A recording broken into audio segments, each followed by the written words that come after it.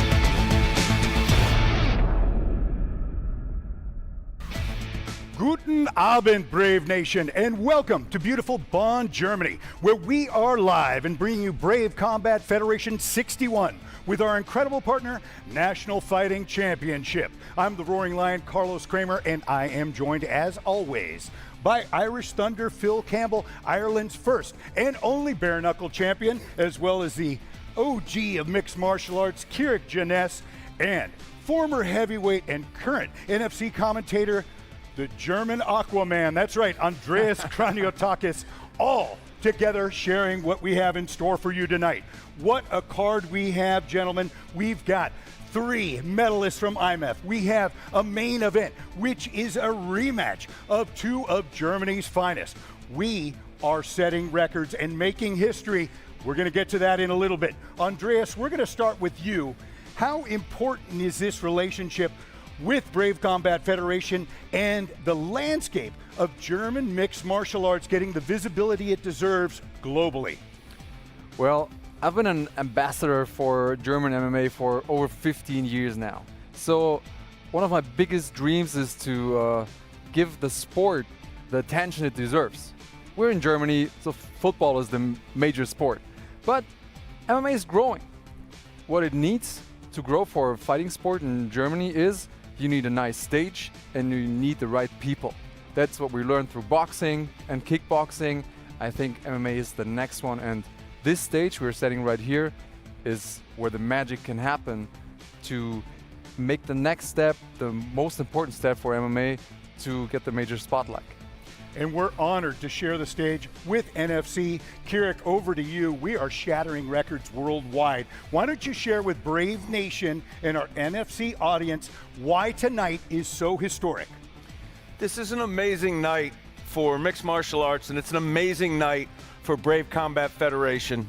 Guys, as of tonight, Brave Combat Federation has hosted more events in more nations than any other promotion in the history of mixed martial arts. Modern mixed martial arts started in 1993.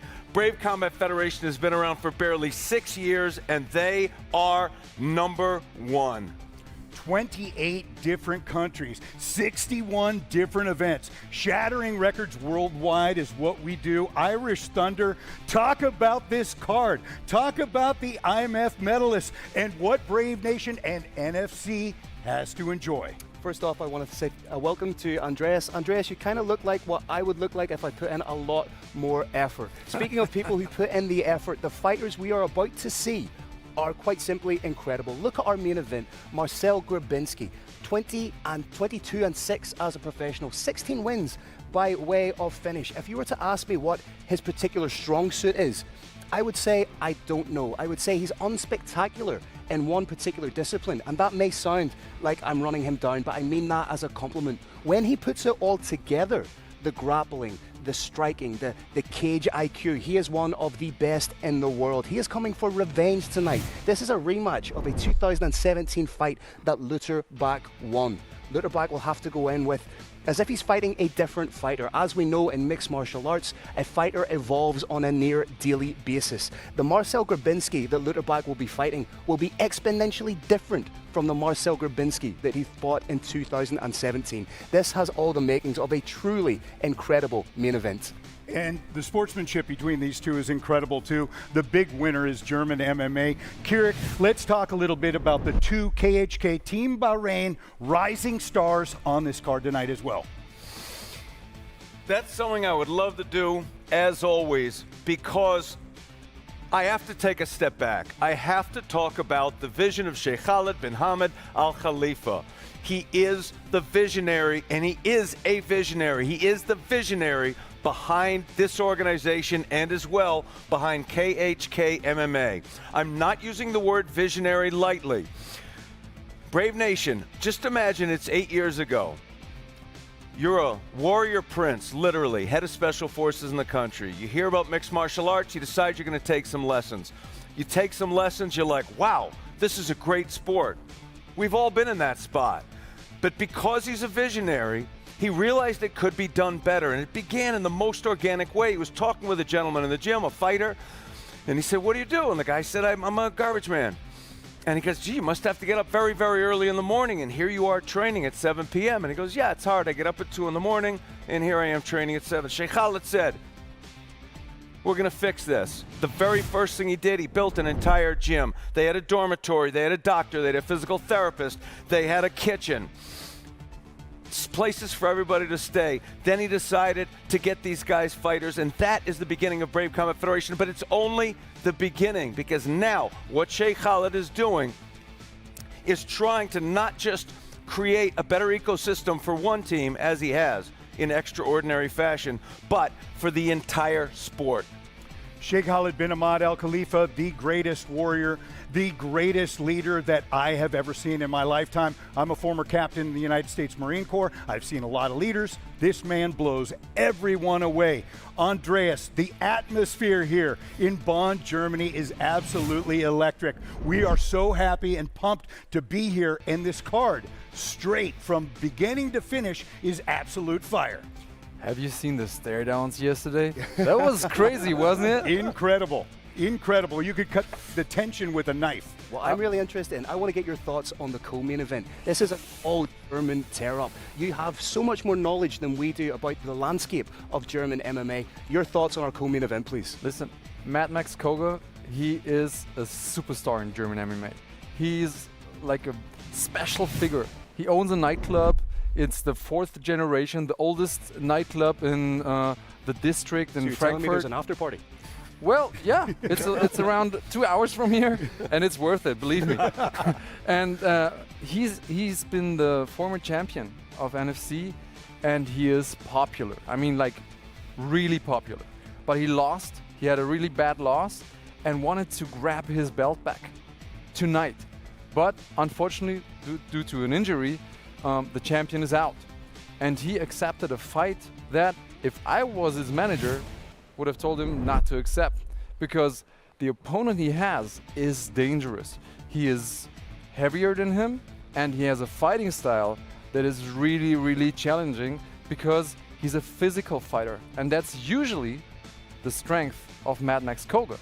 But now he's facing a guy who does what he does best, but is even more heavy.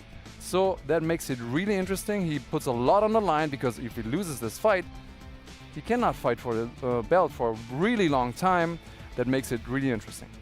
Getting back to this incredibly stacked card, we also have the explosive Ahmed Laban going against the tough Isa Isakov. We're going to play point counterpoint. Kirik and Phil. Phil, go right ahead with your thoughts on this great battle. I love this fight, and I love this fight for a number of different reasons. Isa Isakov is that prototypical wrestler turned MMA fighter. He has dangerous hands, and I like to think I have a little bit more insight than you on this fight, Kirik. With the greatest of respect, I have cornered against Isa Isakov at Brave 54. I was charged with developing a game plan. Yes, our game plan didn't work, but I have studied this fighter intrinsically. I have done a deep dive into what he is best at, and I genuinely think he has the potential and he can get it done tonight. Kirik, prove me wrong.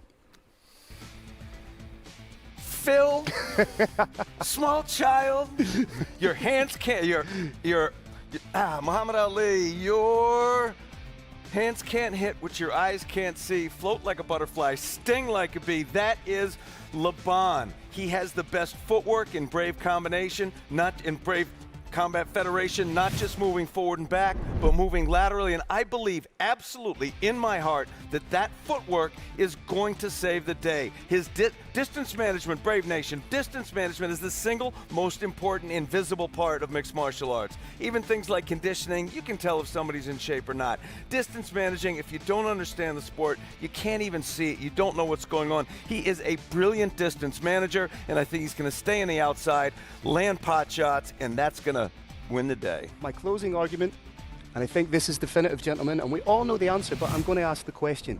He who controls what controls the fight? The wrestling. Who is the better wrestler? Isa Isakov. Who will control the flow, tempo, and cadence of this fight? The wrestler, Carlos Kramer. Ahmed Laban, in my opinion, has so many great angles. This is going to be an absolute war for all to enjoy. I do have to touch, gentlemen, on the two KHK Team Bahrain rising stars. We have Axel Sola, who, if you put him right next to Nick Jonas, women would go up to Axel Sola thinking he was Nick Jonas, but better looking. He is just incredible. IMF medalist, and we have Gamzat Magomedov. These two are monsters that are rising stars in their divisions. Yeah, I love watching Axel Sola fight. Absolutely love watching him fight. He is a 2018 IMAF European gold medalist, 2017, 2018 IMAF World silver medalist. His boxing, I know I've just talked about wrestling, but I also love boxing. His boxing, coming from a southpaw stance, is absolutely beautiful. He can find that left hand like better than I can find Wally in a book, and I love Where's Wally. That is how good this guy is. 3-0 as a professional, but what I love about him, every time I've spoke to him and interviewed him after the fight, he has not been satisfied with his performance. And so far, in his professional career, he is unbeaten. His performances have been clinical, yet he is not happy with that. He wants better every single time. He is a consummate perfectionist. And each time we see him inside the cage, he shows a new wrinkle, he shows a new development. That is a mark of a great fighter for me. Kirik, we have to take a second to congratulate and give notice to KHK Team Bahrain head coach Eldar Eldarov, who is shaping these youngsters in becoming monsters and true champions in the sport. Your thoughts on how great of a coach and champion Eldar Eldarov is? Brave Nation, it's extremely hard, speaking from personal experience, it is extremely hard to be an MMA coach. Also, speaking from personal experience, it's extremely hard to be an MMA fighter, and I was nowhere near the level of Eldar. I was nowhere near the level of Eldar as a coach. The fact that he does those two things at the same time is absolutely extraordinary. Andreas, tonight, seeing what we have seen in the build-up, what are you most looking forward to this evening? That's a tough one. That's a really tough one because So many great options. I think from top to bottom, there's so many fights that have so many tension in them, and the ones without the tension because of the personalities, they are really interesting when it comes to the sport aspect of the bout. So it's hard to pick a favorite one, and I think it will be really hard to pick a fight of the night because I see a lot of finishes, but I also see a lot of great back and forth battles. If I may, Andreas, can I ask you, is there a fighter that Brave fans may not be aware of right now, but coming from NFC, coming from that national German scene, is there a fighter that could introduce himself to Brave fans tonight and make a statement?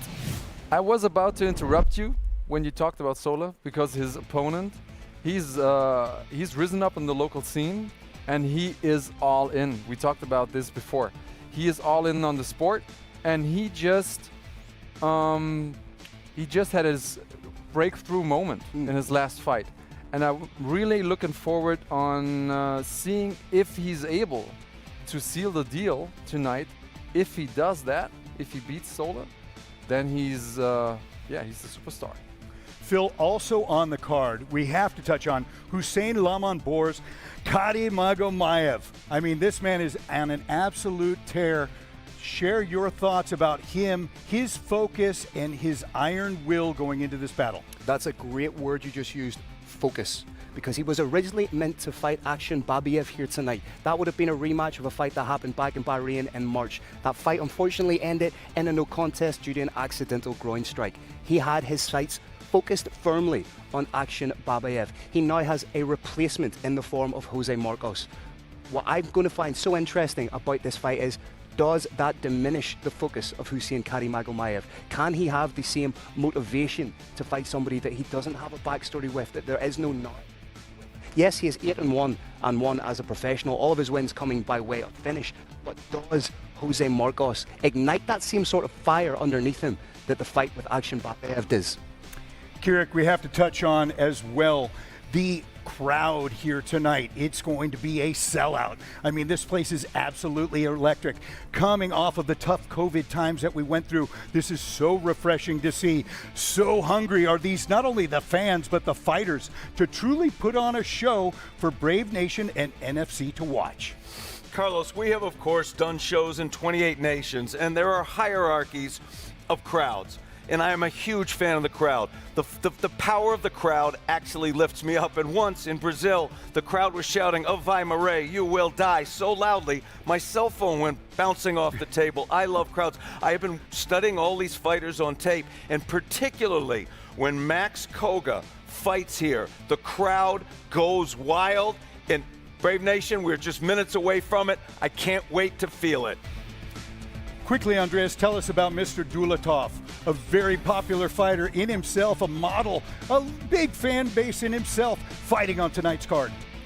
This guy is a fighter, but this guy is also a phenomenon. He's a social media phenomenon. I mean, come on, if you could choose. Like, you went straight up to God and say, man, I want to be something special. I want to be a model. I want to be an MMA fighter. I want to be a social media star. Pretty much likely God will tell you, don't ask for everything at all. and the guy has it all. And you know, considering that he's got a backstory of leaving his home country because it was torn by war, you could write books about this guy and you can make films about this guy, but tonight we're gonna see him fight, and this is gonna be at least as exciting. And he's 6'6". He's a 6'6" welterweight on a 6-fight win streak, 6 wins by finish. He's a dangerous kid. He could pop up a standing knee out of nowhere.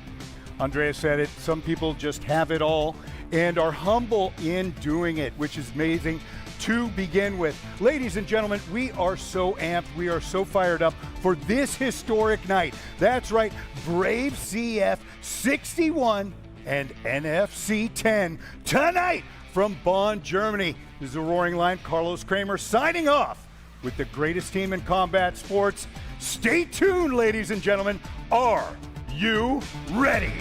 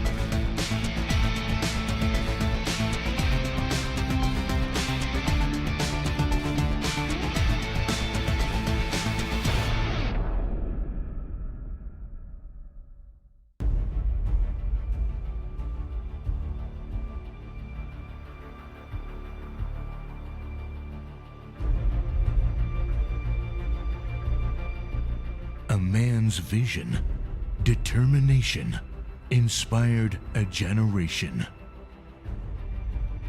It gave a new dream for the youth of his homeland. It created a groundbreaking revolution in the sports. When a vision is strongest, nothing can stop its far-reaching impact.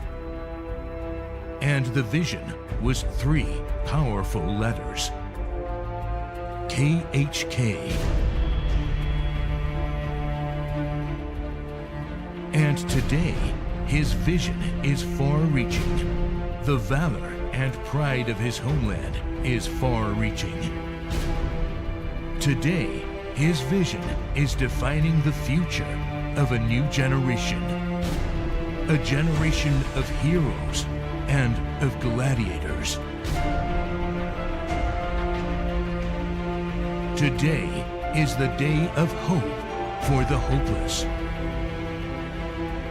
The day KHK will inspire the souls to fight back, irrespective of what they are and who they are. Many will emerge as heroes. This will be a new era of true heroes and gladiators. When he stood in the front and led them, they called him the Prince of Gladiators and Heroes.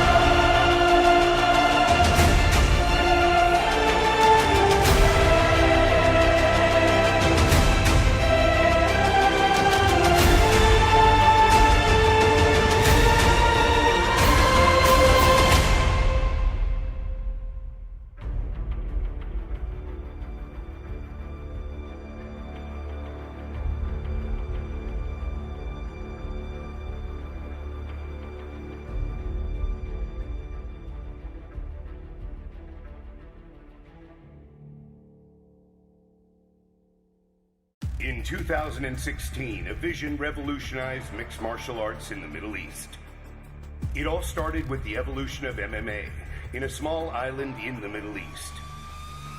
The magnificent Kingdom of Bahrain, a land of ancient glory and bravery, thriving under great leaders and visionaries.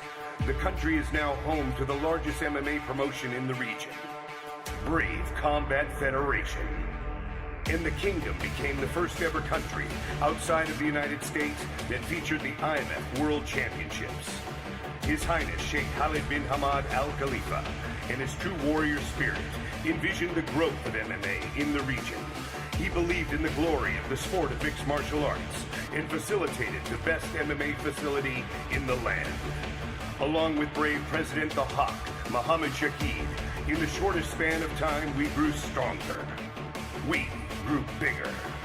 This is the story of the fastest growing MMA promotion in the world.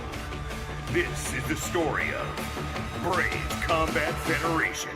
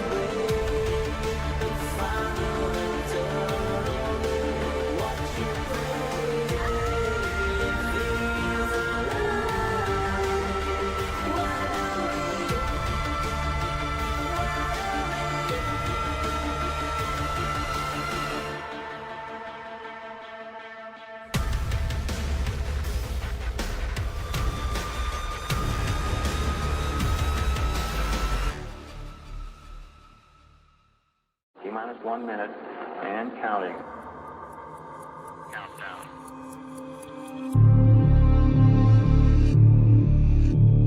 T-minus 50 seconds. As we pass the T-minus 50 second mark, the power transfer takes place. First stage, second stage, third stage. 40 seconds and counting. T-minus 37 seconds, and our count continues to go well. T-minus 30. T-minus 25 seconds and counting. T-minus 20 seconds. T-minus 20 seconds and counting. 17 seconds and counting. 15, 14, 15, 12, 11, 10, 9, 8. Ignition sequence start. 5, 4, 3, 2, 1.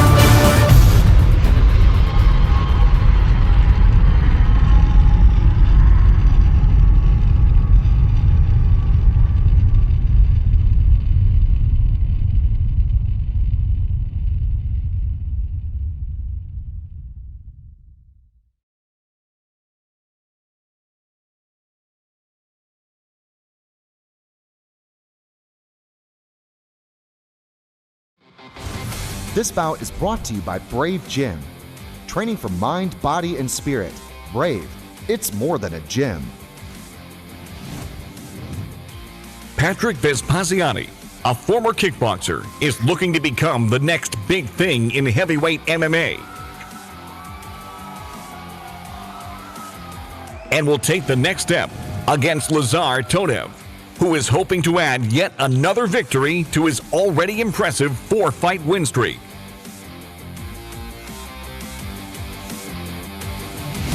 Coming up next, Patrick Il Gladiatore Vespasiani takes on Lazar the Punisher Tonev in the heavyweight division.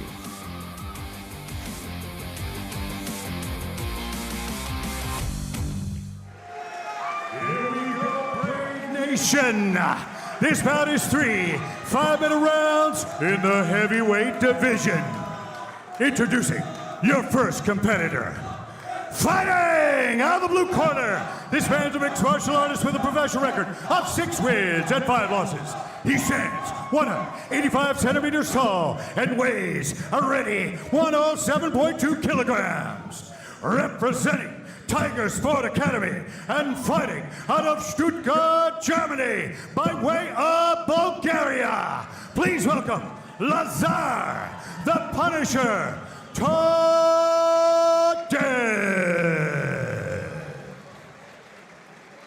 and his opponent, fighting out of the red corner, this man's a mixed martial artist with a perfect professional record of 1 win and no losses. He stands 200 centimeters tall and weighs a ready 106.15 kilograms. Representing MMA Spirit and fighting out of Frankfurt, Germany. Give it up for Patrick Il Gladiatore Vespasiani. Your referee is Jan Forbonik. Hairs literally standing up on the back of the neck during those introductions by the one and only Carlos Kramer. You can see from the graphic the height advantage goes to Vespasiani. Weight relatively similar, but how much of a factor will that height play? All depends on whether the fight takes place on the outside or the inside. This crowd absolutely wants to see it taking place on the outside, with Vespasiani's big shots landing first. Lazar is a proven finisher, does like those big looping hooks. But as I say, both these guys so well credentialed in kickboxing, this makes for a very interesting fight. Beautiful jab right from the get-go from Patrick. Phil, Todev looks just a little dry to me. He may have warmed up a little early, may not quite have warmed up enough, may take him a little while to get into this fight. Patrick maintaining the distance very well here. Just those long arms. He has the, oh, comes over the top. They might have stung him a little there. Todov trying to take some of that respect back, trying to throw a couple of hooks of his own. Very nice countering by Vespasiani. He's just a little bit slower off the mark at the minute as Todov, but as we know in heavyweight MMA, it just takes one shot to get through. Nice and light on the feet as Vespasiani. Todev's jabs have a little bit of a sign on them. They're not thrown naked. They're not thrown naked, but could use a little bit more feinting. It's a couple of times Vespasiani has invested in the body. Vespasiani using that body shot, of course, because it hurts, but also to maintain distance, keeping his opponent on the end of those 6'7" arms. Yeah, it lets your opponent know that if you try and come into my realm, if you try and invade my space, I'll front kick you right back out of it. Oh, nice bit of counter strike, but I think Todov got one through there. Todov also got his leg shaking a little bit. There are only so many of those leg kicks that one can absorb. Very, very smart strategy. Nice to see Todev going down to the body before throwing that hook up to the head. Again, Phil, just a little wild, just a little wide. Todev wants to set his shots up a little more carefully. Fantastic composure from Vespasiani. At 1-0, exhibiting a type of calm you would expect from a seasoned heavyweight pro. And that jab is just finding a target every time. Exchanging kicks of the big man.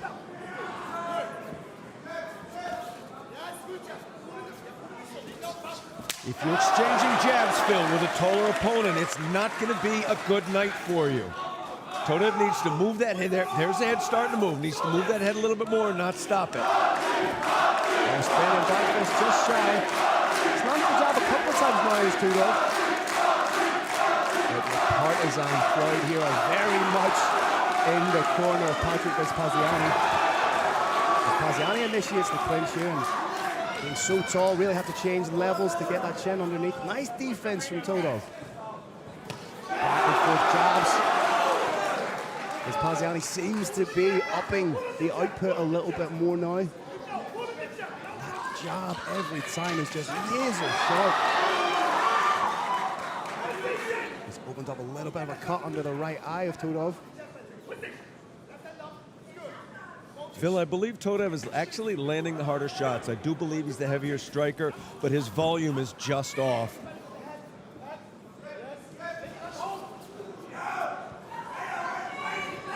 Both men wearing the fight is the nose ever so slightly bloody with Vespasiani.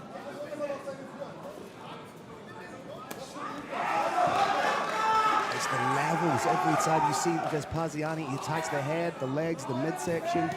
Todov doesn't know where these attacks are going to come from.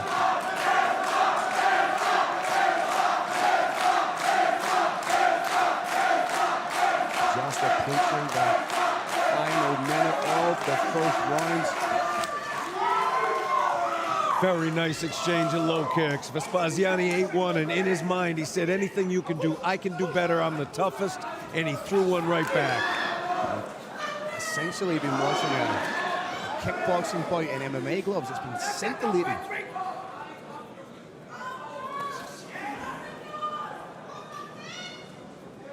As we alluded to, Kieran, it seems to be Todov has the greater power, but the frequency and the accuracy lies with Vespasiani. Part of the effect of Todov's kicks that you see on his opponent's face right now is because his opponent is constantly moving forward. As you see right there, Todov is able to take the sting off of those shots by backing up. Il Gladiatore, no backup in the man, and he's showing the price for that on his face. Flat foot pretty much from the first bell line, hasn't he, Kieran?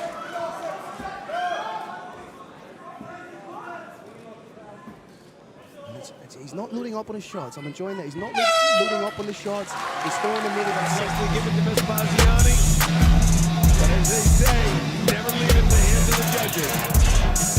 It's actually Vespasiani who's wearing the fight a little bit more. It seems to be the shy of Vespasiani. Those leg kicks thrown by Todov have done some serious accumulative damage. These are big men. They got hands like suitcases, fingers like cricket bats. Nice combination work. A big takedown, but And a popping, reversal and up. popping right back up. Il Gladiatore stuck in the front head, and they're up. And they're back at him. Big shot over the top. Predicated off that kick. Nice stiff jab again from Todov.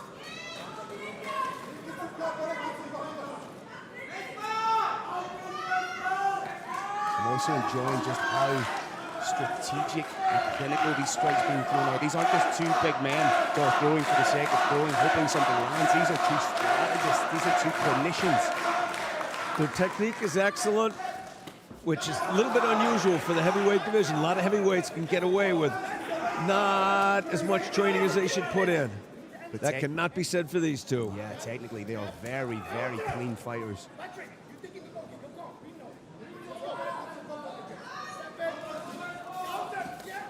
Good combination work again from Vespasiani. Vespasiani's starting to follow up his combinations with a low kick. That's clearly some advice he's gotten from his corner. Can't do it too many times though, or he's going to get countered. Cut opened up again underneath the right eye of Todov. Both men not throwing anything unnecessarily, trying to find the mark. He goes far as to say thus far, the second round has been a better round for Lazar Todov. He's still absorbing some... Oh, huge head kick! Mighty kick! Beautiful combination work. Head kick and sweeping the leg low. But Todov showing just how tough he is. Completely eats a head kick. Never been knocked out in his professional MMA career. We can see why he's broken a few hands, but that head, it's not going to break. Shin right to the dome. Todov just walks right through it. Maybe an accidental eye poke. We may get a chance to look at it, Phil, on the instant replay. That is the issue with it. The issue is as old as time, or really as old as mixed martial arts, is that issue with the eye pokes when someone has the hand out reaching because of the fingerless element of the gloves. Phil, it was an issue in boxing for literally 100 years. They finally decided to take the thumb down on boxing gloves, but of course in MMA, because of the necessity to grab, that is impossible.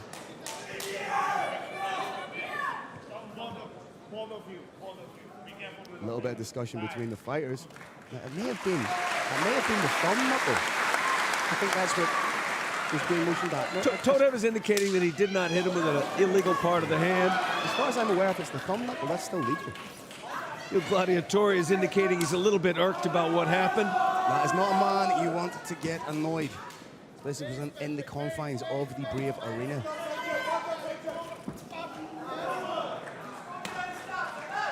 Ladies and gentlemen, these may look like glancing blows, but from our broadcast position, we can hear the connection and we can see firsthand the damage being done by both men. Phil, as I said in the very beginning, Todev looked a little bit dry, but he's completely warm now, and he really is starting to get his timing down. Kick for kick. You can see the reddening just underneath the shorts on that thigh of Vespasiani. Vespasiani was distance managing very, very effectively with that front kick, with that teep, but he's no longer doing it. I don't know if it's because of conditioning. Well, I'm wondering, he's taken quite a few shots to the nose there. The nose might be busted up, and I'm wondering if that's now an impediment to his breathing. As we know, if you take a good solid shot to the nose, it is. He's wiping at the nose. He has to breathe through the mouth now, Kirik. And of course, when that mouth is open, if it gets hit, it can be good night. A good shot by Todev.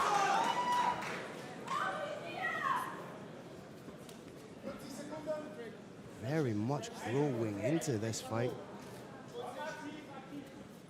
is Todev, a veteran of 11 professional bouts. Superman punch found his mark. Big man with a Superman. We got less than a minute to go, Brave Nation.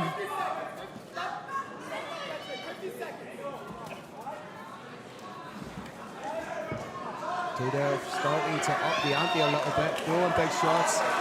Knee glances, but still these are big men, they still hurt. Both these men are going to have trouble walking up the stairs tomorrow.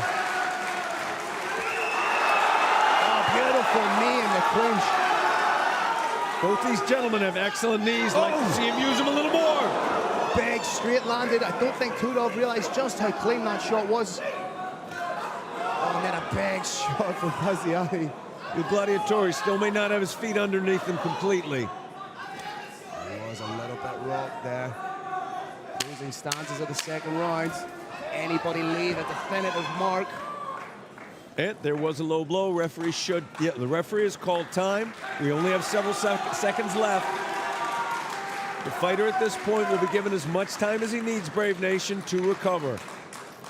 Just like the eye poke or the knuckle poke, it's completely inadvertent. Referee signals to keep the kicks up. Touch gloves, round just about to end. Best job to finish the round, and just as the round finished, we saw this punch in loose, which makes it more susceptible to the knockout. Moves that jaw a little bit looser. Phil, it is completely speculative, but I do believe that we are at 1 round and 1. I have round 1 for Patrick Vespasiani, round 2 for Lazar Todev, if I am right, and it is pure speculation. Heavyweights, they're so well conditioned. Look at that thigh of Vespasiani, already turning black. Phil, Todev fighting in foreign territory is going to believe he may be down 2 rounds to none. He's gonna try to finish this round. That nose has opened up again like a badly installed tap, leaking all over the place.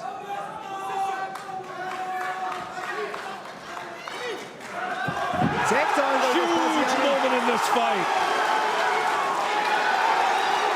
Now that nice short elbow. But because of his frame, because he's so tall, his elbows don't have a lot of ground to cover. Stand-up attempt failed. Has the mount. Oh, this could be the beginning of the end. Beautiful wall walk. No, wall walk from Fantastic Todev. technique.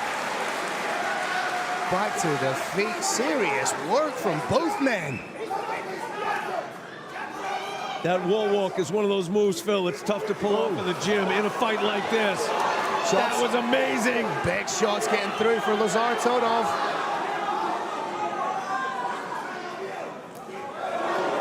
short elbow in the clinch. Expect more of those. The Punisher is living up to his name here. Both of these guys have serious chins. It may have rocked Mouthpiece him. is out. Referee has to wait for a natural break. Oh, huge knee. Spinning by his fight has everything. Mouthpiece back in, I do believe. Here comes the boom. It's got to the stage. It's almost as if both men made an agreement just to throw shots at each other.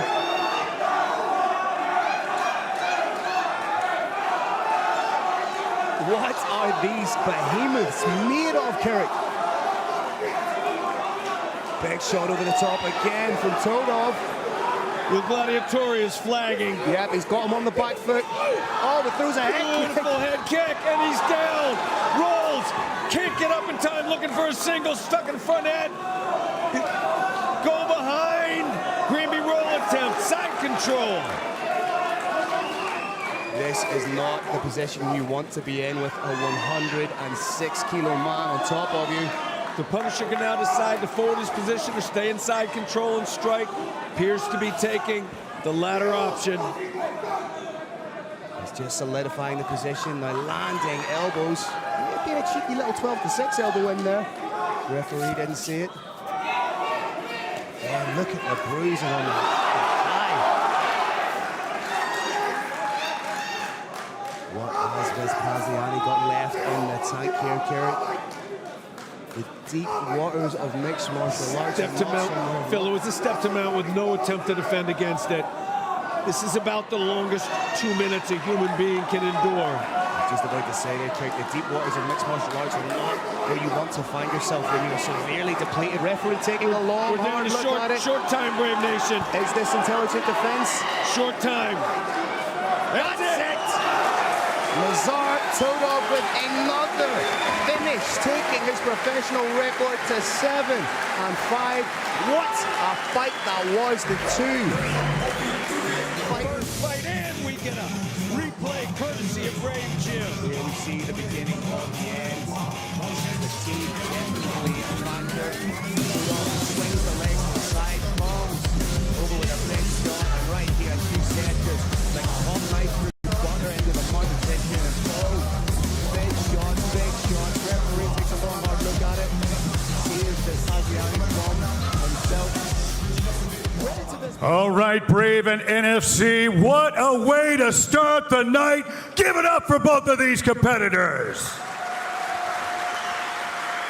This fight comes to an end when referee Jan Forbonik stops about at 3 minutes and 23 seconds of the third round. Your winner by TKO due to strikes, Lazar the Punisher Todov.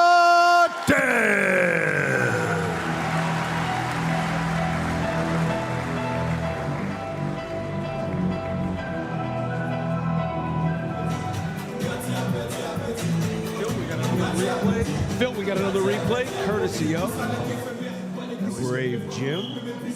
Genuinely fantastic fight. Great way to open up the card. Todov showing his veteran experience, riding out the early storm. A fast, aggressive start from Vespasiani, but as the fight progressed,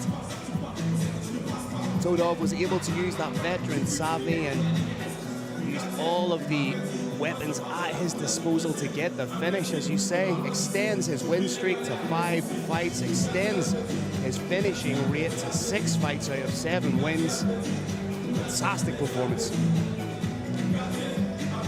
And this is the end. Our referee is standing by, sees no intelligent defense, puts his hand in there, fight's over. Another thing, Phil, I love about the sportsmanship that they show here. Referee. This bout is brought to you by Brave Gym. Training for mind, body, and spirit. Brave, it's more than a gym. A former #1 pound-for-pound amateur fighter, Axel Sola, is ready to further progress in the professional ranks. As he faces off against Vladimir Holodenko, a very skilled amateur boxer who's also undefeated as a pro.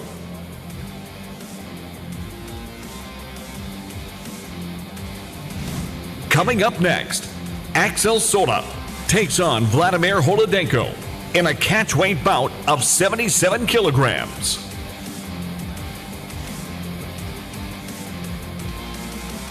All right, here we go, Brave and NFC Nation. This fight is 3 5-minute rounds in a catchweight bout of 77 kilograms. Introducing your first competitor. Fighting out of the blue corner, this man's a mixed martial artist with an undefeated professional record of 4 wins and no losses and 1 draw. He stands 187 centimeters tall and weighs a ready 77 kilograms. Representing Fight Fever and fighting out of Bruxelles, Germany. Put your hands together for Vladimir Holodenko.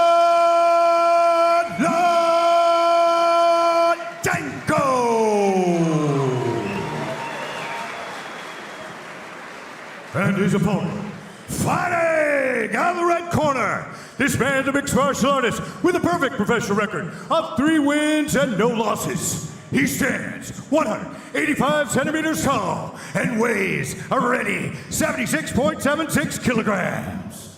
Representing KHK, Team Bahrain, and Boxing Squad, and fighting out of Nice, France, please welcome Axel Sola.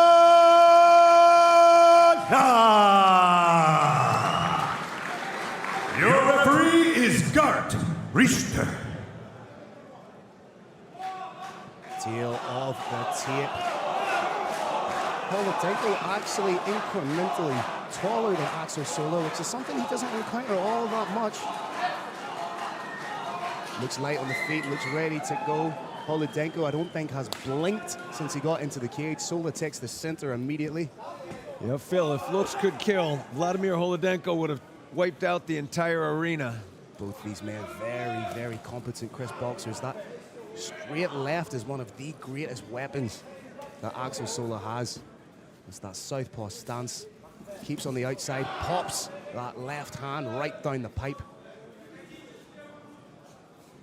Covers distance so well. No tell on that head kick whatsoever, Carrick. Out of nowhere, Brave Nation. Sola, of course, is a southpaw. That means he keeps his right side forward. It's a very awkward thing to fight because not many people in the gym have it. Watch for the position of their lead foot. One of the main ways to deal with it is to keep your foot on the outside of the opponent's lead foot. That way you can come straight down the middle with a straight. That's what they're trying to set up here.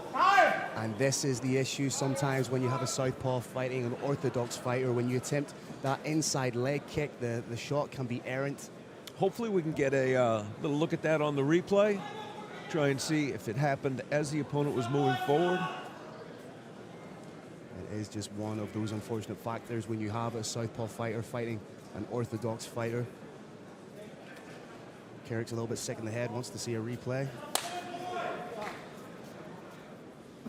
Back to the action. Good stiff jab from Axel Sola. Sola clearly has the better timing, heavier shots, and greater speed this far in the fight. Very smart to go down to the body. Tires the opponent out, and it brings the opponent's hands down. Gives him a different stimulus to react to, doesn't it? And then that exposes other areas that you then attack. Sola feinting just beautifully. Yeah, that footwork is fantastic. It's just always just, it may look like Holodenko is unlucky with how close he is, but it's because the distance management of Axel Sola is so clean. Just in and out, wide base, almost fencer-esque. Oh, both men landed shots there. Sola maybe thinking about taking a back body lock. Got the better of it. Oh, he's starting to get bites. He's throwing the feints and he's starting to get those reactions from Holodenko. He's biting on the feints. Holodenko starting to get his timing down, though. Had it off the first 20, 30 seconds. He's starting to get the ability, the distance, the speed, the timing to land those hands. Holodenko now trying to walk Axel Sola down. Trying to keep that foot on the outside, as you alluded to, Carrick. This is not a wise man to stalk, though. Holodenko wants to show a little bit more in and out movement, or he's going to find himself on the end of very punishing fists. Like right there. Straight left once again, right down the pipe. Now opening it up with the jab. Holodenko, neither does he want to back up. There he goes. He's got to circle a little bit more. If he moves straight in, straight out, it may be a short night for him and not on the good end of it. Axel Sola not even breathing heavy at this stage. Supremely conditioned athlete.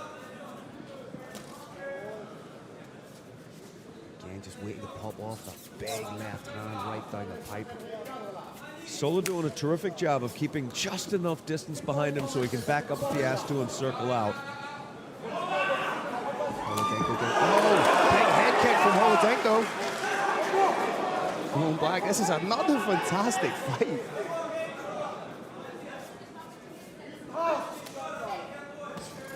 Good stiff jab once again from Axel Sola. Sola's got his timing now. He feels like he has his timing down now fully. Sola's pretty soon going to unleash something big. Oh, that 1-2 combination is so crisp. He's got a follow-up for it, too. If you were in the corner, would you tell him to keep going that one too, and maybe throw in a lead hook, finish it off with the hook? Finish it off with a left hook. Then maybe even go for a body lock, give him a little bit of a different look. Those punches are going to land even better if Holodenko believes there may be a clinch in there, there may be a takedown attempt. Good stiff inside leg kick from Holodenko. Holodenko's got a phenomenal ability to bring those kicks out of nowhere and land them up high. He just indicated that didn't hurt, which means it did, of course. That's a universal sign for yes, you got me. Credit to Holodenko, he's not standing on ceremony or reputation, he's taking the fight. Oh, and he landed. That was a lovely straight shot from Holodenko. He initiates the clinch. Holodenko making it a little bit dirty, throwing that knee up to the ribs. Got the hands together, he's gonna get the takedown, but it wasn't denied. Phenom technique from the KHK MMA representative. Axel Sola turning defense into attack.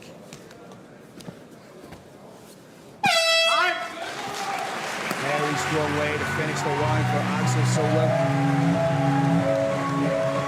Textbook great Jim. Replay coming up.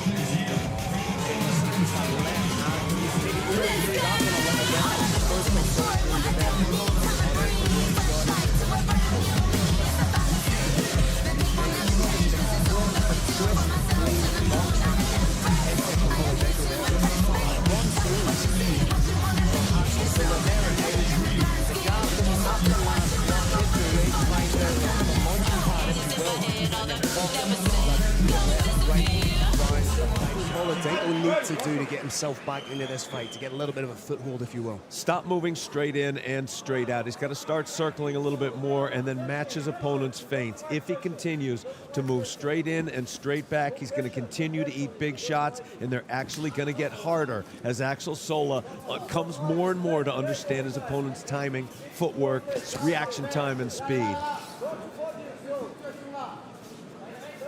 Sola just looks so Did he eat a shot coming in there? Hands are together, Phil. That means a takedown's inevitable. Big takedown from Axel Sola. Big question now, Brave Nation, is does Axel Sola decide to stay in that top half guard and strike, or does he try and pass to a better position? He's locked up the legs a little bit now, doing a beautiful job of solidifying the position. Excellent refereeing. A single toe went through the fence, not allowed. Referee tapped it off. Head underneath the chin. Good control being exhibited here by Axel Sola. In that anchor position, that half guard that he seems to be happy with. Not trying to progress, just establishing the position and landing damage. Phil, I want to say, when we see officiating that we don't like, we are not shy about sharing our thoughts. True. We are also duty-bound to say, like everything in Germany, this officiating is very efficient. It is, in fact, excellent. I would say some stereotypes are true and a positive, and German efficiency is definitely one of them.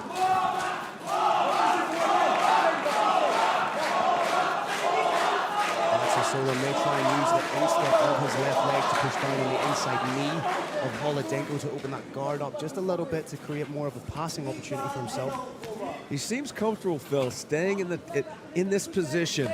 Half guard, very, very controversial position. It's obviously in grappling the single most fruitful position you can be in. It's the exact opposite in MMA. It basically anchors you down. We may have the beginning of a submission attempt coming. Roll sweep attempt. May turn into a Dars. Holodenko done a great job to regain guard, but now he's got to do something with it. Either throw up a submission or get the feet on the hips and create space. Big ground and pound being thrown here by Axel Sola. Oh, right through the guard of Holodenko. Brave Nation, we are actually within reach of the fighters right now. These shots may not look like they have a lot of pop on them. They have a lot of pop on them. Very dominant round thus far for Axel Sola. Showed in the first round just how crisp his boxing was, now showing just how good his ground and his positional awareness are. Holodenko showing true gameness though, still striking from bottom. Absolutely no quitting him whatsoever. Axel trying to get those elbows through. Staying chest to chest, giving Holodenko no space at all. Little palm shots being thrown here by Holodenko. He's trying to get hold of her wrist, trying to set something up. Would be a triangle attempt coming up. You saw him try and solidify, try to create a little bit of an angle for himself. Has that heavy overhook on the right arm of Axel Sola. Oh, big elbow through from Axel Sola. Phenom attack from top, body shot, head shot, rolled that right into an elbow coming in from a downward angle. And again, Holodenko striking from bottom. The output from Axel Sola is fantastic here. Lands his strikes and just reestablishes the position, confirms the position. Coming up to the final minute of the second round. 1 minute left, Brave Nation, in the second round of what so far has been an excellent fight. There was a triangle attempt. Sola wise to it. Again, he's cutting through with those elbows, Carrick. Grabbing the back of the head for a little bit more leverage. I don't think there can be any disputing this so far that this round is all Axel Sola. Oh, big elbows again. The KHK man going to work. Beautiful head position as well. Just everything he's doing here. If you wanted to show a young fighter how to maintain position on the ground whilst throwing strikes to cause damage, to keep yourself in that position without being stood up, you would show them the second round of this fight. What we're watching here, Phil, is the former #1 amateur fighter in Europe becoming a top professional in front of our eyes. In the third round, which is a distinct possibility. Of course, you have to tell him to wall walk, get up. You're going to get taken down next to a fence, use that fence, pop up. Try and get back to standing, let those hands go. There you see some of the work. Damage being achieved by Axel Sola. Fantastic way to get. Third and final round. Our referee just waiting for the cage door to be closed. Ready, fire it off. And conceivably, as you said, Carrick, Axel Sola. Beautiful double glove touch. Love seeing sportsmanship like that in the Brave Combat Federation cage. It's one of the things that characterizes this organization. And as well, if you want to be mean and nasty, you can be that too. Holodenko conceivably needs to get the finish if he is to win this fight. Axel Sola with that takedown in the second round, he's almost saying to Holodenko, I can strike with you and I can take you down when I want. Holodenko landed that body shot. He's going to try it again and likely follow up with a left hook. He's that money shot, that body shot is there for him. Slips ahead to the outside, can't do a third time. He may eat a kick or a knee. Oh, throws the kick, slips, and Sola all over it straight away in the open forum of the Brave Arena. This is not where Holodenko wants to find himself. There's 4 minutes left of this round, and this is where he could essentially spend it.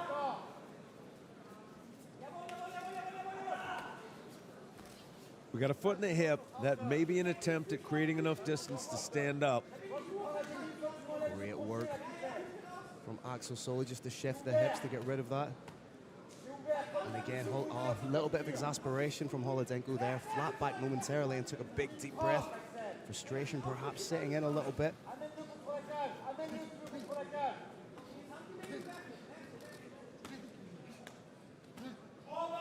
I'm getting a flashback feel here to Mr. T in the Rocky series. What's your prediction for this fight? Pain. And that's exactly what is being dished out here by Axel Sola. Sitting in the guard, happy to establish that position, throw big shots. Now pinning Holodenko against the cage, but Holodenko doing a great job to create space. Guard is passed. Let's see if he can regard. Arm may be trapped, but it won't be for long. Holodenko needs to do everything he can to turn in towards Axel Sola, try and establish an underhook. But that's so much easier said from our broadcast position, Keurig. Position is not quite solidified, but very shortly Axel Sola is going to have a decision to make. Does he try and further position, move to mount, or is he happy to stay inside control and strike? Looked like he might be trying to pin that arm a la Matt Hughes.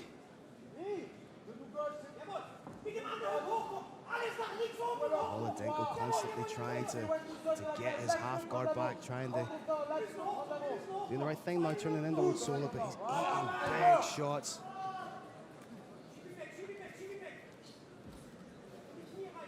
Very agile legs from Holodenko.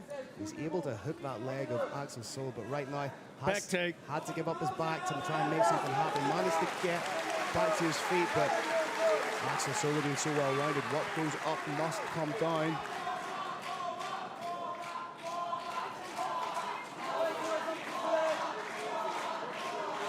A lot of fans here in the crowd chanting Sola, Sola.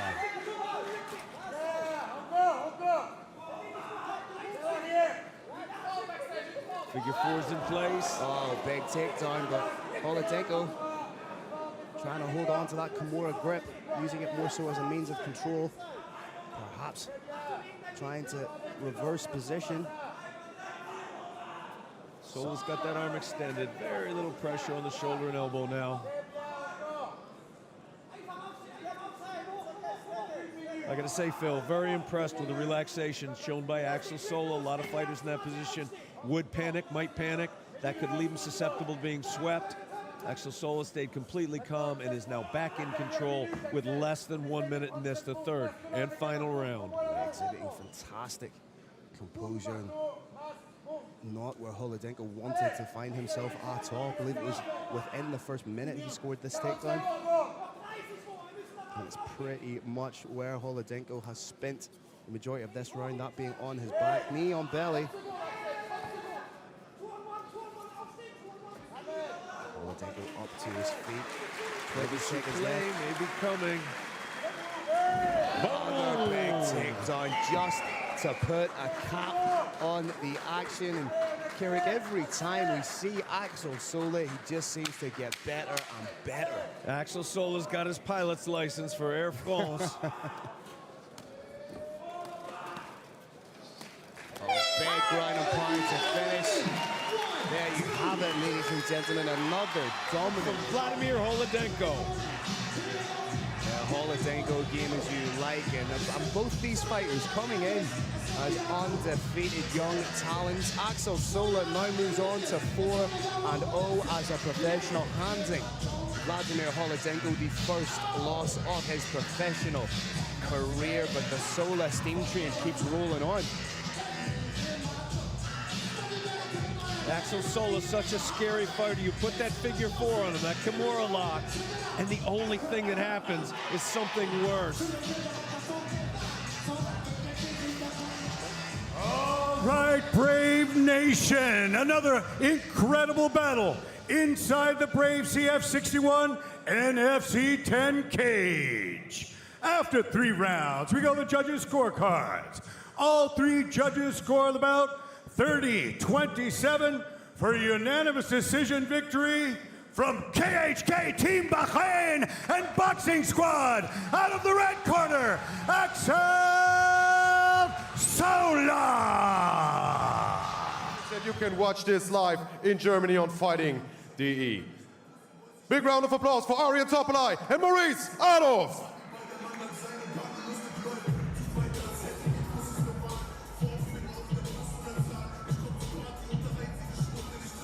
Brave Nation, you're just seeing a recap of some of the action from the Axel Sola Vladimir Holodenko fight. A real fantastic showcase for Axel Sola once again. And Carrick, to the best of my knowledge, I don't think he's lost a round inside the Brave cage.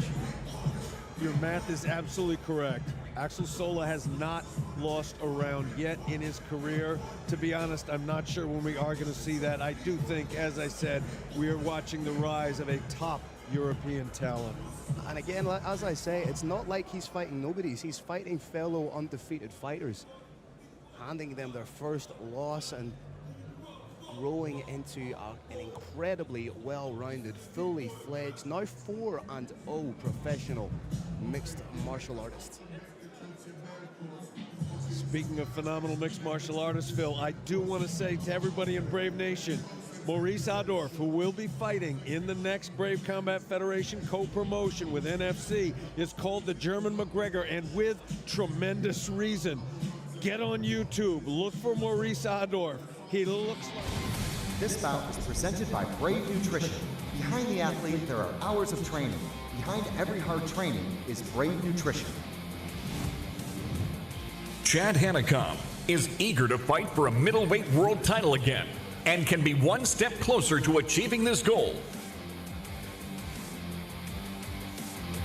when he takes on Matus Janur, who is ready to make a splash on short notice and send a warning to all the Brave CF roster.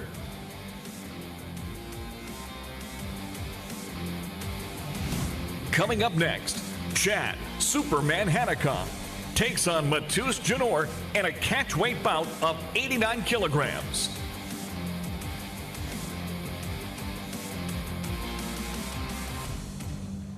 Brave Nation, NFC. This next battle is 3 5-minute rounds in a catchweight bout of 89 kilograms. Introducing your first competitor. Fighting out of the blue corner, this man is a mixed martial artist with a professional record of 5 wins and 4 losses. He stands 180 centimeters tall and weighs a ready 88.76 kilograms. Representing Pepe MMA and fighting out of Poland, please welcome Matus Janur.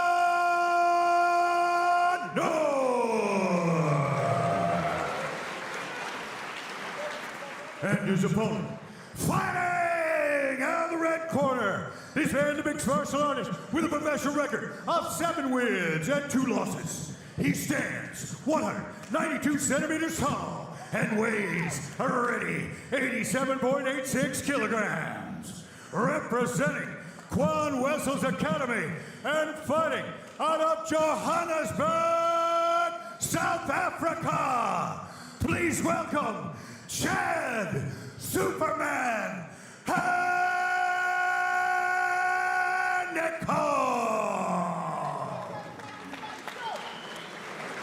Your referee is the bandit, Decky Larkin. Phil, I like Matus Janur early, Chad Superman late. I think Janur feels the same way, and he's going to jump right on him fast. He's going to have to. He's going to have to look at the Gaucho fight and take the fight right to Hanekom with big shots. No glove touch right away. Hanekom on his bike. Janur stalking.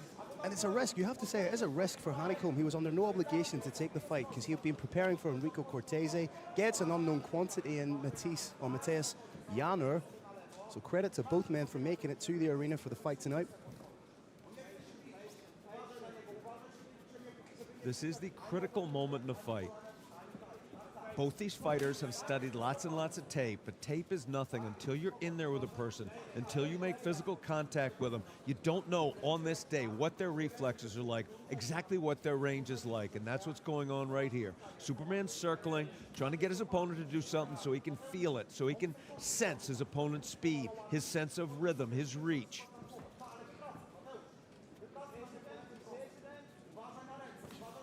Nice stiff jab from Hanekom, but so far it's Matus Janner who's the aggressor. Matus maybe not quite warmed up as much as he wants to. Hanekom acutely aware just how dangerous Matus is. Has big power in his hands, loves throwing those big looping overhands. And he's going to need to close that distance. He can't leave a lot of open space between himself and Chad. He's going to have to take the fight to him right away. Hanekom much more of a clinician, if you will, much more the technical fighter. Big shot over the top. That's exactly what Matus wants. Chad has to be careful dropping that hand when he kicks. That right hand is dropping down ever so slightly. Quite a bit, actually. If Matus can time that off a front kick or a low kick. Superman waiting for some reads that he thinks he can work off. It does not appear he has any quite yet. Still trying to feel his opponent out. Feinting with that kick, trying to see if that drops an elbow, for example. If it did, he'd feint low, kick high. He's not getting the reads he needs yet, though. Very tentative. We saw just a glimpse into the level of power that Matus has. Hanekom just trying to find those gaps. Does have an incredible flare double leg. A former rugby player. Tries to get his own shot over the top. And being a former rugby player, that flare double is really, really dynamic. There's a look, Phil, a look in a fighter's eyes when they feel Superman's strength. I've seen it 5 times so far in Brave Combat Federation. And it may be coming up here. On the neck, scramble up, back into the double, hands are together. Beautiful escape, very tough position to escape from. Big uppercut to hook from Matus. Chad Hanekom now knows that he is in a fight.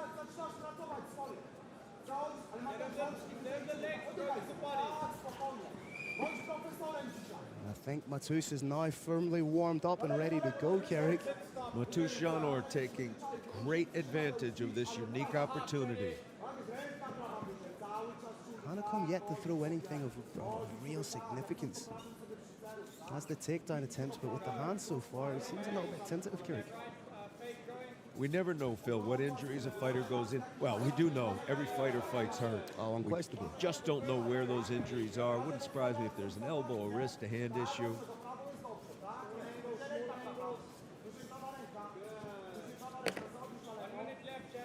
Minute to go. Matus looking like he's trying to find a home for that big right hand. Chad may have been trying to set up a reverse elbow. Oh, head kick. Matus trying to get in on a guillotine here perhaps, but he is a BJJ purple belt. Did he clip him with the spinning elbow? There's the takedown from Hanekom. Only has 30 seconds left. It's going to be very, very hard to finish his opponent in the 30 seconds he's got remaining in this round. Matus doing a great job to get back to his feet. Hard even to hold him down. Fantastic takedown defense being exhibited by Janur. And Hanekom is definitely not having this fight all his own way. Manages to get another takedown. That's 2, but he is definitely being made to work for the takedowns. And Carrick, I don't think it's...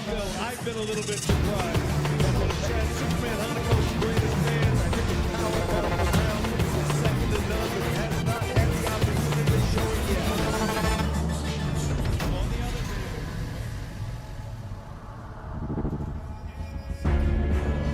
advantage of this opportunity he's got here. He is shutting down the takedown attempts. But when he failed, he popped right back up again before there was any damage whatsoever.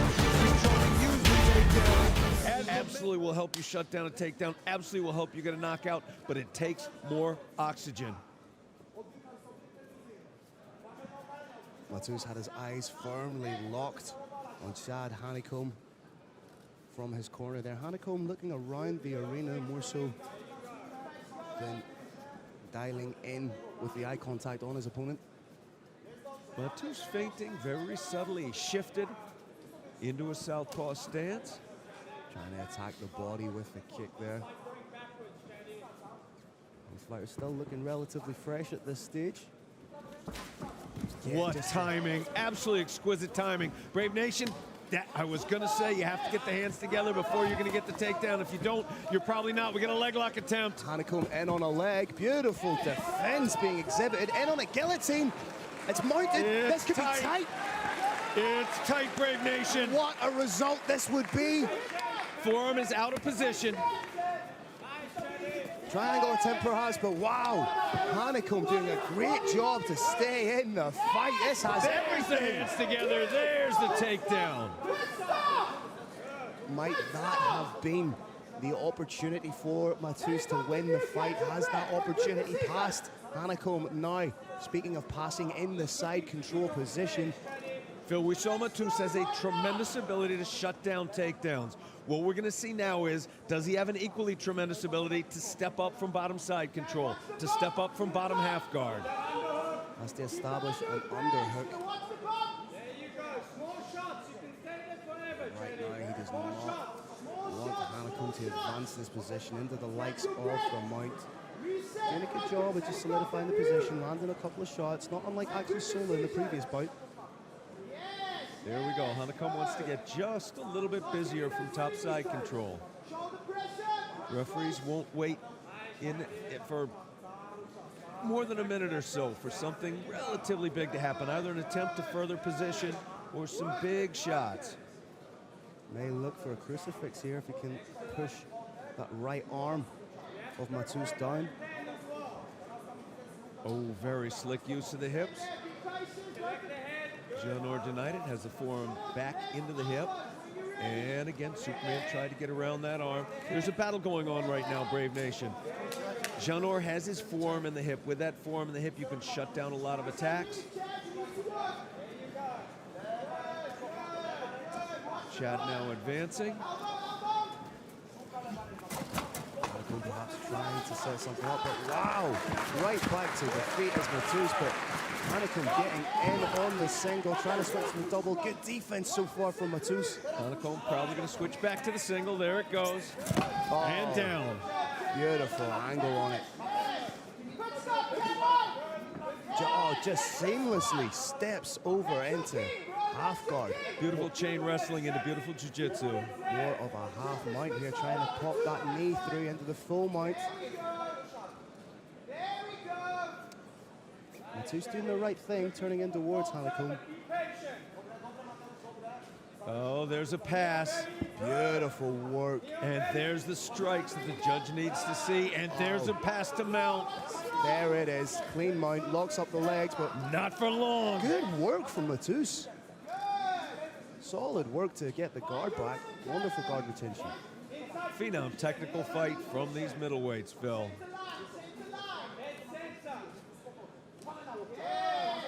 Oh, huge elbows from Chad Hanekom. Almost as if that first round sparked him into life. Less than 1 minute, Brave Nation. Very dominant work so far from Superman. Matheus Janur proving not quite to be his kryptonite so far in the fight.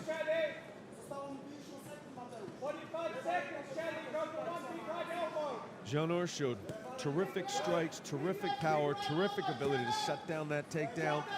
Very nice attempts at reversing it. He does not show he has the requisite skill to stand. Having to get up in this position does expel a lot of energy, and it'll be interesting to see what the gas tank is like of Matheus. Excellent stand up. Glad to see him prove me wrong. Does have an underhook. Again, that 50-50 position is just so draining, so tiring, so debilitating.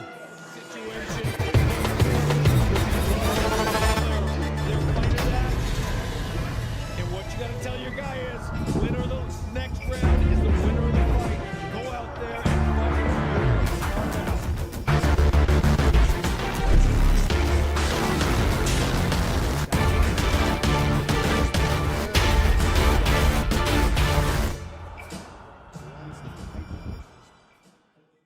to be in that state. We know the glove touch. We now know the hand of Chad Hanekom. He wants to get the takedown and do his work from there. Will that make Matus gun shy with the hands, or will he take the fight to the South African? Both men just trying to get a little bit more of a gauge. Oh, timing again from Hanekom. Great shots from Matus Janor. He's still in here to win it. Trying to work for a guillotine of his own, perhaps. Oh, Phil, what do we see here? Arm in guillotine. Arm in guillotine. The elbow's low enough. Does he have enough left in the arms, though, after two? Oh! Hanekom, of course. That's a nasty squeeze. Hanekom, of course, a BJJ brown belt, has been in these positions before. He switched it. Is Hanekom able to pop the head out? Matus putting everything he has. Get leverage on that arm and then drop it down. At some point, trying a choke. There it is. Beautiful work from Hanekom, just to ride out the position as calm as you like, showing veteran savvy right there, popping the head out, and now this is exactly where he wants to be, Kerrick. There is a point in a guillotine attempt that plays against you. If you try it too hard, those forearms wear out. You can't clench the fist tightly and punch properly. Hanekom just sitting inside the open guard right now, happy to land his shots from there. Matus doing a great job. He's on a hip. He's not flat backing. He's certainly not out of this fight by any stretch of the imagination, Kerrick. Matus may even be taking a little bit of a rest here, Phil. Maybe biding his time, wait a little bit, wait for his opportunity, then pop up. There it is, on the elbow. Then he's looking for the knee, then the hand, then the foot. Chad Hanekom acutely aware of that, cups the elbow of Matus to take away that point. Take away one of those pillars. Again, Phil, I think we're going to see Janor rest just a little bit, bide his time, and attempt to explode up off that floor. Like a crocodile. Short burst of energy needed here from Matus to bounce. There's a pass now to Mount, Phil. May give up his back, but Matus trying valiantly to get back. Dagestani handcuff from Chad. Can't quite see if he has that clean. Oh, and he's laced him up. One hooks in, frying pan, fire position. Chad Hanekom does have one win by rear naked choke on his record. And right now, he doesn't need to take any kind of crazy risk. Very dominant in this round. Chad Hanekom doing an excellent job of landing heavy shots and as well constantly threatening to further his position. There's absolutely no reason for a stand-up here. He's still landing shots, still keeping himself honest in the eyes of the referee, Dickie Larkin. Head-on triangle attempt. Just needs to establish it, needs to get lower, needs to get his head pinned against that elbow and go ear to ear, essentially. Very slick follow-up. When that arm choke failed, boom, right into the headshots. That makes the arm come up a little bit defensively. Whoop, you're right back into the submission attempt. Right now with 90 seconds, he seems to really want that head arm choke.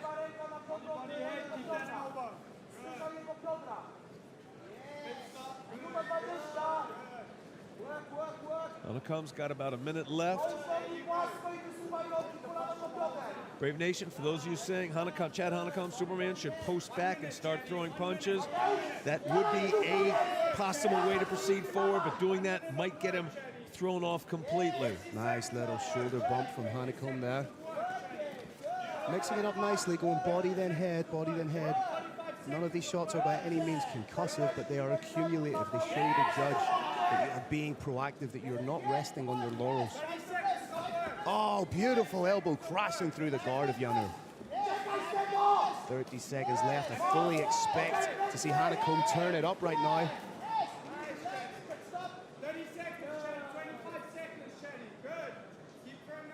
Still on that arm choke. Like a dog in a bone is Chad Hanekom with those takedowns, doing the same thing with that arm choke. Wants to tap his opponent out. 10 seconds and elbow after elbow. Heavy ground and pound being thrown. Exclamation point being put on the round by Chad Hanekom. There it is. To Matus Janor for taking that fight on such short notice.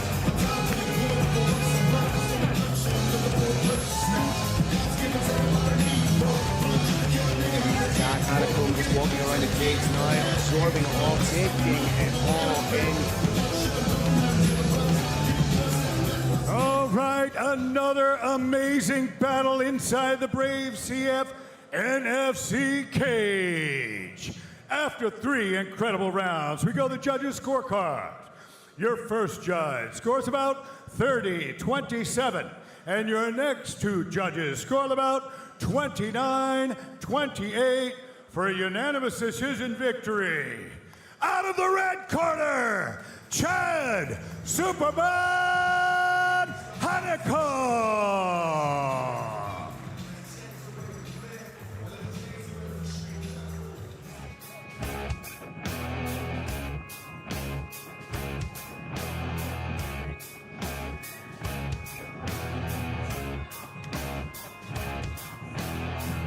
Nation, we're getting a little look at that action from the last round.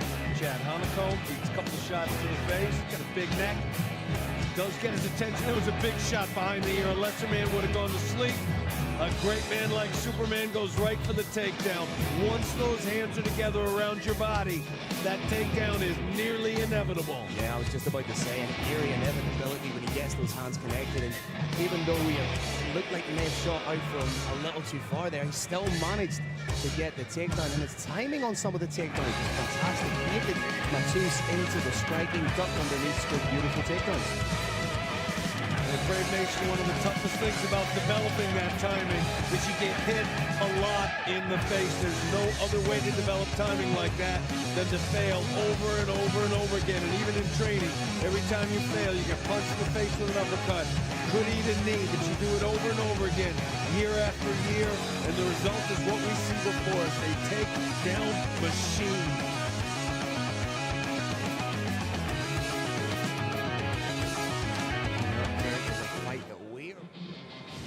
This bout is brought to you by Brave Gym. Training for mind, body, and spirit. Brave, it's more than a gym. Isa Isakov is ready to build on his impressive win streak and get closer to a world title shot. As he faces Ahmed Laban, who's undefeated under the Brave CF banner and eager to move up in the division.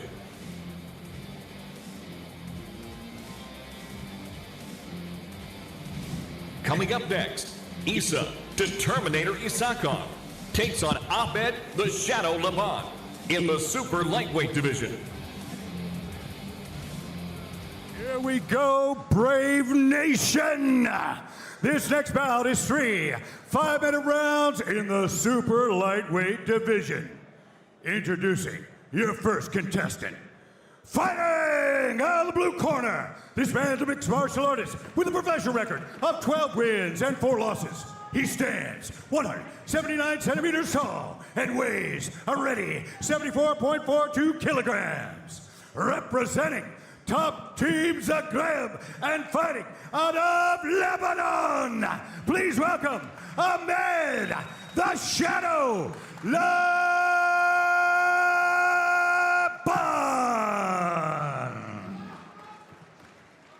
And his opponent, fighting out of the red corner, this man's a mixed martial artist with a professional record of 8 wins and 2 losses. He stands 175 centimeters tall and weighs a ready 75.18 kilograms. Representing Soko Team Luxembourg and Bulgarian Top Team, and fighting out of Belgium, please welcome Isa Determinator, Isakov!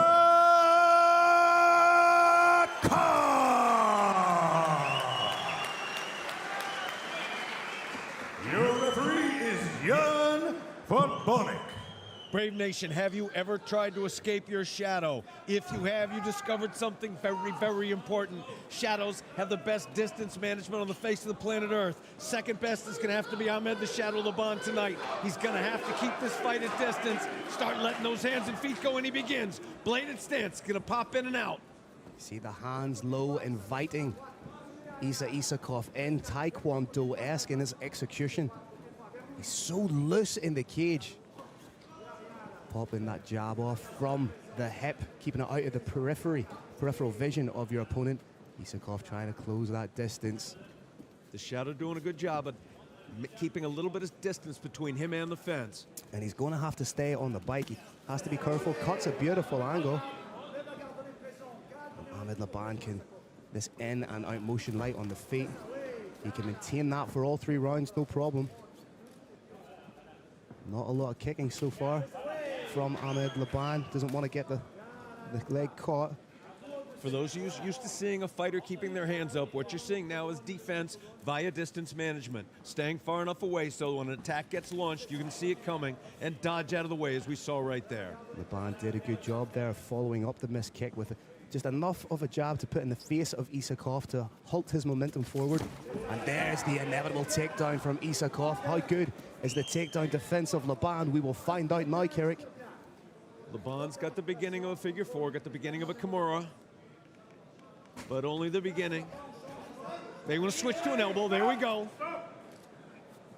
A little bit of a warning from the referee. Imagine, Brave Nation, a cell phone on the very top of your head, run it down your back. You cannot hit that area. Another way to think of it is, if you hit somewhere in the rear periphery of the head, you got to hit a little bit of ear. That did not happen here. 2 fighters are separated. Interestingly, though, taking away that position might be advantageous to Laban. I don't think the Shadow minded that. He needs to get his back off the cage. Oh, staggered! He caught him. Ahmed Laban is just that dangerous. Beautiful sprawl. Does have a win by ninja choke. Trying to get in on that guillotine. That looks tight from Ahmed Laban. Could it be? Elbow's getting lower. The elbow's low. And this is tight. He's putting everything he can into this. This is tight. Isakov Wants going to get on red. the side just a little bit. Oh, that is so tight. Isakov gutting it out, showing his toughness. Unbelievable. To steal a phrase from our friend Brad Wharton there, unbelievable. You wonder just how much, because Ahmed Laban went for broke with that guillotine. How much has that taken out of him? And right now he finds himself in bottom position. Not where you want to be with someone like Isakov bearing down on top of you. We're exactly at the halfway point. Been extremely exciting so far. I have every expectation this is going to continue, so Brave Nation, do not blink. Again, Laban's showing just how dangerous he was. It was so quick, I didn't see what the shot was that caught Isakov. Might be in a check hook. I'll need to wait to the end of the round to see back the replay. The Shadow moves quicker than the human eye can comprehend. Body, body, head. This is textbook ground and pound.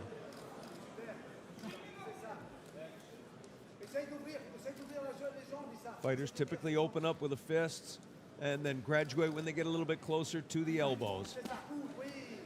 It's a big shot. That wasn't just a pitter-pat shot to the body from Isakov. He put a lot into that. Laban clamping down on the head. Brave Nation, that these shots are not an attempt to rack up points to play to the judges. These shots have bad intentions. Maybe potential for a little bit of payback here for Isakov. Free him off and get the elbow in. Oh, beautiful work from Laban. Oh, Laban as calm as you like, almost disdainful. But Isakov once again closes the distance, gets the body lock, gets the takedown. Laban wanted it just a little bit too much. Overcommitted slightly, didn't he, Eric? Attempt to move to mount. This That is was denied. We're back fan- up to standing. It's fantastic work from Ahmed Laban to work his way to get up. Isakov just so dominant in these positions. I did say it at the start of the broadcast during our intro. He who controls the wrestling controls where the fight goes, Carrick. Howsoever, and this is going to be the big question in the judge's mind about 26 seconds from now. How much do you count a shot that dropped the opponent and left him heavily, heavily wobbled? Difficult one. Oh, Determinator. 2 hooks in. Determinator, not so much I'll be back as I'll take your back. How much time does he have? 10 seconds. Not a lot of time to work at all, but a very dangerous position and almost a warning shot fired from Isa Isakov. Submission. Shot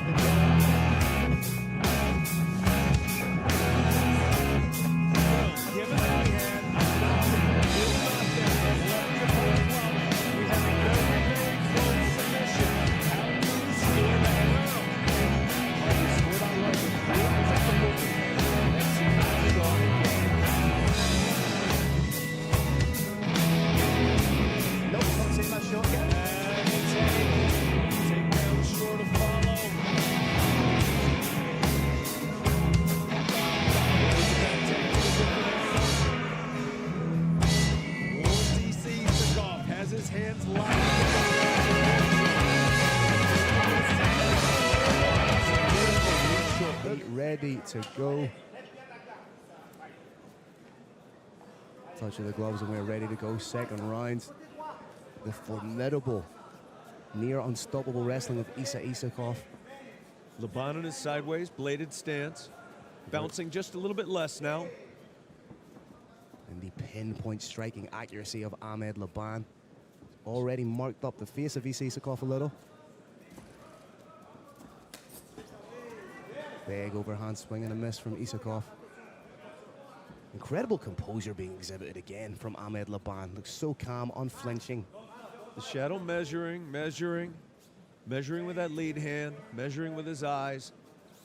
Trying to set up the straight, possibly the hook. There was the straight. Needs to be careful. Isa Isakov, whilst predominantly a wrestler, still has big power. Flying knee attempt. Laban needs to get on his bike here. Oh, beautiful way to finish, but Laban like a powered up Pac-Man up to his feet.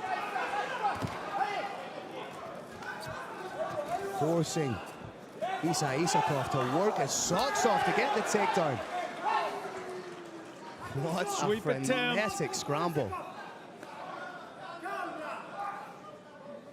Isa Isakov will not be denied his takedowns. Ahmed the Shadow Laban showing absolutely terrific defense against the takedowns, but it is not enough thus far. Against the cage now, he's going to have to post to an elbow, then an arm. But he has done a good job when he has to, creating that space from these positions to get up.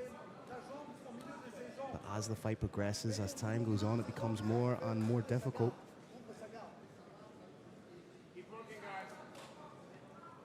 Laban controlling that head, Brave Nation. When the fighter on top can't posture all the way back, it very much limits the power behind those shots. The Shadow holding tight onto that head. It means any punches coming in are going to be arm punches. You can get a little bit of power with arm punches with distance, but you can't get the hips behind them, can't get momentum behind them.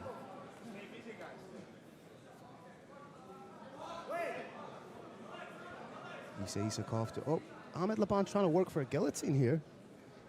Can't quite see if he has it. Elbow far too high right now. Readjusting on it. Isa Isakov taking his time. He's been in this position before. Doesn't look like he's in trouble. Tripoding up, doing the right thing. Ahmed Laban needs to be wary of burning out his arms here. Last thing he wants to do is gas himself out with regards to his arms and still have another round to go. There's 2 minutes of this round still to go.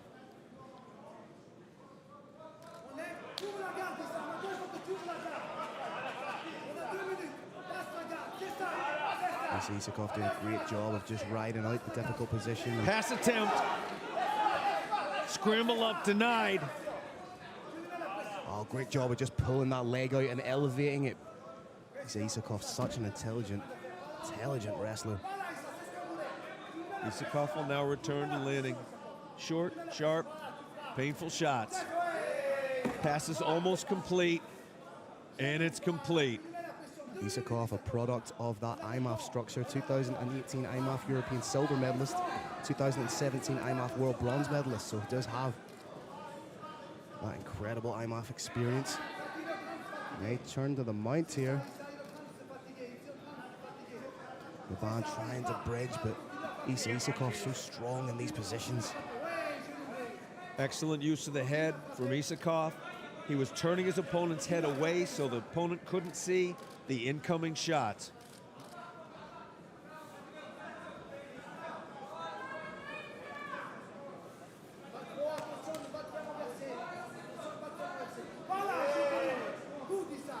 Deep into the final minute of the second round. Isakov trying to take the sting out of the forward momentum of Isakov, of Ahmed Laban, and it's very smart from this position.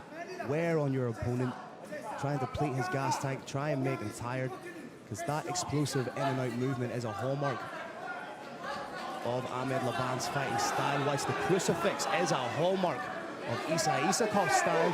This is how he finished Maciej Grzeszewski. Does he have enough time to land the shots? Tremendous top control. 10 seconds left. Can Ahmed Laban survive to the third round? Isakov's got the arm control, the near arm control, elbows coming down, fists coming down, round end. Ahmed Laban, he looks a little bit abject there. Huge hematoma on his forehead there. No question who won that round, Phil, and we're getting to see one here in this replay, courtesy of Crave Gym.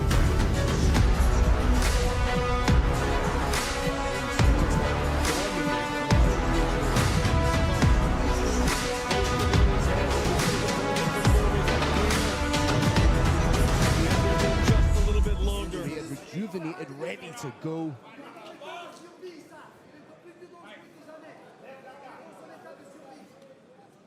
Laban, so dangerous. Only ever one shot away from turning your lights out. Laban feinting a spin kick. Isa needs to exercise a little bit of composure here himself. He can't go chasing and get caught like he did in the first round. Phil, Laban is fatigued now. Oh, the yes. feet are not doing what he needs them to do. They're not maintaining distance anymore. Isakov is now determining the distance. Laban needs to get his back off that cage. Oh, tried to jump knee, but then he had a big shot himself. That's the effect of fatigue. And there is the takedown again.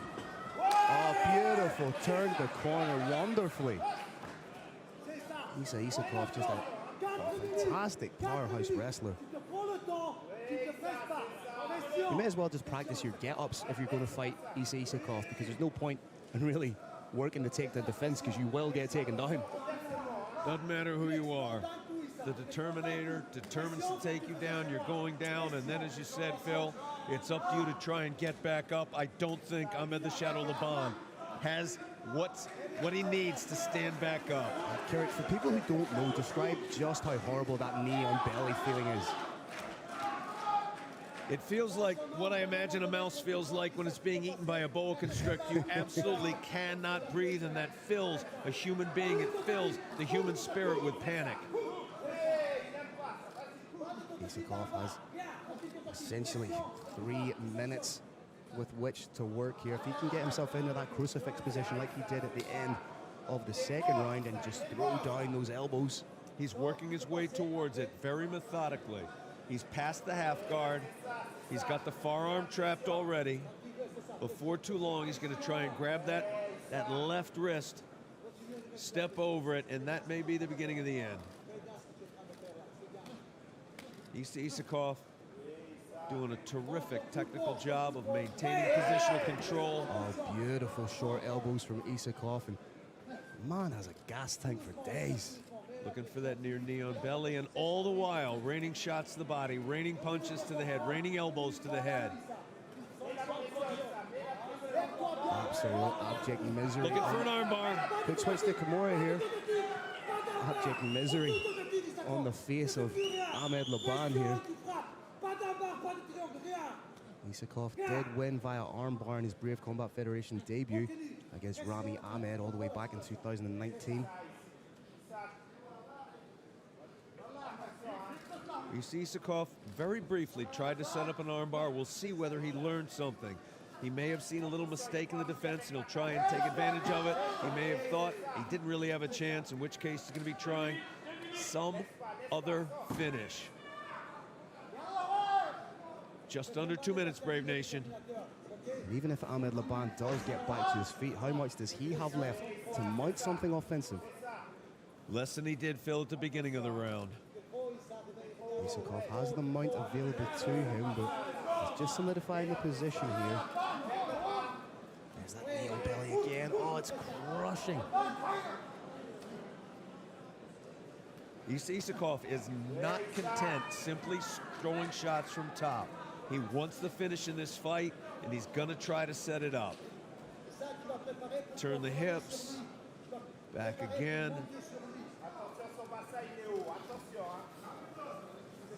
Final minute, transition into the mount. Looking for the mount from there. There's gonna be big shots raining down. May take that arm. He's offering the arm. May take an arm shot. Credit to Laban, he's still trying to create space, but Isakov has pretty much been unstoppable in this third and final round.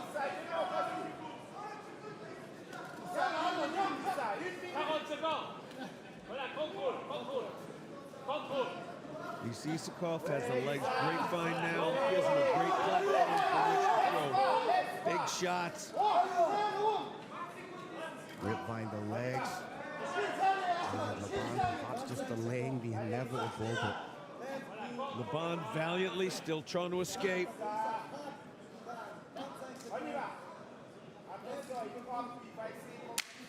Ten seconds now, Brave Nation. strong finish from Isakov.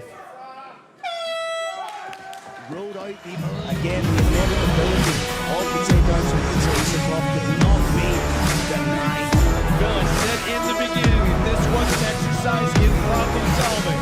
Under the shadow, Laban had to keep that distance. He's the Terminator Isakov. Had to keep it slow, and he had to keep it close, and he did. He dropped the elbow turn, but wanted to get the takedown. He realized he could not get it. Elbows, short shots. Giving Ahmed Laban absolutely no space. All right, another incredible contest inside the Brave CF NFC cage. After 3 rounds, we go to the judges' scorecards. Your first judge scores about 29-27. Your next 2 judges scored about 30-26 for your winner. By unanimous decision, out of the red corner, Isa the Terminator Isakov. This bout is brought to you by Brave Gym. Training for mind, body, and spirit. Brave, it's more than a gym. A training partner of Marcel Grabinski and former NFC champion, Jarno Ahrens has his sights firmly set on getting gold on his waist once again.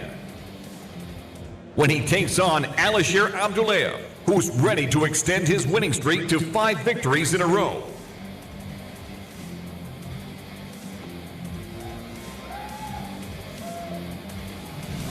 Coming up next, Jarno Ahrens takes on Alisher Abdullayev. My Brave Nation, this next battle is 3 5-minute rounds in the featherweight division. Introducing your first competitor.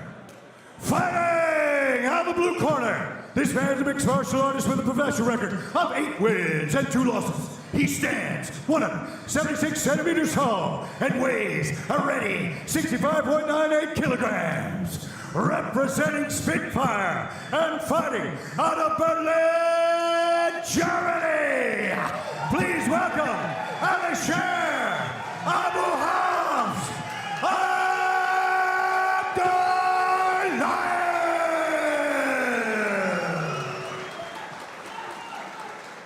and his opponent, fighting out of the red corner. This man is a mixed martial artist with a professional record of 12 wins and 3 losses and 1 draw. He stands 180 centimeters tall and weighs a ready 66.12 kilograms.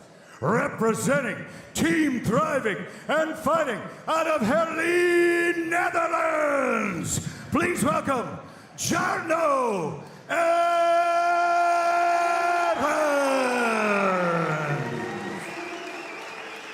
Our referee is Gart Richter. Brave Nation, the style of striking in mixed martial arts is based on Dutch kickboxing. You're about to see it from the source. It's a mix of boxing, karate, and Muay Thai, and it's about to unleash. Very excited for this fight. It really is a do not blink kind of fight. Between them, these fighters have 14 wins by way of stoppage. 9 first-round finishes collectively. Expect to see Jarno throw hand combinations, follow him up with a kick. Nice inside leg kick thrown there by the southpaw, Alisher. Oh, straight shot right down the middle. Little hook from the southpaw, Alisher.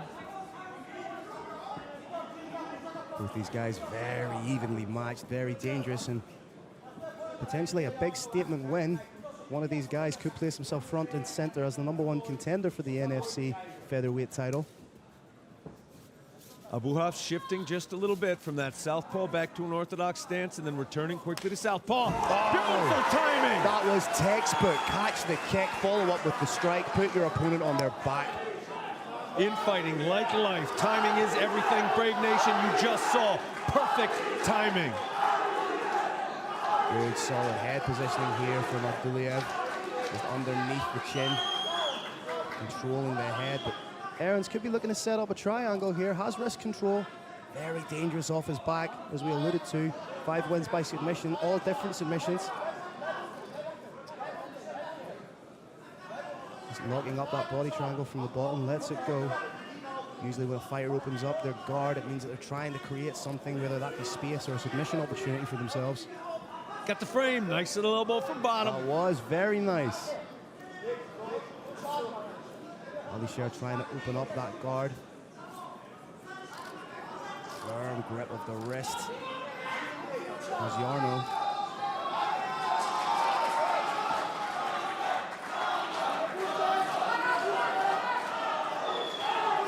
Jarno is pushing on that knee, grabbing his foot, trying to pull the foot inside his opponent's thigh so he could try and get a sweep. Now what he's looking for is a submission, working those legs up high.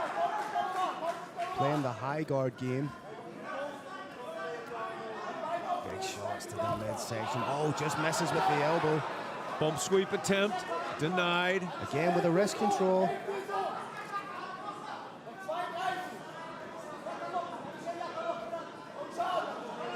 Frame off to the elbow, here it comes. Oh, good defense from Jarno. Alisher doing a good job of avoiding the attacks from bottom, but he needs to do a little bit more than that. That's what he needs to do. Space created by Jarno. Potential for an up kick here. Oh, right to the chops. Axe kick from the bottom.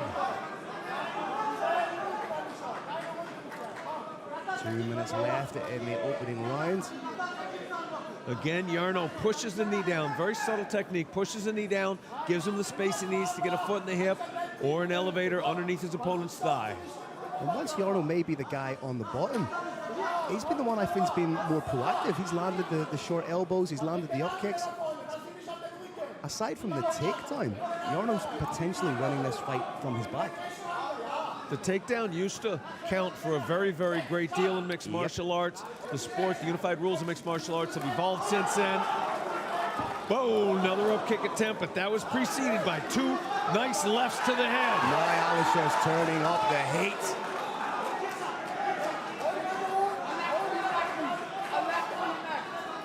to be careful not to be overzealous in these positions. Stack pass was successful. Into the north-south position. Really try and set up a north-south choke. Something we don't see a lot, Phil. Jarno tried an elbow from bottom north-south.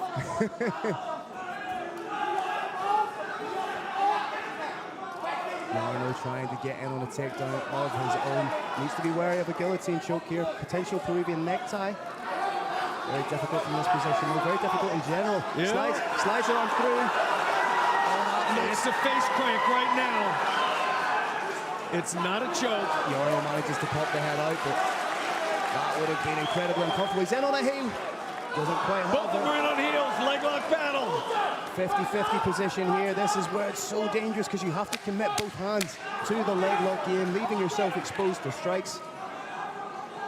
I always get a little bit nervous when somebody with terrible knees. I always get a little bit nervous when I see a heel hook.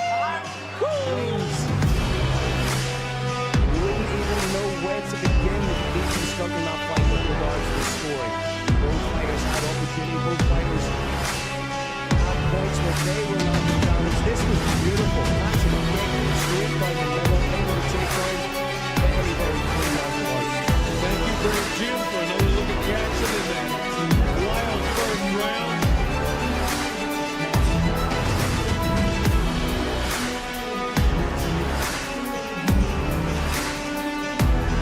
See the up kicks from Jarno Aaron.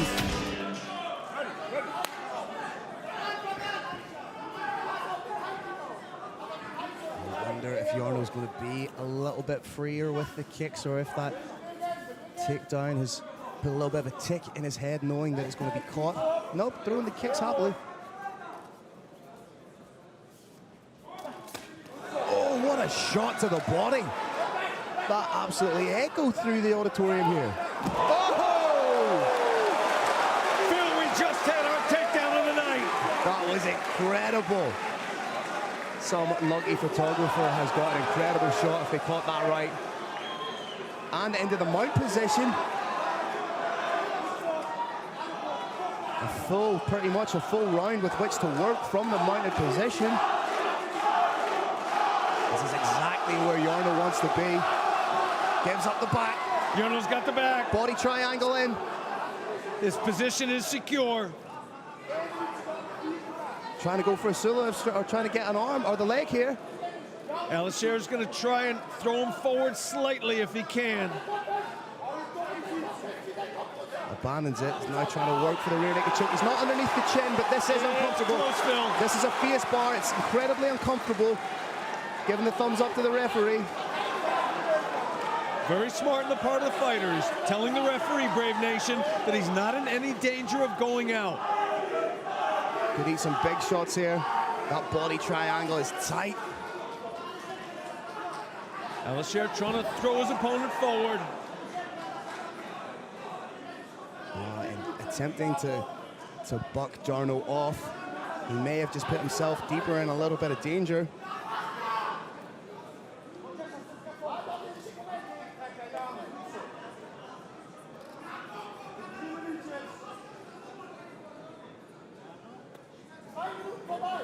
Jarno just trying to soften up. Jarno staying busy, throwing light shots, trying to see what reaction he gets from his opponent, trying to get reads. He's gone bicep grip on it again. I don't think it's underneath the chin. Jarno's leaking all over the cage here. I'm not quite sure when the strike happened that cut him open.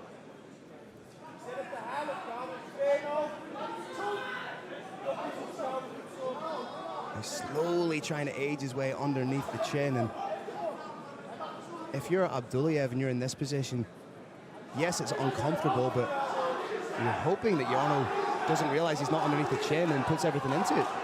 Not only is it uncomfortable, Phil, you know in this position you are losing large on the eyes of the judges. He's going to do everything he can, wait for one moment, and then explosively try and get out of there. Trying to shake his opponent just a little bit high. Grabbing the back of the head, trying to get him off here, but it's so much harder to do when your opponent has the body triangle locked up. This is an excellent technique when your opponent has hooks in. It's less effective against that figure 4. Short choke attempt. Switches palm to palm, but once again, not quite underneath the chin. It's getting a little bit lower. You can see that cut corner of the eye of Jarno. I can't remember definitively where that may have happened in the rounds. Clash your head, perhaps?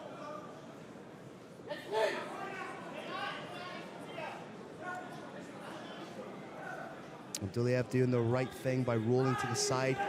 That the triangle is locked on to alleviate some of that pressure, but Jarno doing a great job of bringing him back to the center point.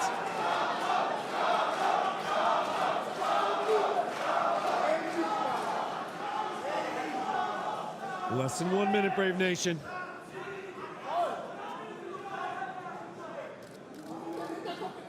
Oh, doing a little bit of talking to one another. Oh, to be a fly in the cage. You'll see an Alisher throwing some strikes. Potentially throwing some insults. Yeah. Strikes and insults from being back mounted.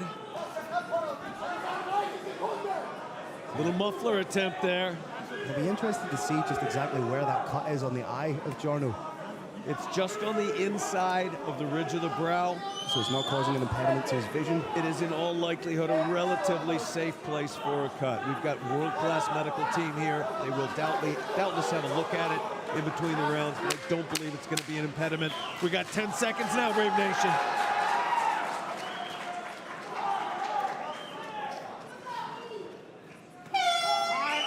Carrick, question. Of around one way to the 10-8 round.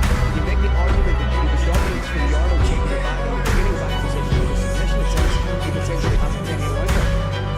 That was potentially a 10-8 round, but I didn't see any submission attempts to close off or heavily damaging strikes that were close enough. However, as I said earlier,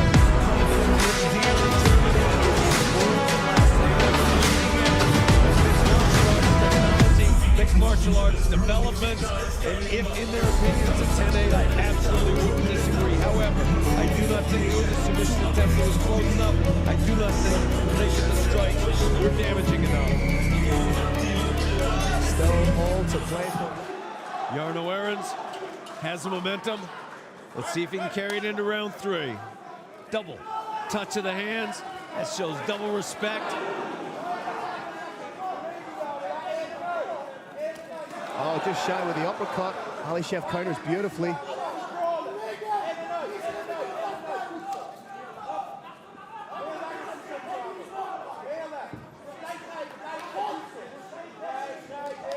All about the striking exchanges in the opening third and final round here. Alisher determined to land a big shot. Oh, he's just throwing at will here. Wants to make this third round his by doing something very definitive. Jarno is always dangerous. He has a fantastic uppercut, a rear uppercut of his. The fight that, or the strike that turned out the lights of Max Kruger. Potentially out on the guillotine. He has the arms trapped. Elbow's just a little high right now. It's on the side of the jaw, not down on the trachea. There's going to be an escape. There it is. Fantastic back and forth fight here, Carrick. Very, very difficult to score. This is why I'm much happier in my position as a commentator than our judging friends. Jarno likely to start trying to attack from bottom.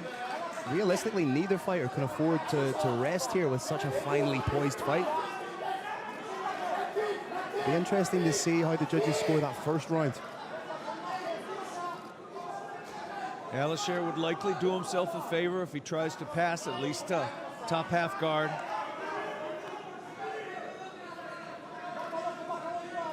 Jarno has that knee shield in. Lets it go, back to close guard. Nice little elbow from the bottom there. Guard is open, foot's on the hip. Third time, I love that technique. Take the hand, push the knee down, create that space you need to get that foot in the hip. From there, create a little bit of distance from which you can stand, strike, or submit. Mate, I thought he was going to drop down for the leg there. But he's going to drop down for the calf crush, decided to abandon it.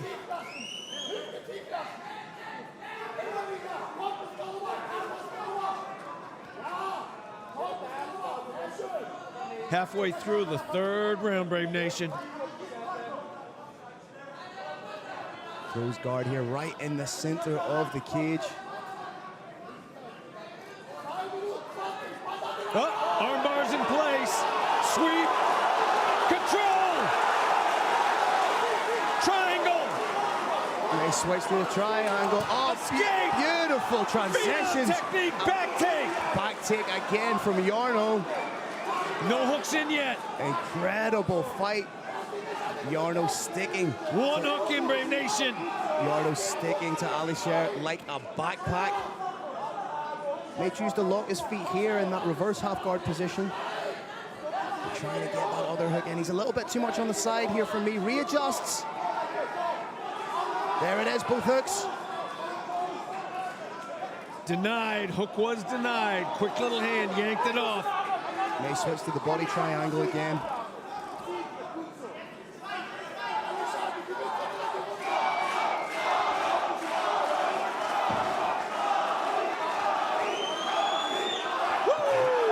Has to let it go. Coming up to the final minute. Both these guys have to go for broke. Takedown attempt by Alisher.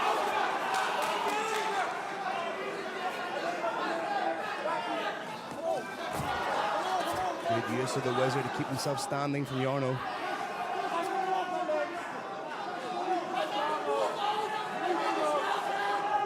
Less than a minute now. Can either of these fighters land something big?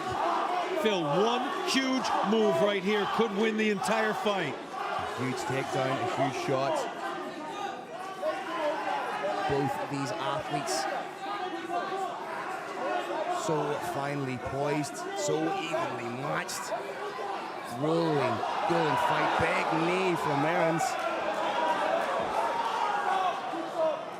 Doing a good job here not to be taken down. Quick look at the time, see how much is left. Frame, it's gonna be a knee, and then likely an elbow, and then an escape. Escape was denied.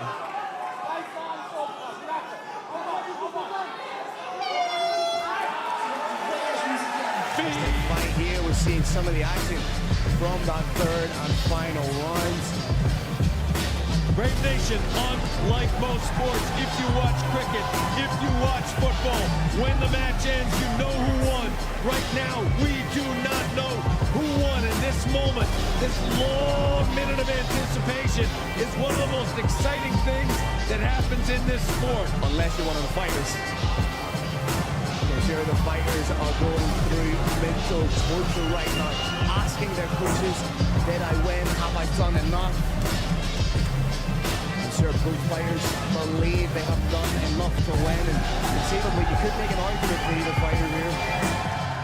All right, ladies and gentlemen, give it up for these two. An incredible bout once again. After 3 rounds, we go to the judges' scorecards. Your first judge scores about 29-28.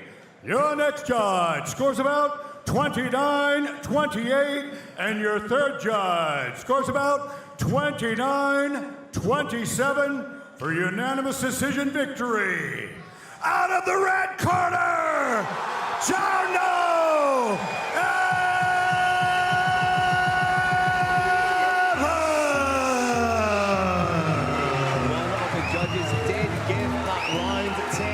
Germany, October of this year, December of this year. Some quality striking being played by Ernst.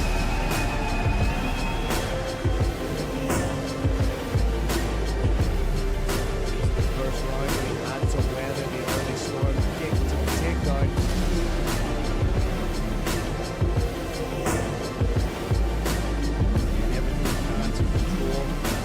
Some nice little up against him. Really came into the fight in the second round. The second round where it had that incredible back control resulting in one of the quickest scoring in 10-8 rounds. Jarno Aaron's showed the power of having a broad skill set. He can strike from top, he can strike from standing.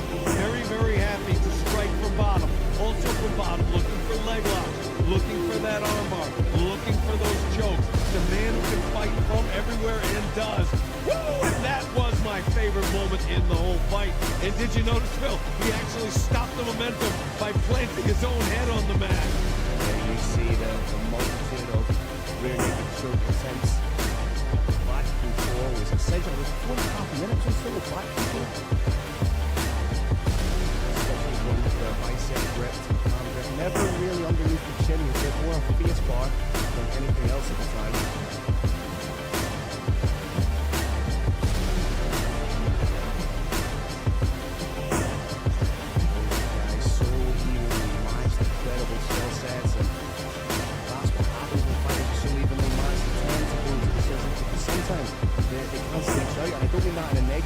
Whatsoever. I mean that they're so evenly contested that their skill sets is only fair to go to the city.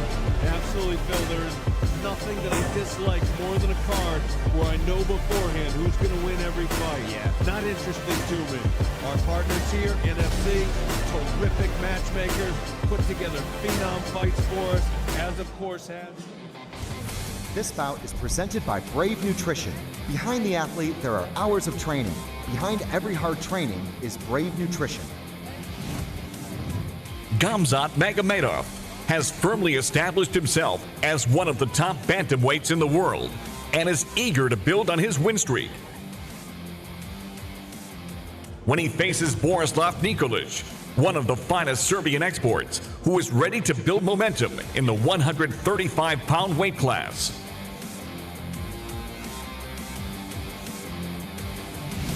Coming up next, Gamzat Magomedov takes on Borislav Nikolic in the bantamweight division.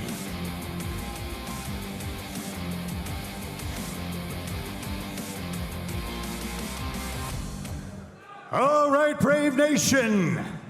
This next fight is 3 5-minute rounds in the bantamweight division. Introducing your first competitor. Fighting out of the blue corner, this man is a mixed martial artist with a professional record of 9 wins and 1 loss. He stands 177 centimeters tall and weighs a ready 61.68 kilograms. Representing Secutor MMA and fighting out of Belgrade, Serbia. Please welcome Borislav Nikolic.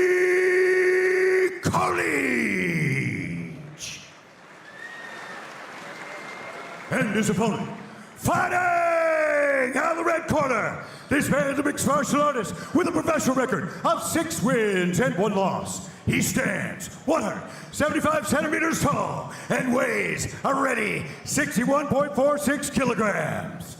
Representing KHK Team Bahrain and fighting out of the magnificent Kingdom of Bahrain, please welcome Gamzat Magomedov.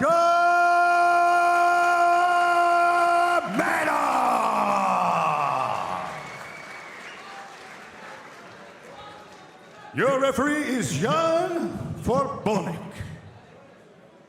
Tail of the tape, you can see Gamzat 27, Borislav 29. Everything else is virtually identical. Indeed, Phil. Indeed. Touch of the glove. No touch of the gloves. The first takedown attempt will be telling. Gamzat showing that he also has hands. That last fight, that eerie KO over Makayev was fantastic. Lands a beautiful counter strike there. Catches Borislav coming in.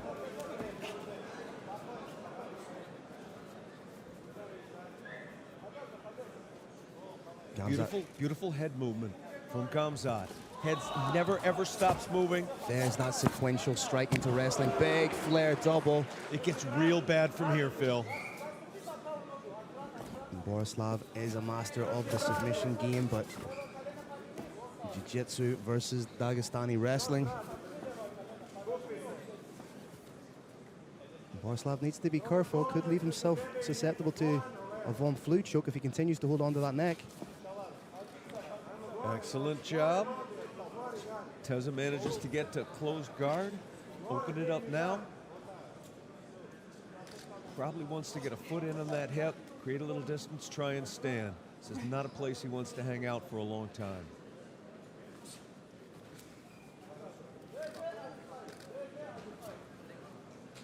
Gamzat happy to sit inside the guard of his opponent and do damage. Old school Tito Ortiz style, grabbing the back of the head. Just twisting the hips to get as much torque as he can into those shots. Doing a great job of any time Borislav tries to make improvements in his position, he elevates the legs over the headline. Looking potentially for an armbar. It's getting close. Great And job. The legs are down. Great job to square the hips off there by Magomedov. There's the squeeze. The beginning of a head-on triangle here. If he can scoot to the other side, if he can get out of the guard and scoot himself to the right side.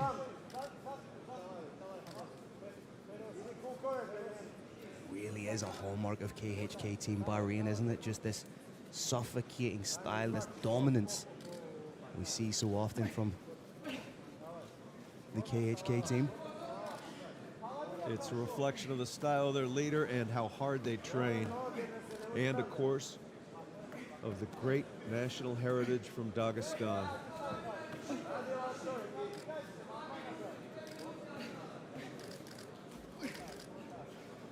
Very slick little side-to-side head movement from Nikolic. Gamzat doing a great job of keeping himself compact, but Borislav trying to work for the armbar again. For a potential, it could have been a sweep. Armbar, triangle. Had the guard very high there to try and make something happen. Let it slip down a little. You're watching a chess match unfold in front of us here at Brave CF61 in collaboration with NFC, live from Bonn, Germany.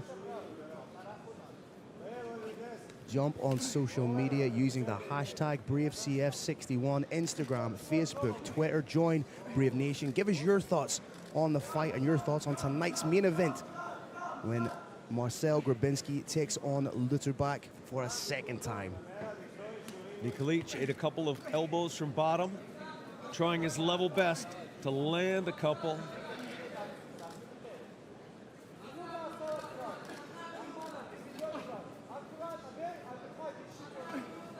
You have to give Borislav credit because he's doing a good job of keeping Gamzat close to him so that he can't get the space to fire off the shots, those short elbows. Yes, Nikolic may be the man on the bottom and may be losing the round, but he hasn't absorbed a lot of damage. He has not, and he's very, very purposeful in his actions. He's not being reactive. He's not losing his mind when he eats a shot. He's got a game plan, and he's trying to make it so. He's constantly trying to create angles for himself. You have to give him credit. A little bit of a warning for a heel from bottom. Absolutely unintentional. I don't even know if it landed. Little instruction, just when your opponent's on his knees, you can't throw an up kick. Safety first here at Brave CF.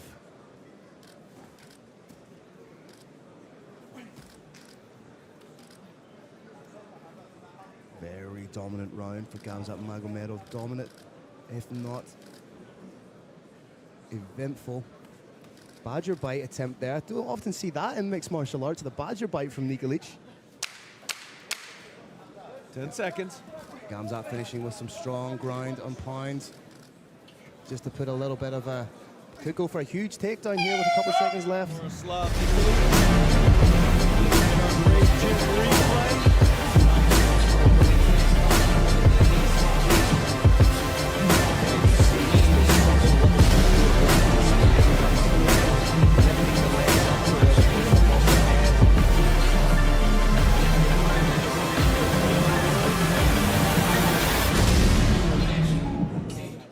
Collaboration with our partners NFC.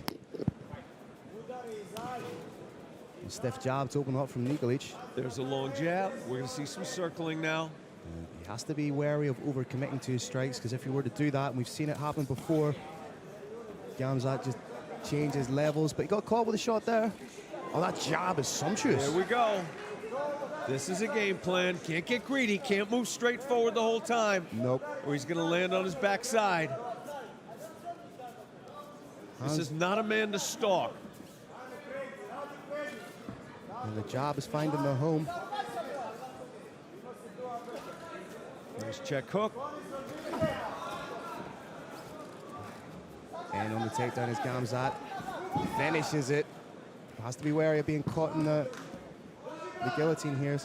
Cannot let Borislav get that leg in across and get that guillotine guard. 4 minutes left in the round. This is not where Borislav Nikolic wants to be at all. Brave Nation, the single most important discipline in mixed martial arts is, as we've referenced before, wrestling. Von Flue attempt. Von Flue attempt. Not quite there yet. Doesn't quite have the shoulder driving into the carotid artery yet. Would need to turn a little bit more on his side. Hands are not connected. Abandons it. And of all the forms of wrestling, the highest form of wrestling right now in the world, and the world will eventually catch up, is Dagestani wrestling. He's attempting the Von Flue now. Again, abandons it. Perhaps doing it just to give Borislav something to think about. Good job to get the re-guard. Still needs to do something definitive.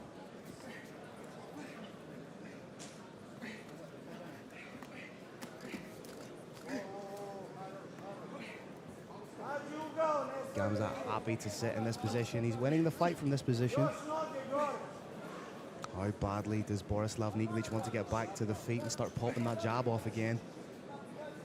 As you say, perhaps got a little bit overzealous, Keurig, with the forward momentum, as opposed to implementing that lateral side-to-side movement. Just a little bit, but Nikolic is more likely to get a submission or a knockout out of nowhere. He can lose every second of every minute of every round and turn things around on a dime. The grinder, the mighty, mighty grinder, Gamzat Magomedov, a little bit less likely to get a knockout out of nowhere, a submission out of nowhere. Nikolic biding his time a little bit, staying relatively safe, looking for a cut there with the elbow. Submission always very, very close.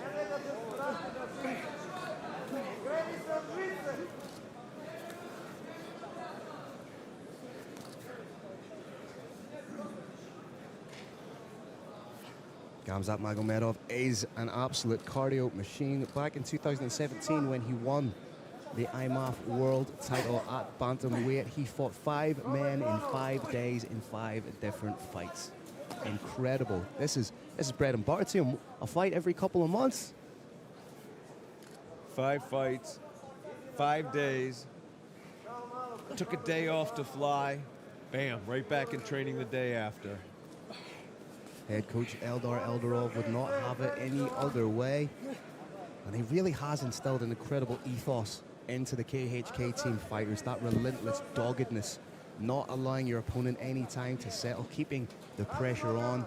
That doggedness is not possible without a huge degree of skill. If you simply attack all the time and you don't have a huge amount of skill, you're actually doing the opposite of fighting. You're moving right into attacks that are being set up against you.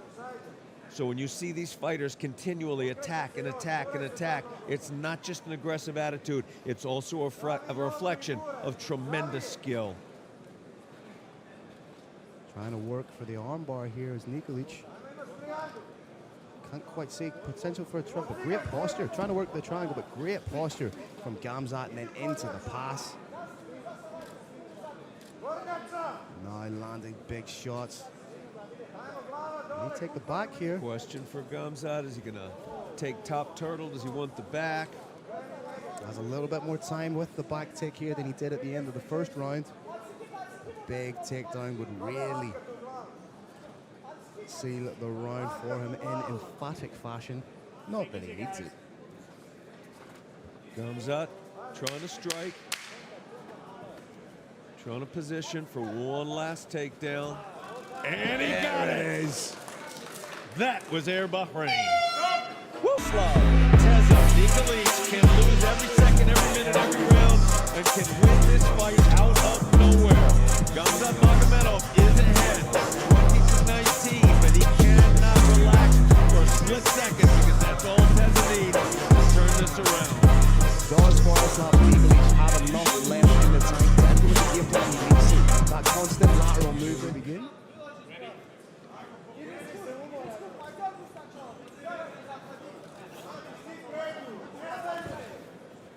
Borislav needs just a little more distance than he's giving himself.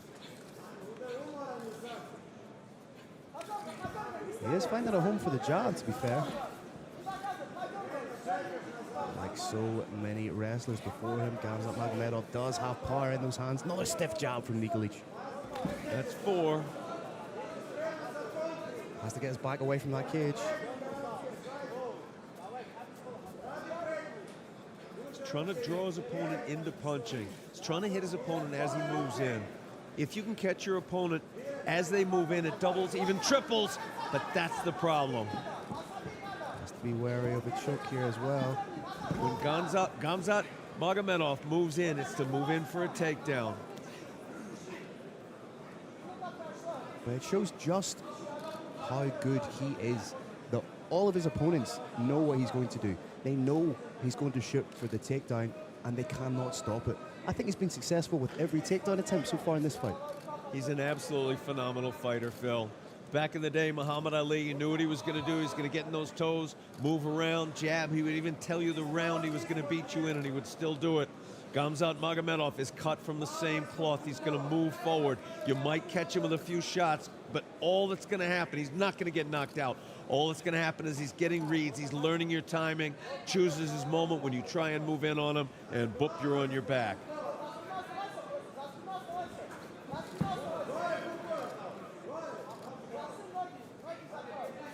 Potential for another big takedown here. Gamzat Magomedov is just relentless. Magomedov's head positioning is excellent. He's shutting down any attempt at a back elbow from there. Borislav Nikolic trying to break the grip, but Gamzat Magomedov, his doggedness is unquantifiable, like a little pit bull.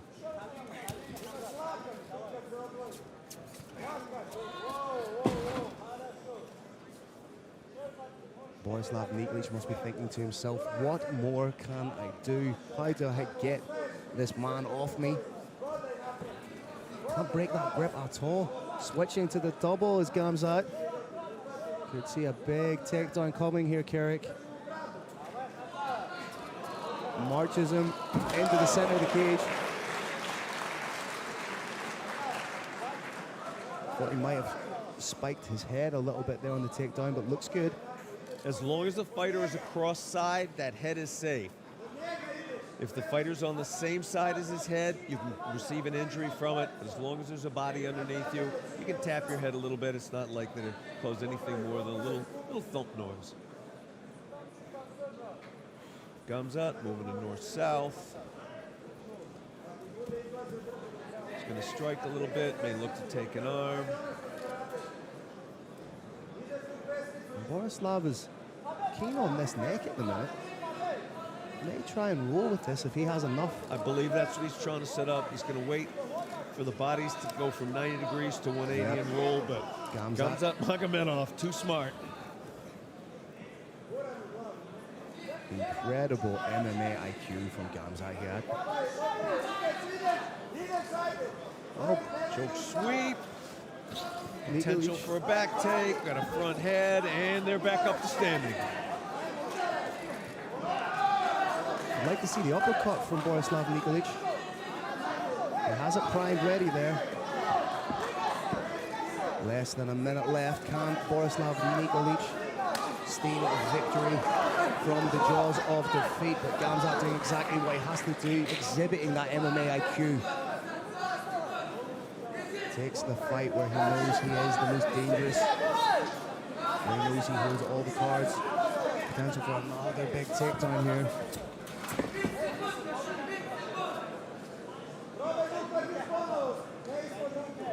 Brave Nation, this is the problem. When Gamzat Magomedov has a grip on you, everything that happens is bad. When he's on top of you, punches come down, there's always a threat of a guard pass. When he's standing. Oh, beautiful spin out from Gamzat. 10 seconds left. Huge props to to Nikolic. Look for a submission, look for a second one. Got taken down, and here we're going to see some of that action. Comes out Magomedov taking deep breaths. A little bit of afters for both men here. Not quite sure what this is about. No need for that. officials quickly separate the two. All right, ladies and gentlemen, before I announce the decision, I'd like to thank His Excellency, Ambassador Abdulatif Abdullah, Ambassador of the Kingdom of Bahrain in Germany. Thank you for your support, Your Excellency.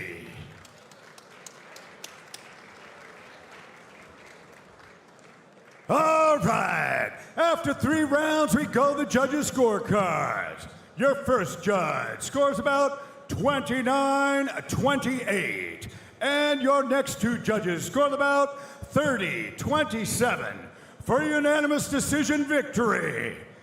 Out of the red corner from KHK Team Bahrain, Gamzat Magomedov.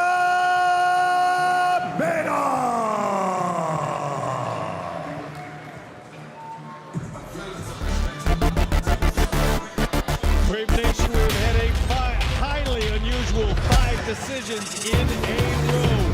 But let me tell you, in this next fight, we have a mountain wolf, Roman Moores, Hussein Karimagamayev, about to enter the Brave Combat Federation cage. He is not looking for a decision, he's looking for destruction and destroy. We've got Jose Marcos Maju Santiago Lima Jr. coming from Fortaleza, Brazil. He's not looking for a decision, he's looking for destruction and destroy.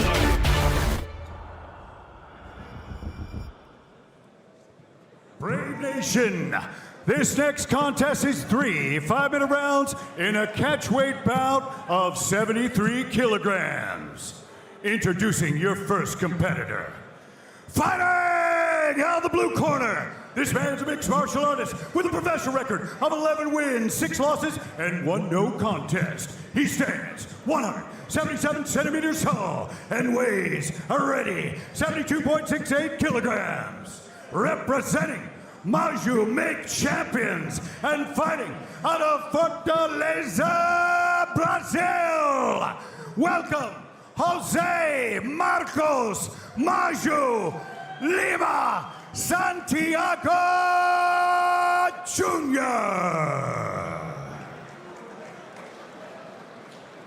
And his opponent, fighting out of the red corner. This man's a mixed martial artist with a professional record of 8 wins, 1 loss, and 1 no contest. He stands 180 centimeters tall and weighs a ready 72.68 kilograms.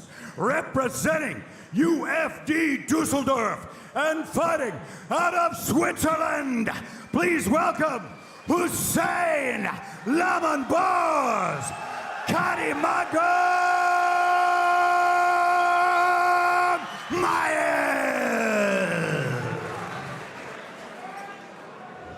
Your referee is the bandit, Jackie Larkin.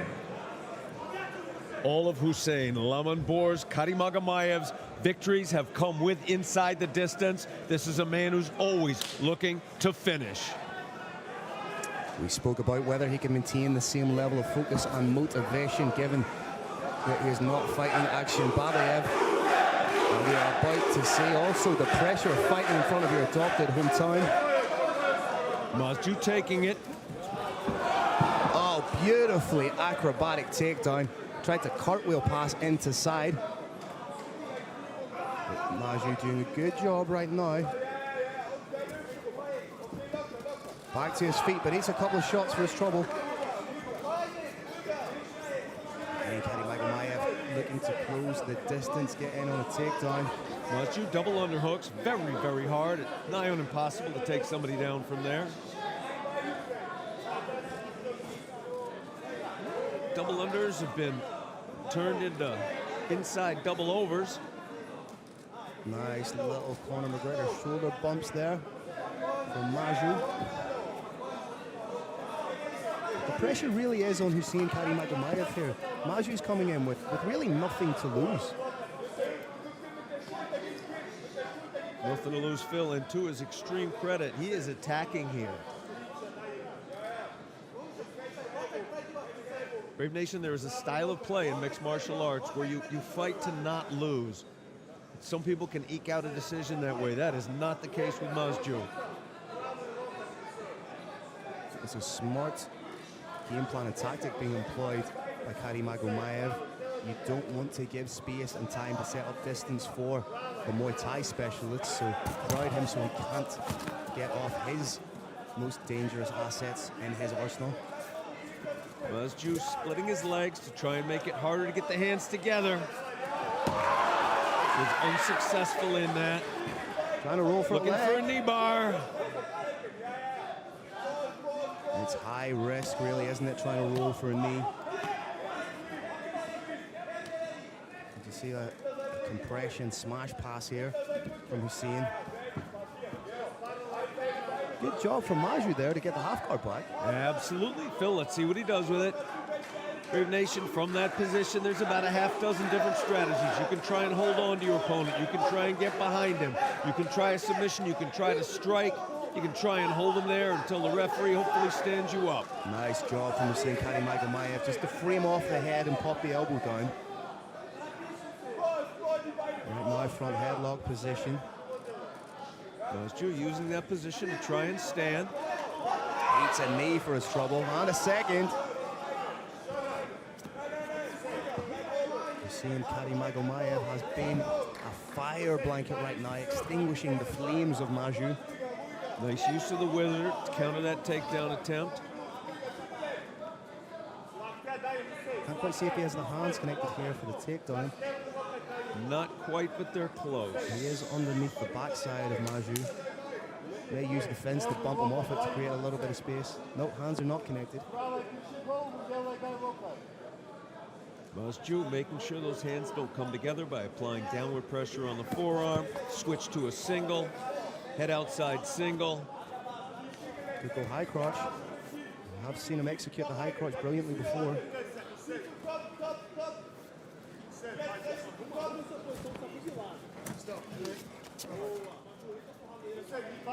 Becky Larkin wants to see a little bit more, and Brave Nation, we're about to get a little bit more.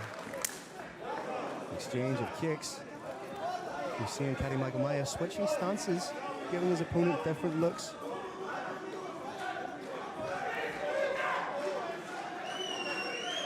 Karimagomedov answering the question of would he have the same amount of focus and motivation. A definitive yes here. Takedown right in the open forum of the Brave Arena.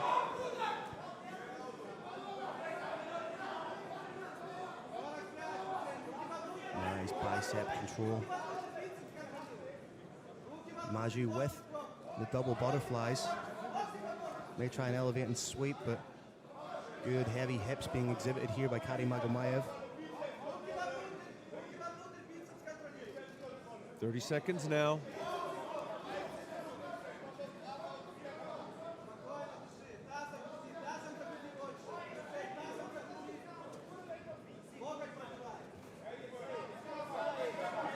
Masju trying to create a little bit of an angle for himself. Karimagomedov smart to it straight away, squares off the hips. Body, head, and dominant round for... Here we see some of the action. That takedown and the attempted cartwheel pass. Expect to see a lot more movement coming from Masju in the second round. He realized that he cannot afford to crowd his fate around somebody like Karimagomedov. Just so this Decky Larkin is your man in the middle. Second round, we're seeing Karimagomedov taking on Masju. Interesting. Shift into a southpaw stance, back to orthodox by the man from Fortaleza. Karimagomedov changing levels, trying to get Masju to bite on the feints. May come over the top with a big shot. Masju being just a little bit too aggressive moving forward. He's letting that knee get just a little bit too close. Well, coming from that Muay Thai background, Muay Thai is predicated on straight lines, really. If you look at the movement, it's back and forward. And that may prove to be his undoing, Kirik. And again, not where he wants to find himself, with Hussein Karimagomedov pressing him up against the cage. He has shown excellent use of the underhooks to stymie the takedown for a time.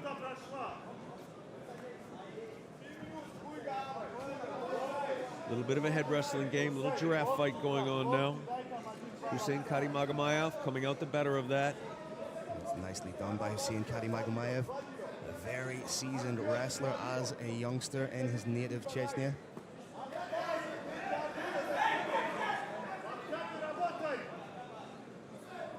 Credit to Maju, he's still trying to throw punches, still trying to mount offense. Karimagomedov needs to be careful with his neck positioning here, his head positioning. Beautiful work to get the takedown. Phenomenal pass, instantly to side control, negating any chance of that guillotine being effective.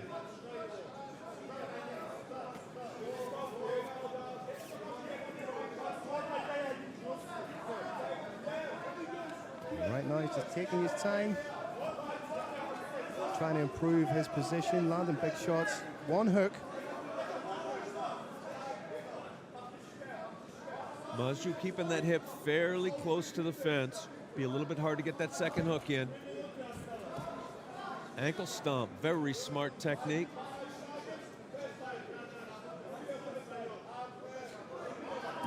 Hussein Karimagomedov very smart with his economy of energy here. Throwing enough to keep himself honest, but not enough to burn himself out. Maju up to standing. May go for the back trip takedown here. Halfway mark in this, the second round. Hook in again from Hussein.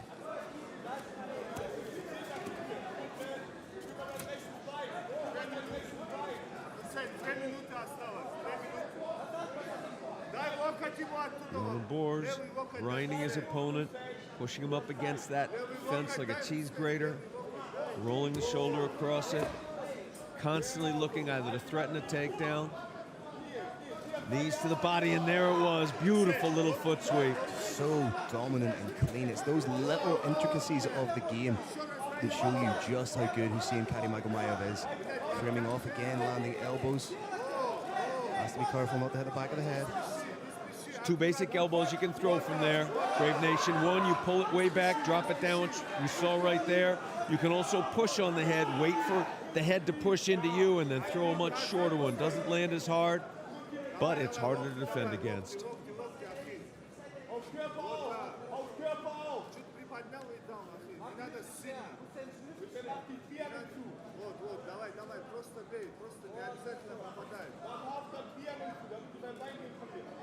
Coming up to the final minute of the second round, which very much mirrored that of the first, with Hussein Karimagomedov exhibiting some great wrestling and grappling.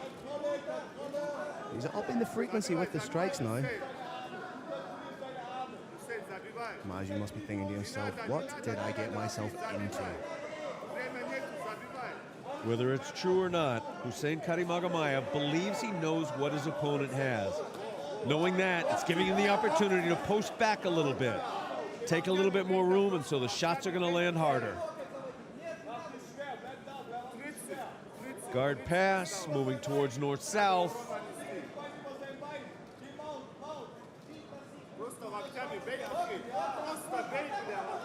Bigger elbows coming down now. And this could be the beginning of the end. He's trapped an arm, doesn't have a lot of time with which to work. 10-second clapper just coming up. Can't quite see just how deep the choke is. Maju looks safe. He lives to fight on into the third. We know exactly what this replay for the show. Karimagomedov initiating the clinch, getting the takedown, and being dominant from bell to bell. That was a beautiful little takedown. Brave Nation, you move your opponent's weight to one leg, sweep the other leg out, and then move the weight onto that leg, which Maju game to get in there. There we go. Nice show of respect, both men. Crowd appreciates that.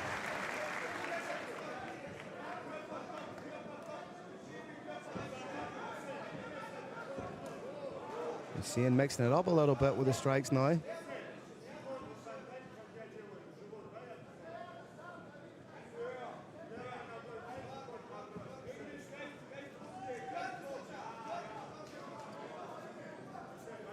Maju is asking lots of questions but getting no answers from Hussein Karimagomedov.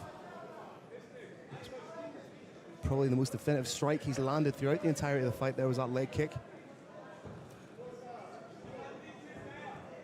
Karimagomedov loosening up just a little bit. Trying some things we don't always see for him, and now we're seeing something we always see for him. Charges him from one end of the cage to the other, completes the takedown. The blast double. Steps over seamlessly.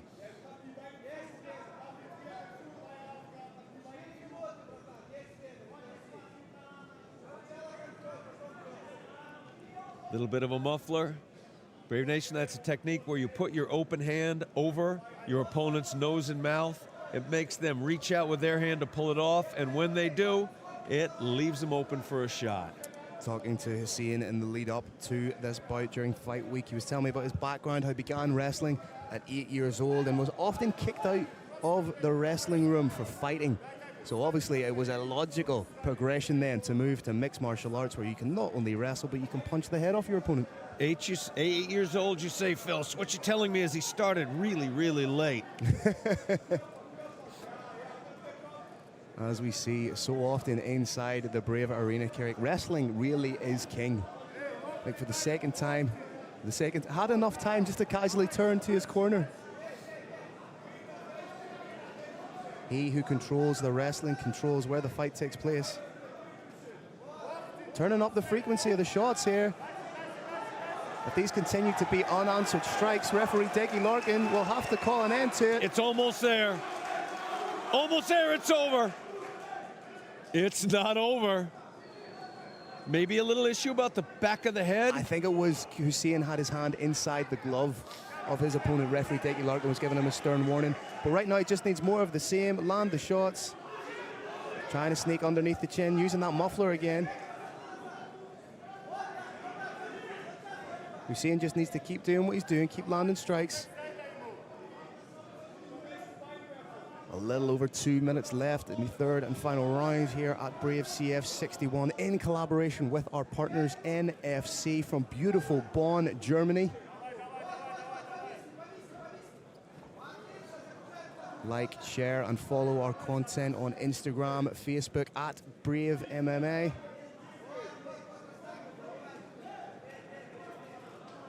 Again, big strikes being landed by Hussein. Relentless attack here. The positional attack represented by that half guard. When you start to think about that, you got a body attack. When you think about your body, the shots come into the head. Then your wrists get controlled. Again, just able to casually turn to his corner, have a little bit of a chat, then continue blasting away with big shots. Not underneath the chin here, it's a face bar. Maju letting us know that he's okay.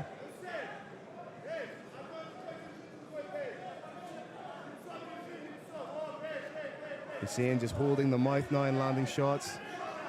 The greatest fighters, Brave Nation, do refer to being in the cage as being a day at the office.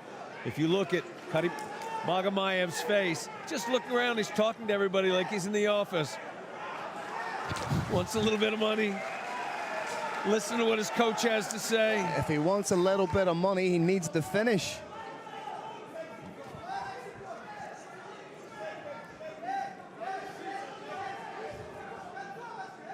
Trying to sneak underneath the chin. This could be a little deeper. He may go palm to palm, short choke on it. Again, that jaw lock. It's not underneath the chin. It was more of a face bar. Again, Hussein Karimagomedov essentially doing everything in this fight apart from finishing.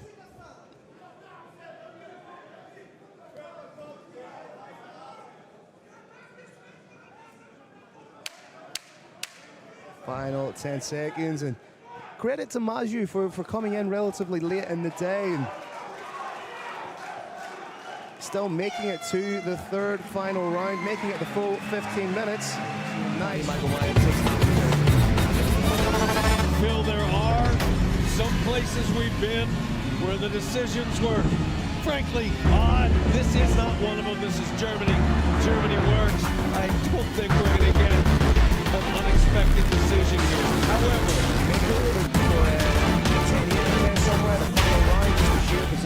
All right, ladies and gentlemen, after 3 rounds, we go to the judges' scorecards. Your first judge scores about 30-26. Your next 2 judges scored about 30-27 for a unanimous decision victory. Out of the red corner, Hussein Lamanbars Kadimaga Big fights with Islam Dulatov, Max Koga versus Safar Mohsen, and of course, with our main event, Marcel Grabinski versus Joy Tolotova 2. See you there. Brave Nation, stand by. We have a big moment.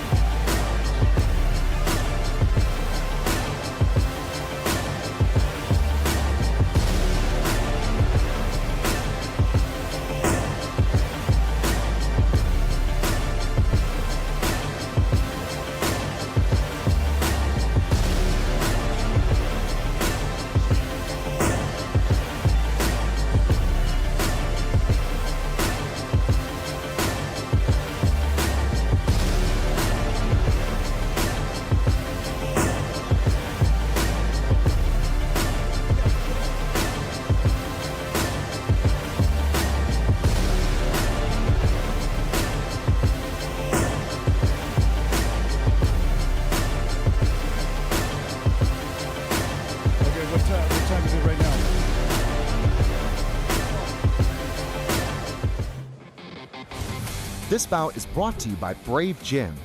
Training for mind, body, and spirit. Brave, it's more than a gym. Islam Dulatov is eager to extend his 6-fight winning streak and gain momentum towards global domination. When he takes on Cleverson Cruz da Silva, whose all professional victories have come by way of finish. Lloyd? Hello, Lloyd? We go live. Coming up next, At 11. Islam Dulatov takes on Cleverson Cruz da Silva in a welterweight matchup. But they cannot wait for 15 minutes.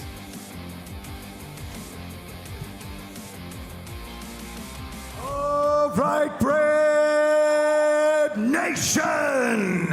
This next contest is 3 5-minute rounds in the welterweight division in the Brave Combat Federation 61 NFC 10 cage.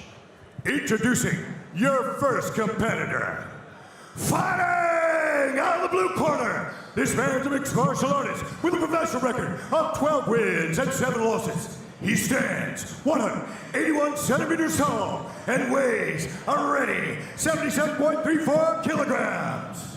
Representing Samurai Team and fighting out of Brasilia, Brazil. Please welcome Cleverson Predestinado Cruz da Silva. And his opponent, fighting out of the red corner. This man's a mixed martial artist with a professional record of 6 wins and 1 loss. He stands 192 centimeters tall and weighs a ready 77.54 kilograms. Representing UFD Dusseldorf and fighting out of Dusseldorf, Germany. Give it up for Islam the Ripper Dulatov.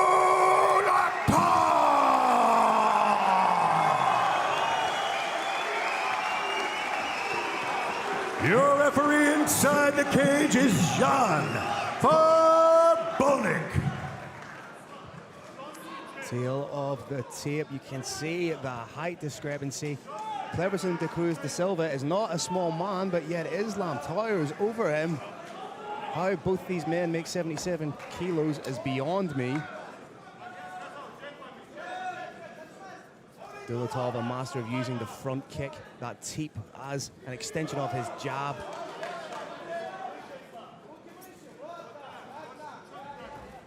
Beautiful leg kick. Dulatov is getting Cruz to bite on the feints early. We're starting to see, Phil, why they call this man the Ripper. He rips kicks down to the legs. And he's not just touching with those kicks, he's creating that arc to bring it down too. Beautiful work. Shin crashing into the leg. What a slick slip of that jab. A second slick slip of that jab. Doesn't want to do it a third time, though. Can't leave any kind of patterns for your opponent to figure out.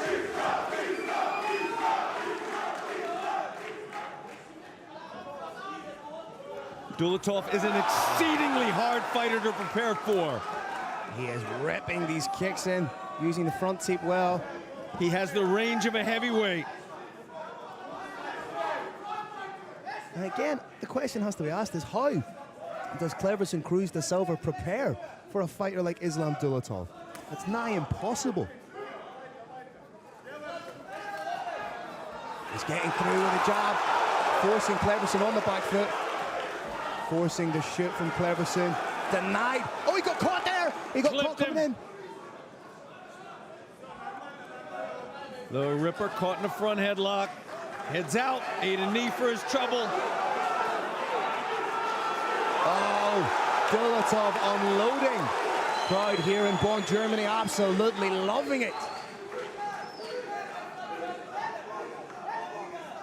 Oh, that's a good knee to the midsection from Cleverson. Cleverson, when he's throwing punches, he's throwing absolutely everything into them, Carrick. Needs to be careful. And Dulatov is staying inside that pocket and throwing himself. Might want to move back just a little bit, make better use of that reach. Side-to-side head movement from Cruz de Silva, but the nose tells a story. He's getting hit with shots. Slick little defense by Dulatov with a shoulder. It's almost as if Cleverson's accepted that he's going to have to eat a shot to get past the defense of Dulatov and land his own shots. It's actually a very smart strategy. It's playing a little bit of chess instead of just checkers. Oh, he got rocked there big time. Dulatov unloading here. This is a storm. Can Cleverson win? It's on the field. Oh, it's all over. What a shot from Islam Dulatov. Crowd going absolutely crazy.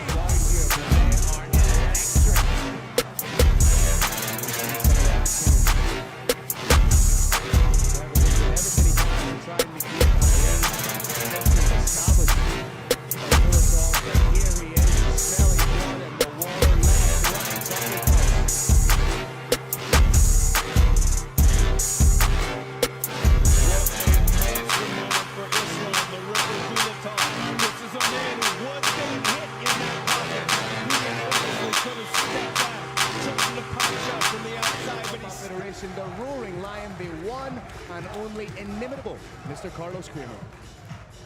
All right, Germany, let's make some noise! This bout comes to an end at 2 minutes and 47 seconds of the very first round. Your winner by knockout, Islam the Ripper!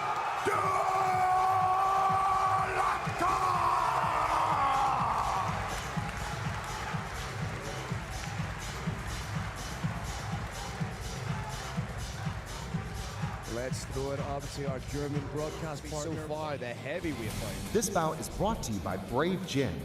Training for mind, body, and spirit. Brave, it's more than a gym. Max Koga wants to prove he deserves to get back to the top of German mixed martial arts and looks to make a statement.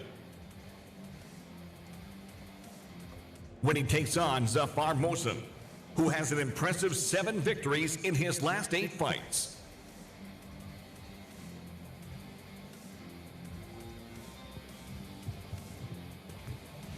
Coming up next, Mad Max Koga takes on Zafar Mohsen in a catchweight bout of 69 kilograms.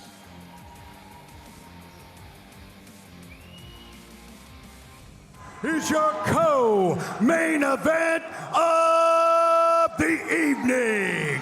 Inside the Brave CF 61 NFC 10 cage. 3 5-minute rounds in a catchweight bout of 69 kilograms. Introducing your first competitor. Fighting out of the blue corner, this man's a mixed martial artist with a professional record of 10 wins and 3 losses. He stands 178 centimeters tall and weighs already 69 kilograms. Representing Kiboju Gym and fighting out of Mannheim, Germany, please welcome Zafar Morsen.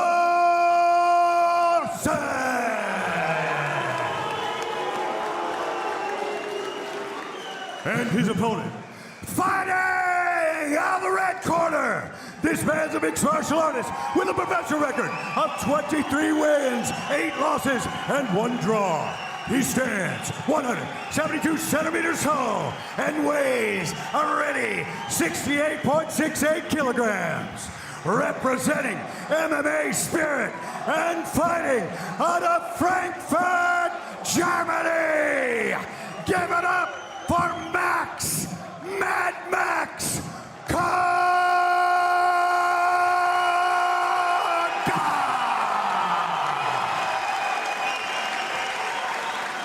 Your referees, Gart Rista.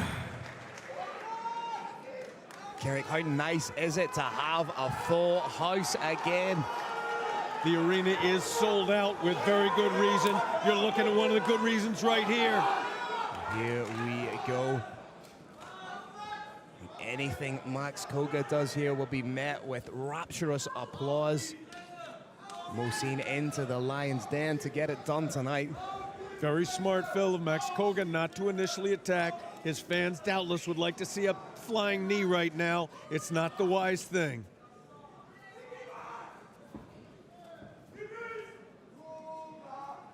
Koga was originally scheduled to fight the champion Mert Ozzy Ildirim for the belt tonight, but Mert was forced out of the fight with an injury. Stepping up was Zafar Mohsin. Phil, my favorite chant from the crowd used to be Avai Marais in Brazil. Right now it is Koga, Koga.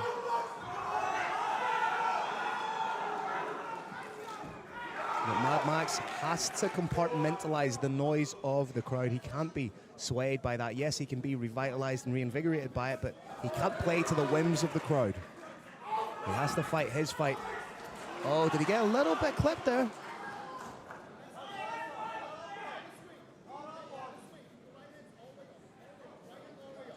Both fighters just trying to get a read on one another now.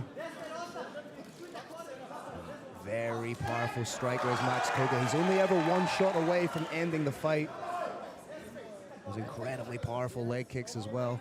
Koga keeping that head moving, not just forward and back, not just in a circle, but up and down as well. Mohsin thought about chasing there. Decided against it. Oh, that's a good shot to the body. Mohsin coming from that southpaw position. The liver is an ever-present target for the southpaw. Watch out for the body kick. Mohsin throws it, but that's Koga throwing the kicks. That was the second time Koga shifted and then threw a very stiff jab. Oh, this is turning into a bit of a firefight. Koga backed his man up, looking to land that right hand again. Has to be wary of walking onto that straight left hand of Mohsin. Initiates the clinch. Smart work from Max Koga. Nice wizard, nice tight wizard from Zafar Mohsin. Stopping the takedown so far. Koga switching to attacking the legs with a knee. Chance of Koga ringing out around the venue here. Two fighters vying for head position. Right now, Zafar Mohsin has the superior position. Now it's reversed. Oh, beautiful trip, but Koga right back up. Back take, though. Mohsin trying to step over that leg.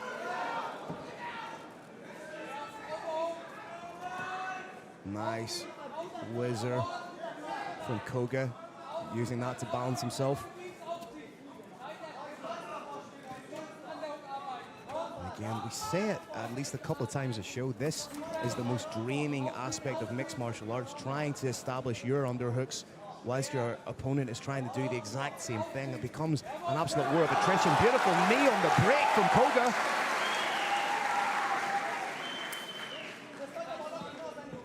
Koga now back where he wants to be, at range, trying to set up that straight.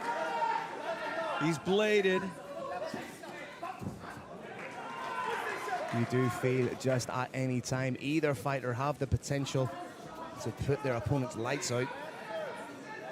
Motion throwing a few more shots.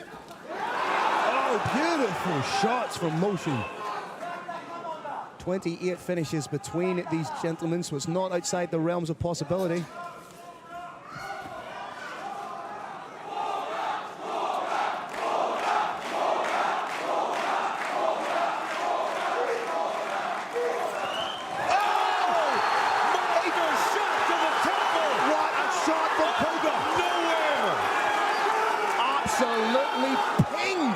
With that shot.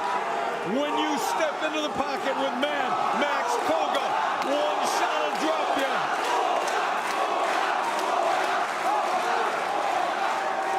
Closing stanzas of the round. Koga chasing.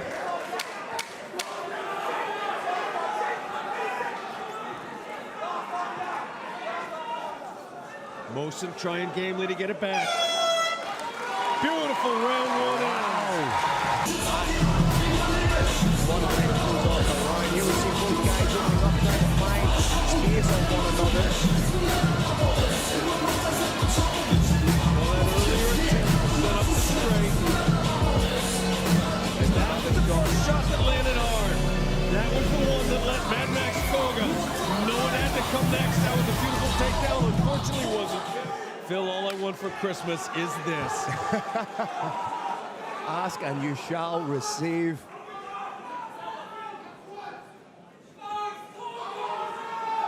Koga now knows that if he throws with into... Oh, head kick! Landed flush, but Motion edit. Motion trying to land big, wild strikes. That's a good shot to the body from Motion, but now Koga in on a single leg. Again, beautiful wizard defense.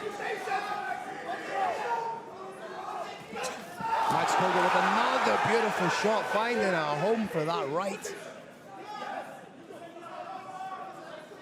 Changing levels, trying to give different looks.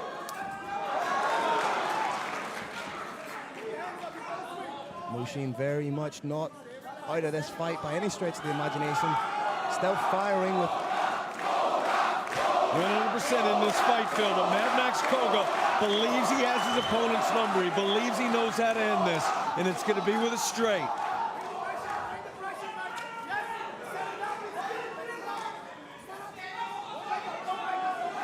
I'm so invested in this fight. I have to remind myself that I'm the commentator as well and have to do a little bit of the old talky talk, but I'm on the edge of my seat. Just either one of these fighters has the ability to shut the other's lights out. Koga fading when his opponent moves in. He's moving back. At some point, he's going to move back just a little bit, set himself down in a split second, and let that straight go. Nice shot to the body from Motion. Oh,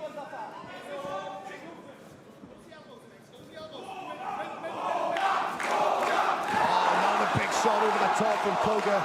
Motion unfazed. Needs to keep that rear hand high. Clinton striking of Koga is fantastic here. He's just out of distance. Nice shot to the body. He's just out of distance when Motion throws and then covers that distance beautifully, landing his own strikes. Zafar Motion showing the head movement that he needs to not eat that straight counter. And not moving that head straight forward. Motion landed one shot, but Koga is so smart with his distance management, able just to evade by a hair's breadth. Maybe a question mark kick coming up.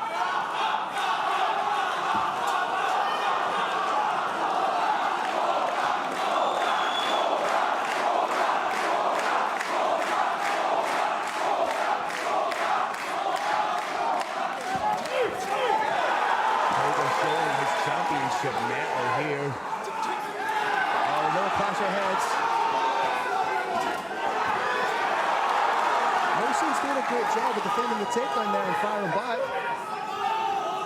Also doing a great job of everything right now, Phil. It's keeping constant head movement. It's going to be very hard to get the timing down to nail him as he moves in. Head moves up, down, side to side, forward and back. He's overcommitting to the strikes a little bit here. He's trying to find that one head or quarter to get Koga out of there. Koga seems to be acutely aware of that, so he knows that a big bomb is coming from Mohsin.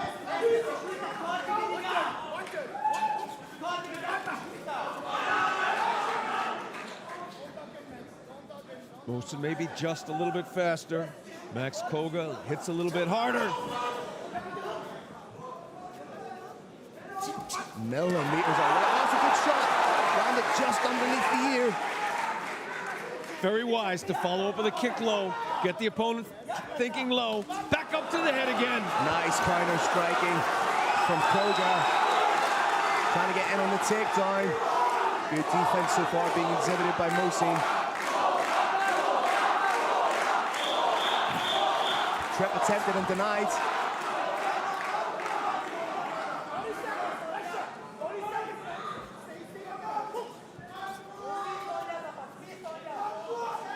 Koga just keeps going, doesn't he? He hasn't. The pace has not dropped at all since first bell. Both these fighters, Phil, are supremely conditioned.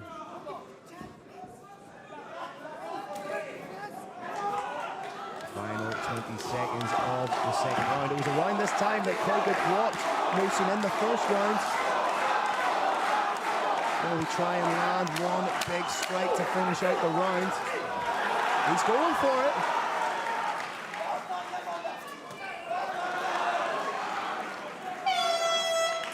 Phil Irish Thunder, I can tell you who won that round. It's the fans. One more round inside this fight.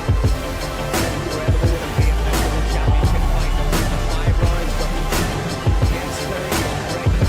Into the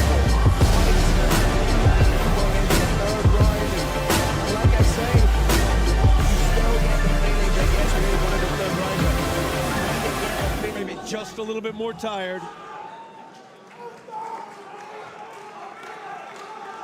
Third and final round. Both fighters primed, ready to go.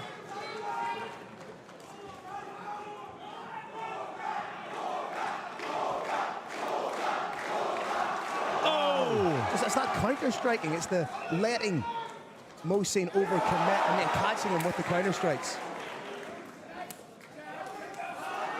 Oh, beautiful timing. Brave Nation, That's that is exquisite. timing.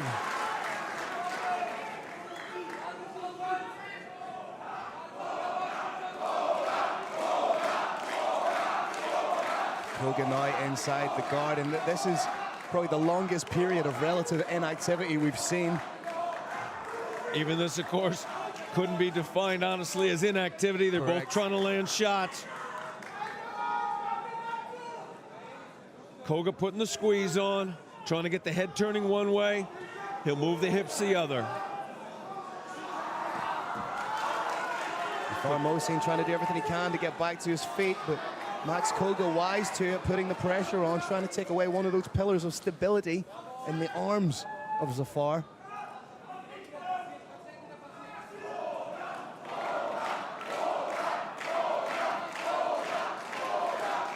Zafar's got one butterfly in. We've got a near pass now. Oh, beautiful. Back to half guard. May try and snap on a guillotine, but in doing so gets taken down.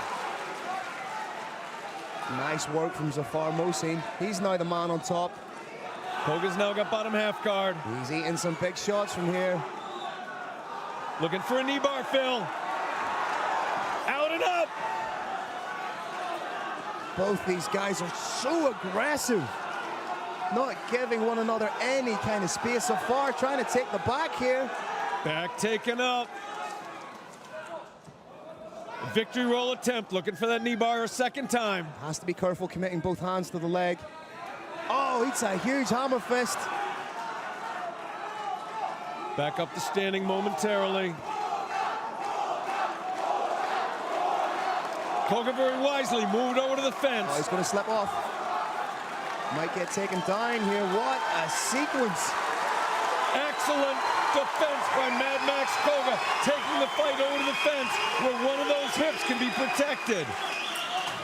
Takedown by Zafar Mohsin. Then again, Koga not resting at all, up to his knees. Mad Max moving back up. It goes elbow, knee, hand, foot up. Koga stalking. Both these fighters throwing as hard and as heavy as they did in the first round. We are definitely in the deep waters of MMA, and both these guys know how to swim. 2 minutes. Double leg attempted. Switch to a single. Good defense so far from Koga. Lands a nice knee to the midsection. Nice wizard defense, straight into a knee to the body. Headshots coming. There is not a backward step in Max Koga at all. And that's bound to be intimidating if you're Zafar. Like, you have to think, I've hit this guy with some heavy shots and he's just forward, forward, forward.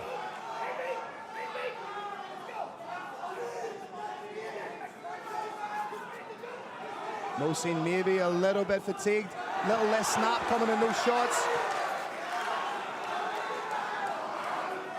Koga definitely getting his 10,000 steps in today with the amount of ground he's covering in the cage. 1 minute, Brave Nation. Either of these fighters could still throw a shot that ends it. Like that one, like that one. Oh, he's on wobbly legs. Koga landed two, one each side of the head. Steals equilibrium.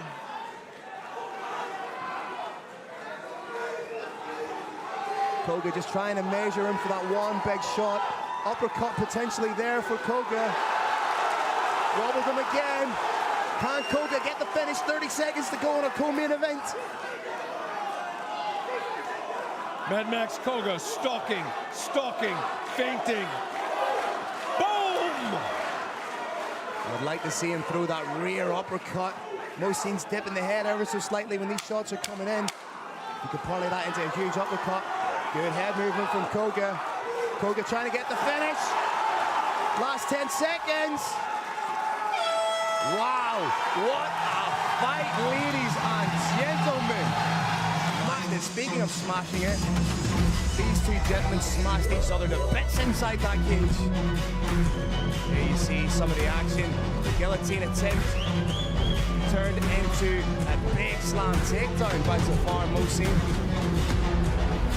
Philip, I gotta sum up my feelings of this night. I can do it in 3 words. I love Germany.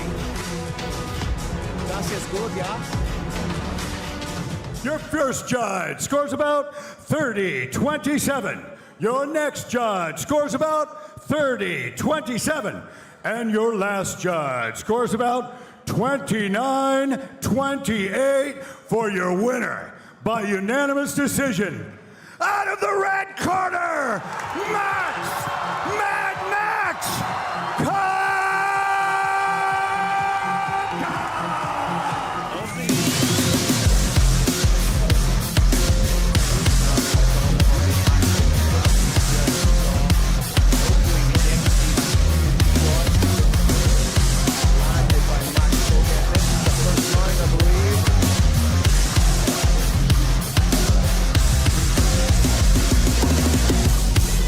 Beautiful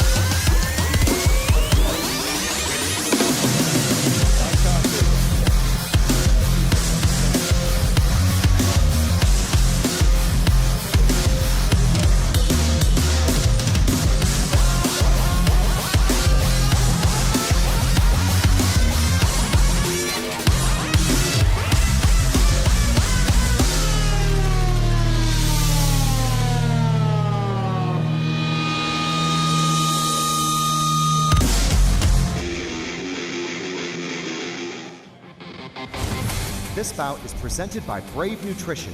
Behind the athlete, there are hours of training. Behind every hard training is Brave Nutrition.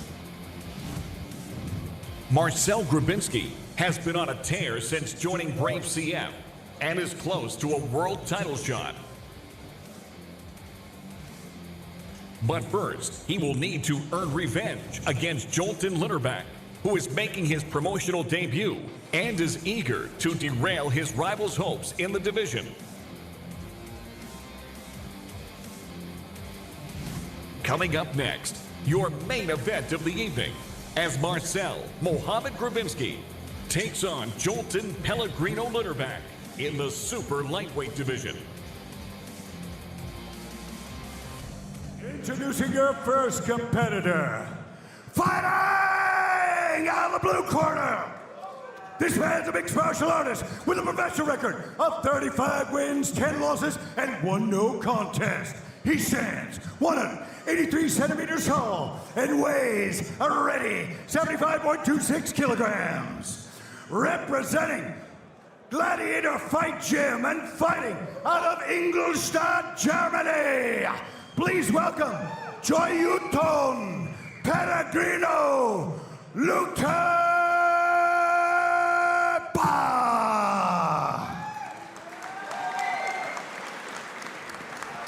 And introducing his opponent, fighting out of the red corner. This man's a mixed martial artist with a professional record of 21 wins and 6 losses. He stands 182 centimeters tall and weighs a ready 75.29 kilograms. Representing UFD Dusseldorf and fighting out of Dusseldorf, Germany. Please welcome Marcel Mohamed Grabinski.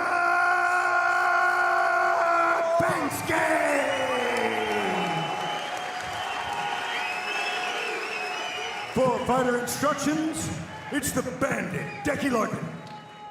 Gentlemen, you've been over the rules. Listen to my instructions all the time. If I tell you stop and break clean. Any questions? Any questions? If you want to touch gloves, let's do this. What a buzz there is in here for this main event. You see on the graphic, Grabinski elder by 2 years. Everything else is pretty much identical. We are good to go. Rematch come to fruition 5 years in the making. Both fighters completely different to who they were. Litterback's opening up with some big shots. Managed to split the guard with a nice uppercut there.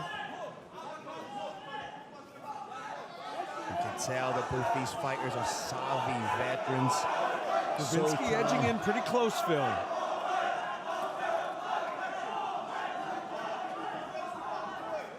Grabinski's showing he's got excellent reflexes, letting himself get closer than most fighters would or could. He's caught already, caught over the eye. Luckily, it's not going down into the eyes, just trailing down the side of the face, not an impediment to his vision.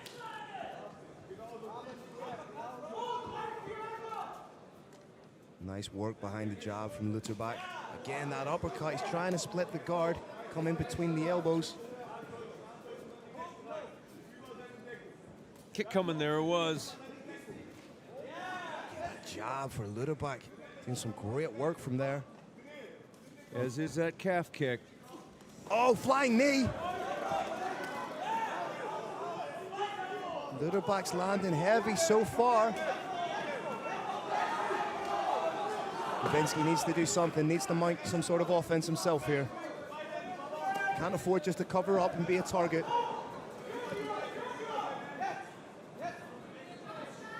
The jab's such an underutilized tool in mixed martial arts. Litterback now just measuring with that front hand, measuring. Once he makes contact, he knows where his opponent is. He dropped him. And that's what's coming. Huge hammer fist from Litterback. Short time now, Brave Nation, that's it. History has repeated itself. Jolton Litterback once again gets the victory over Marcel Grabinski, but this time he does it in incredible fashion with a beautiful stoppage.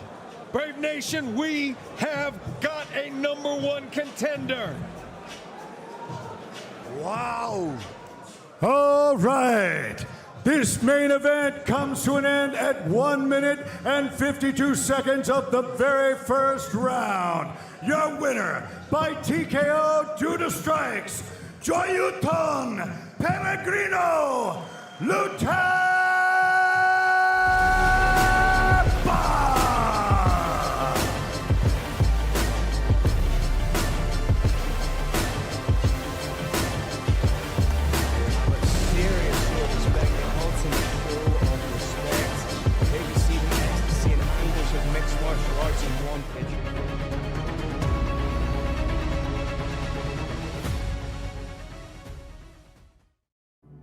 Brave Combat Federation is truly the world's #1 global mixed martial art. Stage is set, the bright lights are on, and this is Brave Combat Federation. Are you watching closely? What captures your eyes? What elevates your minds? Can you feel it?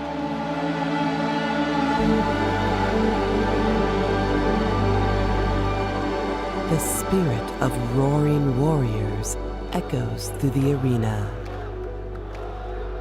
This sport is not easy. It's very difficult.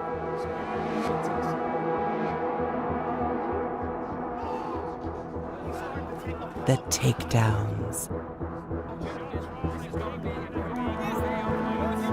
The submissions. The knockouts.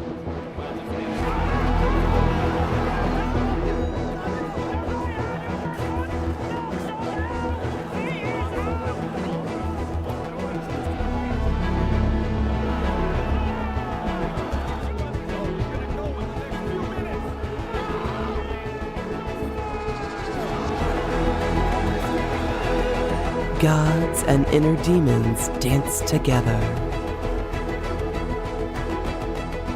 all for greatness.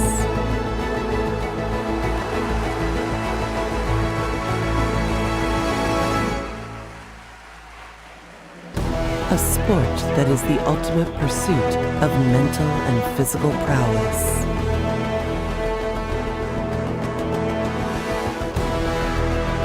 It is the tears in victories and the pain in losses that lead us to the edge of our emotions. A heroic transcendence. The grasp of this immersive experience exceeds all nerves. A captivating story that resembles a vision. To celebrate the true spirit of sport in its full glory. A heart that is of fighters, coaches, spectators, organizers, sponsors, partners. A sport that is the embodiment of your true self. And this is Brave Combat Federation. Brave Combat Federation returns to Germany for another special night in European mixed martial arts. In association with NFC, the fastest growing MMA organization in the world will once again light up the combat sports scene in the continent. Get ready for an amazing night of fights, featuring the top athletes from across the world, representing their nations in the biggest proving ground in MMA today. Don't miss the return of Brave Combat Federation to Europe. Stay tuned for Brave CF 68 in association with NFC.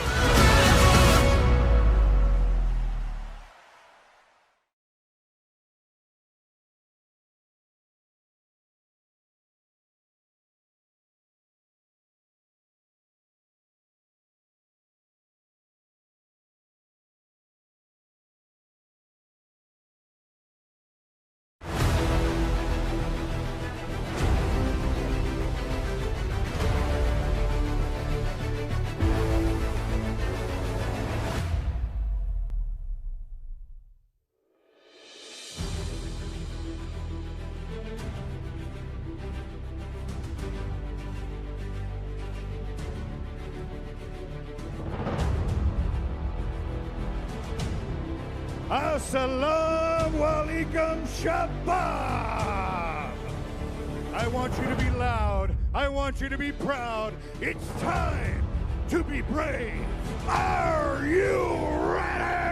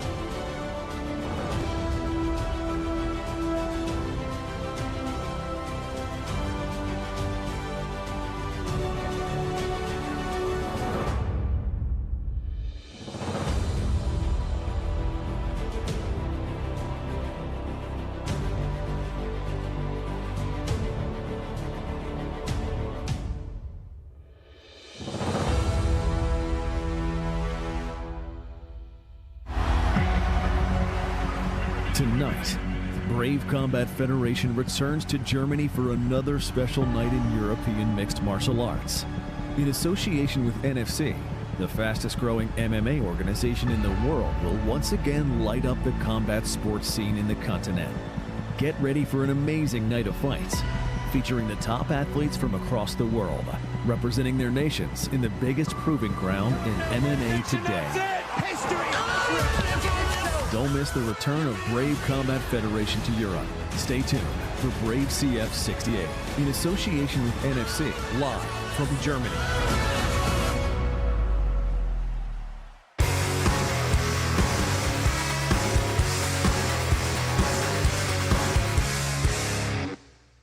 All right, Brave Nation and NFC fans, this is the Roaring Lion, Carlos Kramer, and we are live from beautiful Dusseldorf, Germany, where we bring you Brave Combat Federation 68 and NFC 11 for your enjoyment. As always, fight fans, I'm joined by Ireland's bare knuckle champion, the one and only Irish Thunder Phil Campbell, and the OG of mixed martial arts, the man who was just given a Lifetime Achievement Award by Fighters Only, Kirk Janess. Gentlemen, this is another historic night as we come back to Germany to another sold-out arena. The German fans are one of the most intelligent and passionate fans in the world. And before we begin, we have to thank, on our last show, His Royal Highness Sheikh Khalid bin Hamad Al Khalifa, the leader of Brave Combat Federation, as we set records in our 28th nation that we've had an event in, doing this in 6 years, what it took 30 years to accomplish before. Phil, getting right to our fight card and an incredible main event of the evening. Joyutan Luderbach going against Michal Kotruta, but we had some drama that went down. Explain to Brave Nation and our NFC fans. Yes, Carlos, before I start breaking down this fight, I have to make it clear that unfortunately, Joyutan Luderbach did not make weight. He was 100 grams off, which means that he cannot win the belt if he wins the fight. Michal Kotruta can win the belt as he made championship weight. Incredibly disappointing, but I still think the fans are in for a genuinely incredible fight. There are a number of variables to break down. If you're looking at Joyutan Luderbach, 36 wins as a professional. 26 of those wins coming by way of finish. 22 of those finishes coming in the very first round. He is a black belt in BJJ, a black belt in judo, a black belt in luta livre. So on the face of things, you're looking at Joyutan thinking, well, he must predominantly be a grappler. You would be wrong. Why? Because he is a striking aficionado. His last fight wasn't even in MMA. It was in Glory Kickboxing. He defeated his opponent in just 38 seconds. 10-1 as a professional K1 fighter. Incredible striking. We also saw that in his last fight against Marcel Grabinski in Bonn, Germany. His hands looked absolutely fantastic. An incredibly dangerous fighter. Now, Carrick, we're getting back to Luderbach, an incredible warrior that just keeps busy. I was talking to him in the lobby of the hotel saying he fought last month. He goes, I try to fight every month. Doesn't matter what it is. And that testifies to the evolution of the mixed martial artists of today. It sure does. This fight is one man versus another man with a world championship at least partly on the line. But it is more than that. There are levels to this fight. Mixed martial arts was born from Brazilian Jiu-Jitsu, from the Japanese martial art as evolved and refined in Brazil. But now, many, many people say that the most dominant art in the sport is Russian Sambo. And Luderbach has something to say about that. What he's got to say is, not tonight. Tonight, Brazilian martial arts will reign supreme. Tonight, Jiu-Jitsu will reign supreme. Tonight, Luta Livre will reign supreme. Absolute evolution of the game in all areas. Now, Phil, his opponent, Michal Kotruta, is unbelievable. His record as well, 14-2 coming in. An amazing man that's going to be giving the biggest test of Luderbach's career. As you rightly say, Carlos, Michal Kotruta is coming in 14-2 as a professional. 11 of his wins by way of finish. He had an absolute fantastic fight at Brave 57 when he took out the former lightweight champion Luan Miao Santiago in the very first round with a head-arm triangle. This is a man who medaled at the World Combat Sambo Games. This is a really interesting complexion for me. You have that divisiveness of Sambo versus Brazilian Jiu-Jitsu, and you also have the X factor of potentially Eldar Eldarov waiting in the wings for whoever wins this bout. Oh, wouldn't that be amazing?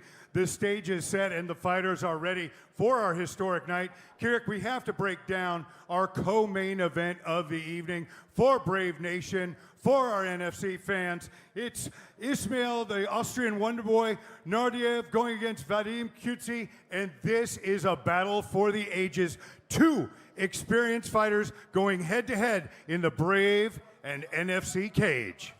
Brave Nation, the single greatest determining factor for success in mixed martial arts is a streak.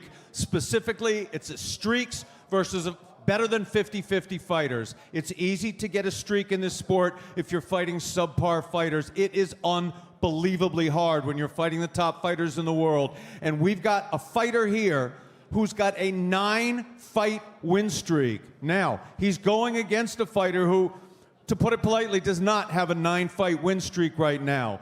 However, I still have my money on the Austrian Wonder Boy. Phil and I may have a little bit of a disagreement about that. Phil, take it away. Now, people don't forget that the Austrian Wonder Boy is only 25 years old with 28 pro fights behind him. Already loads of experience going against this. I'm not saying we're having a disagreement. I'm saying I don't think Vadim Kutsi is being given the credit he deserves. 16-1 as a professional. He is not a one-time. He is not a two-time. He is a three-time European champion in pancration. 16 wins as a professional. And at 31 years old, I really feel that he is at the apex of where he should be as a mixed martial artist. What Ismail Nordiev cannot afford to do is take Vadim Kutsi lightly. We've seen Vadim walking around the hotel during fight week, and he looks huge. But Ismail Nordiev, to his credit, is still confident, and he looks pretty big as well. For the first time in his career, I believe he had to cut a substantial amount of weight to make the super welterweight limit. But this really is putting it bluntly, this is a fight that Ismail Nordiev needs to win for divisional relevance. And I believe if he goes in with the right attitude, Kutsi brings his best, we could be looking at a potential fight of the night, Carlos. There's so many fights that could be the fight of the night, Kirik, in this card. We've got to talk about another barn burner, another electric bout inside the cage, and that's Hussein Karimagomedov versus Akshin Bababayev. I mean, this is going to be an absolute battle for all of Brave Nation to enjoy, and they are both out for redemption. 100%. And this Brave Nation was a fight very long delayed. We have the best matchmaking team in the sport. They didn't put this fight together. These two fighters got bitter on Twitter. The fans got behind it, and so it was on. But at the last minute, the fight was delayed, canceled, moved forward to another event, ended via low kick, and now, finally, at last, it's here. Talk a little bit, Phil, about Lamont Boers and what he brings to the table. I mean, this man is just on an incredible roll. He's 9-1 as a professional, but don't forget, this young man was 18-0 as an amateur. So he has had an incredible long record and only one loss inside the cage. Yeah, as an amateur, he was a European champion, but let's look at that record of Hussein Karimagomedov a little bit. 9-1-1. 8 of those wins coming by way of finish, 6 in the very first round. He is still only 22 years of age. He is a wrestling machine. This is a young man, when he began wrestling in his native Chechnya, he was kicked out of the wrestling room more than a few times for fighting in the wrestling room. So he was studying mixed martial arts before he was even aware of the sport. But as you alluded to, Kirik, the drama of this fight is interesting. Back at Brave 57 in March of this year in the beautiful, magnificent kingdom of Bahrain, Hussein Karimagomedov squared off against Akshin Bababayev. Hussein threw a kick, it landed right on the cup. The fight ended in no contest as Akshan wasn't able to continue.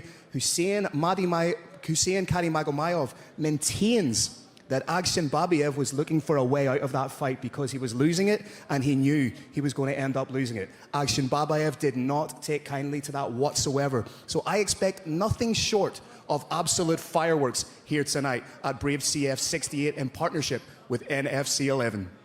Kirik, we have to take a moment to thank our German hosts, NFC 11 going on tonight. It is just an incredible, electric atmosphere in Dusseldorf, Germany. Everyone is so passionate about mixed martial arts here, so intelligent about mixed martial arts here. We saw the amateur bouts last night, 22 incredible amateur fights, and what a feeding ground, Kirik, to the professional ranks.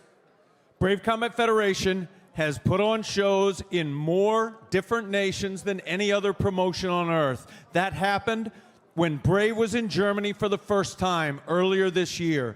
I've had the blessed opportunity to call fights in dozens of different countries. We've seen passionate fans to the point of rioting. We've seen brilliant fans. We've seen polite fans. There is no nation with a better combination of intelligence about the sport, experience in the sport, and outstanding passion than the fans right here in Germany. Ireland. There we go, little point, counterpoint going off. Friendly rivalries going on inside the cage. We are so looking forward to this night, bringing the thunder, closing out our historic 2022. And gentlemen, we have to talk about another fight on this stacked card tonight. Axel Sola from KHK Team Bahrain going against Mateus Miranda, who is an absolute jiu-jitsu wizard. Phil, give me your thoughts on that fight. First thing I want to say is, I hate Axel Sola, and I'm going to tell you why. Not only is he ridiculously handsome, not only is he ridiculously intelligent, not only can he play the piano, not only is he an accomplished mixed martial artist, but he is the real deal. Coming in undefeated, he has, every time we see him inside the cage, we see evolution. We see something new in his game. His boxing is genuinely fantastic. As a southpaw myself, to see somebody perform that way with the head movement, the accuracy of the shot, implementing the jab, absolutely incredible. I just want to reiterate that I don't actually hate Axel Sola in case he hears this and comes looking for me. I'm a huge fan. Axel Sola not only is all that, but he looks like one of the Jonas Brothers when you see him. He is an incredible man. Kirik, tell us a little bit about his training with KHK Team Bahrain and the advantage that it gives him every time he steps into the cage. It is one of the world's greatest teams, but I'm going to spin this question. I'm going to talk about Mateus for a very simple reason. It's the fight I am most looking forward to. It's one of the fights I'm most looking forward to because what does Brave Combat Federation do? Find the greatest unknown talent on the planet and bring it to a global audience. I have been told through back channels that Mateus will show arguably the best jiu-jitsu ever seen in mixed martial arts, and he promises a first round tap out.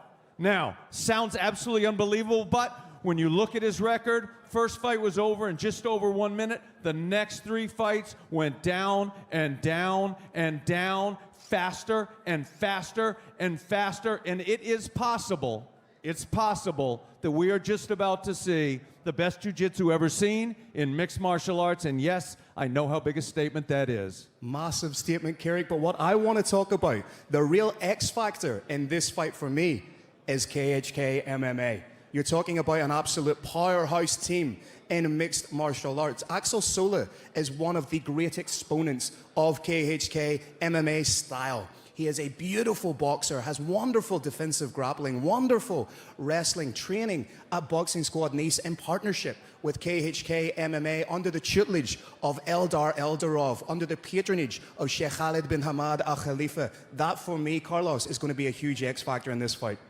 Now, Kirik, when we talk about KHK Team Bahrain, His Highness and the Haq Shahid started this literally 7 years ago to have a squad that's built up to 600 members with the best grapplers, the best strikers from all over the world. And we do have to give head coach Eldar Eldarov his due for an incredible victory the other night with literally one arm. Absolutely. I do want to tell the origin story of KHK MMA, which I came across completely at random. I was sitting in Pakistan having lunch or breakfast, I forget what meal, with a young man. He was a fighter. I said, how'd you get started in fighting? He said, well, I was training in a gym and I was a garbage man. There was another guy in the gym there. I said, what do you do? I said, I'm a garbage man. The guy said, that's got to be a little bit hard to work all day as a garbage man and then go train at night. And he said, yeah, it is. The man he was speaking to was Sheikh Khalid.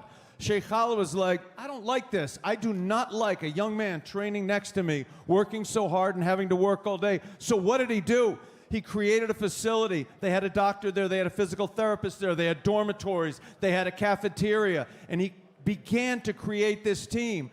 And then, once he had a team created, he started looking outwards at promotions that he could put his fighters in, and he didn't like what he saw for very good reason, because mixed martial arts is usually done as a spectacle rather than as a sport. And so Sheikh Khalid bin Hamad Al Khalifa determined to change the course of history. He determined to lift mixed martial arts up where it belongs, and he's doing it right here. KHK Team Bahrain continues to make its mark, Phil, all around the world. And people that think that this is an exclusive team only are mistaken, because they welcome anyone from anywhere, any country to train absolutely free. They don't charge you. They provide the facilities, the food, everything. If you've got the will, Phil, they will deliver all they can for you. It's fantastic to see. It's essentially an open door policy at KHK MMA. Not only do you get to train under the great Eldar Eldarov, but you also get to train with the Bahrain national boxing team, the judo team, the jiu-jitsu team. If you cannot come out of Team KHK MMA a better fighter than when you went in, that is upon you and your lack of desire, your lack of intensity, your lack of will, because it is near inevitable that you will get better. A rising tide lifts all ships, and the water's warm at KHK. KHK Team Bahrain with a couple, not a couple, but many superstars, Kirik. Francis Ngannou, Habib Nurmagomedov, Jose Shorty Torres, Frankie Edgar, and the list just goes on and on with the talent that has risen from KHK Team Bahrain. I do want to talk about something very, very specific that's available there, and I'm speaking right now not simply to Brave Nation, but to all the professional fighters out there in the entire sport. It's widely agreed that the single best base for MMA is wrestling, that allows you to determine where the fight takes place. But the best form of wrestling in the world right now, the most evolved, the most advanced, is Dagestani wrestling, and there is nowhere better on the planet that you could, I'm talking right now to you, if you're a professional fighter, there is nowhere better on the planet than to learn Dagestani wrestling than right there in Team Bahrain. All right, ladies and gentlemen of Brave Nation and NFC 11, we have an incredible night of fights for you tonight from Dusseldorf, Germany, our brothers and sisters over here making our final show of 2022 not only incredible, but historic once again. I'm the Roaring Lion, Carlos Kramer, along with Phil Campbell and Kirik Janess. Stay tuned. Enjoy the show. Are you ready?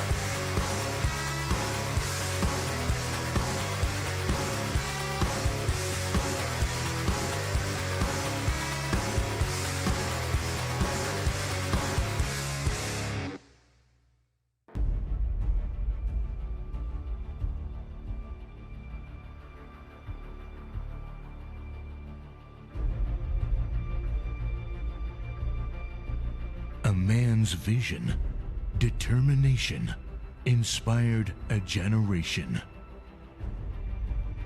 It gave a new dream for the youth of his homeland. It created a groundbreaking revolution in the sports. When a vision is strongest, nothing can stop its far-reaching impact.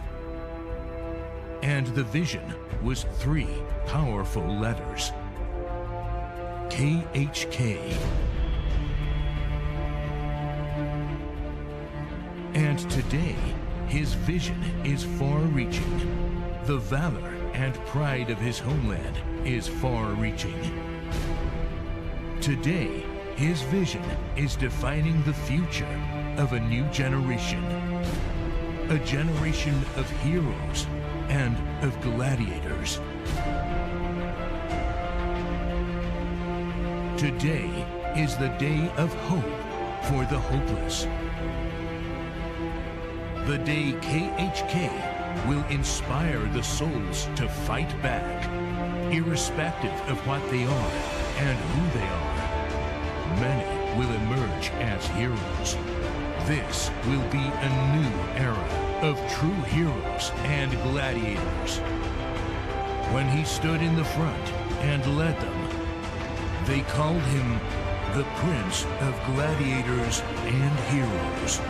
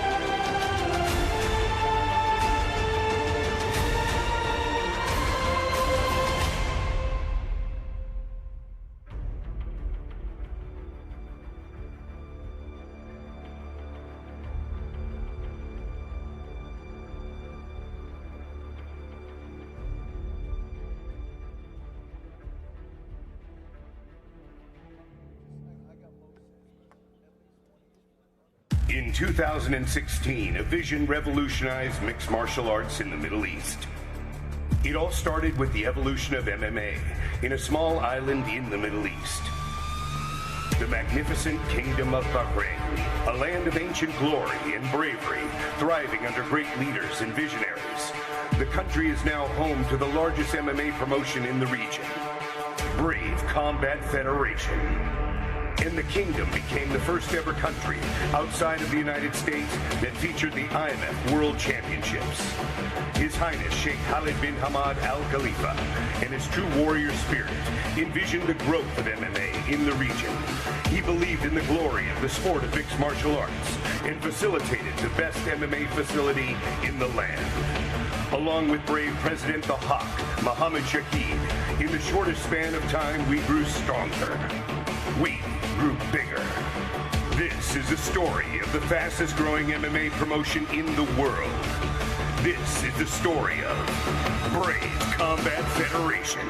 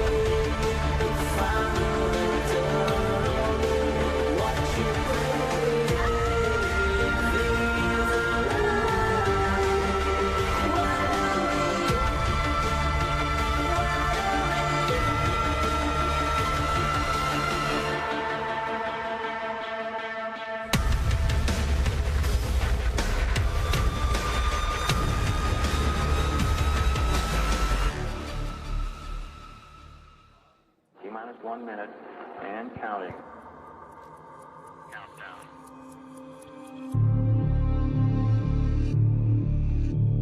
T-minus 50 seconds. As we pass the T-minus 50 second mark, the power transfer takes place. First stage, second stage, third stage. 40 seconds and counting. T-minus 37 seconds, and our count continues to go well. Good. minus 30. T-minus 25 seconds and counting. T-minus 20 seconds. T-minus 20 seconds and counting. 17 seconds and counting. 15, 14, 12, 11, 10, 9, 8. Ignition sequence start. 5, 4, 3, 2, 1.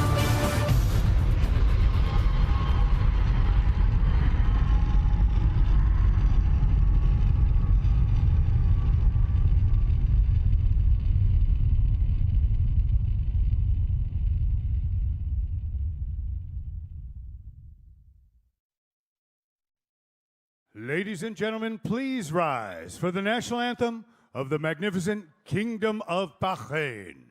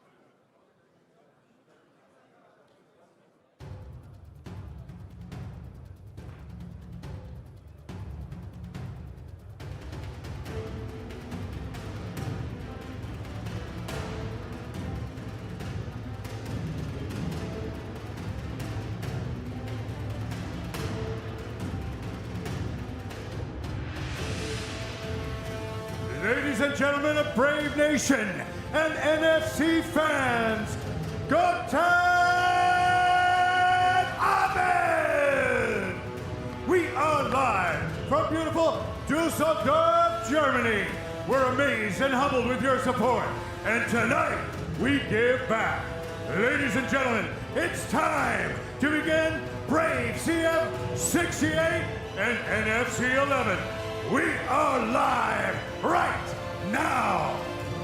Before we begin, I'd like to thank our leader, His Highness Sheikh Khalid bin Ahmad Al Khalifa. Through his vision, we've been able to go around the globe, changing the landscape of mixed martial arts and bringing the world together through the magic of sport. Also, a huge thank you to all the efforts made by Brave CF President, the Hawk, Mohammed Shahid, the man that tirelessly carries out His Highness's vision around the world. Ladies and gentlemen, before we begin, I have one question for you, and one question only. For all those watching in beautiful Düsseldorf, Germany, and the millions watching around the world, Brave Nation and NFC fans, are you ready?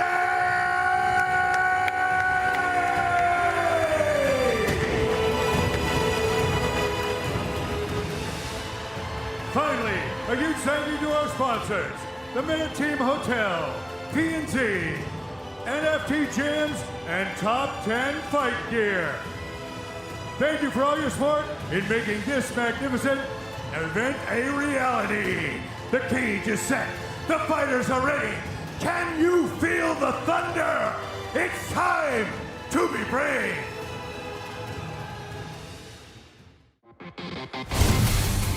This bout is brought to you by Brave Gym. Training for mind, body, and spirit.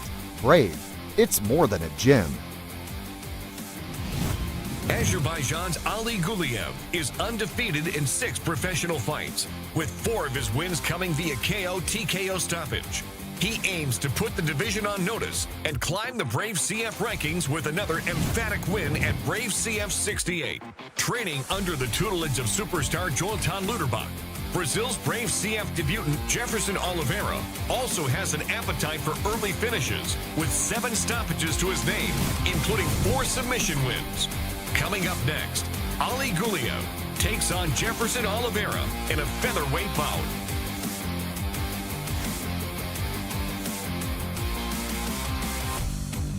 Let's move on with our historic show as we have our first fight on tap.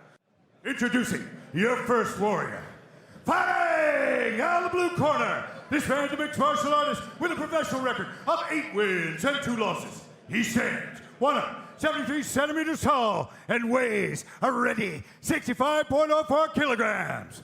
Representing Gladiator Fight Gym and fighting out of Brazil, please welcome Jefferson Jerry Oliveira.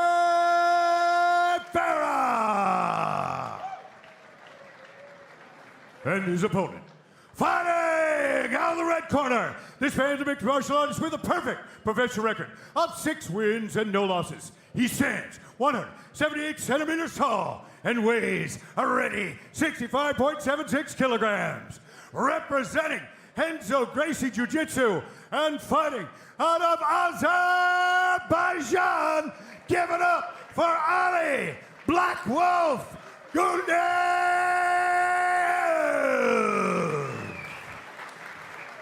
Your referee in charge is Philip Newman.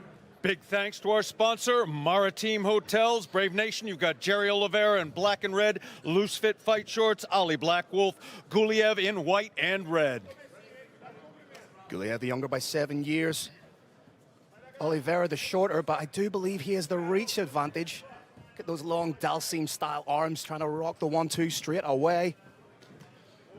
More so on the gloves, but he's dropping the lead hand when he throws and tries to retract. But he's landing with it. Guliev stalking and getting clipped as he moves in. He needs to rely a little bit more on his distance management. Oliveira overreaching a little bit. That back foot's coming up. This is dangerous. If he lands with it, he knocks him out. If he doesn't, he's wide open for a counter kick. Oliveira now the one stalking. The accuracy from Guliev is the difference maker, and he's wobbled him. Wobbled him right away. Shots to the head like that, about 5 seconds. Your head's clear. It's clear now. Oliveira is wide open for a straight shot right down the middle after he train tracks his own right hand. Potential for a big uppercut from Guliev if he spots it as well. Guliev doing a great job now of just anticipating, throwing feints, changing levels. But there's that counter, beautiful work. Now working in the kicks. This is great work from Guliev in the opening round. Oliveira shifting his weight back slightly. Once the weight is more than 50% on the back leg, unless you're in the Karate Kid movie, it's very, very hard to attack. This is not a good posture for him. And there's the inevitable takedown from the jiu-jitsu black belt. But Guliev working for an armbar. This would be absolutely huge. Scramble up, foot caught. Could work looking for a triangle now. Oh, cheeky little fence grab. Guard pass coming.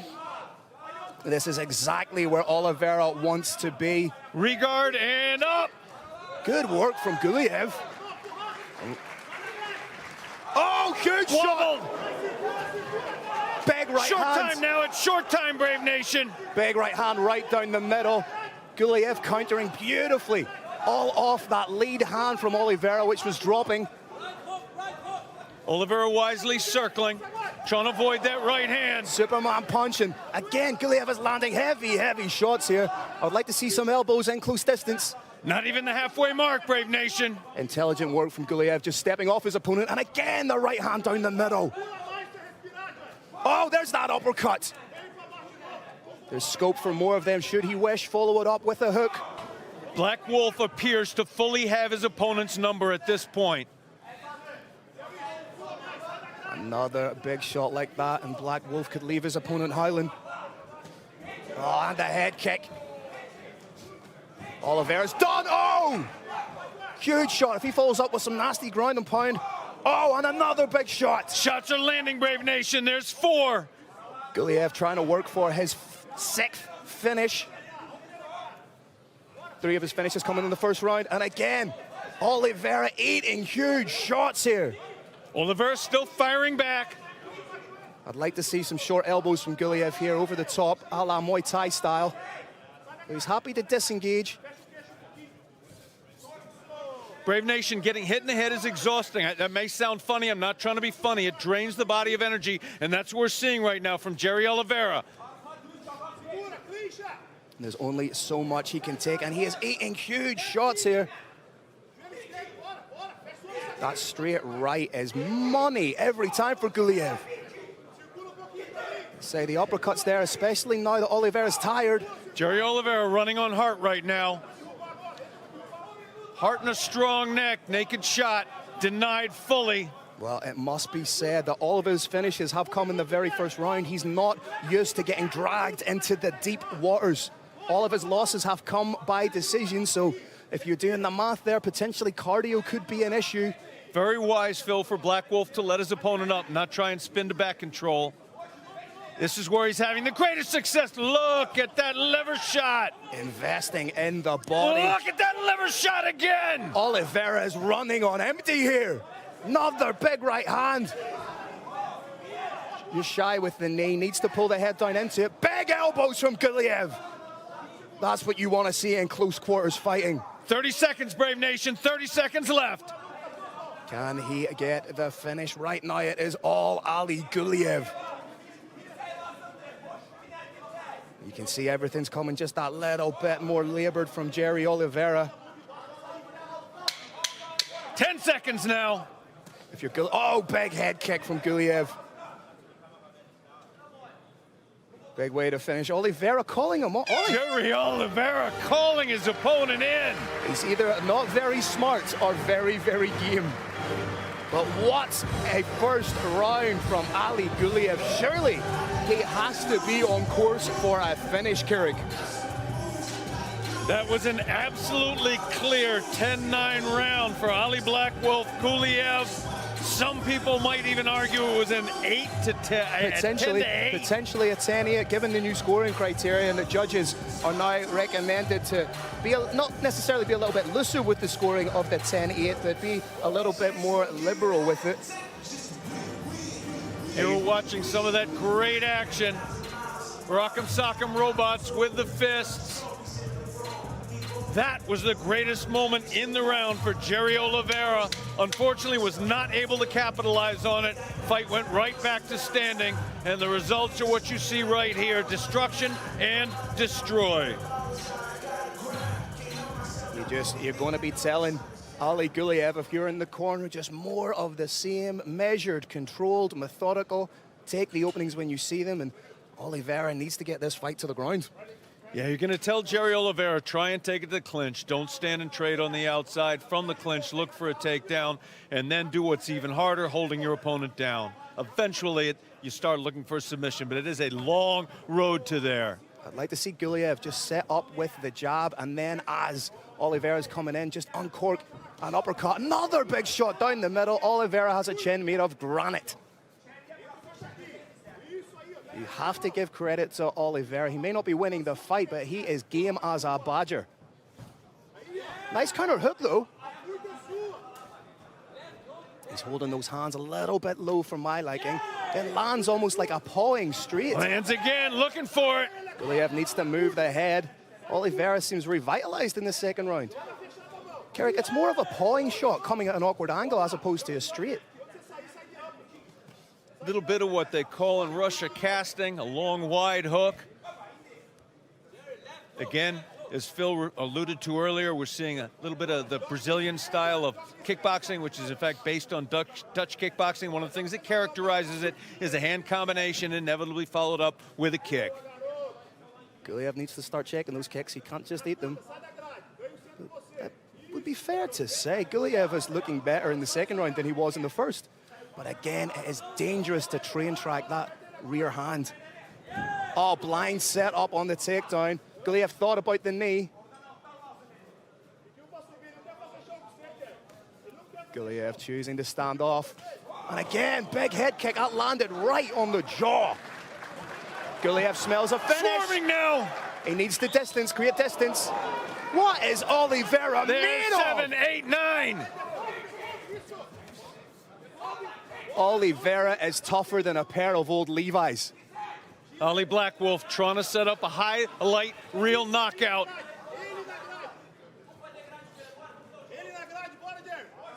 Guliev must be thinking to himself, what do I need to get this man out of here? Working the body and the head. Oh, huge ground and pound now from Guliev. Now you wonder, does Oliveira have enough left in the tank that he can show some of that jiu-jitsu?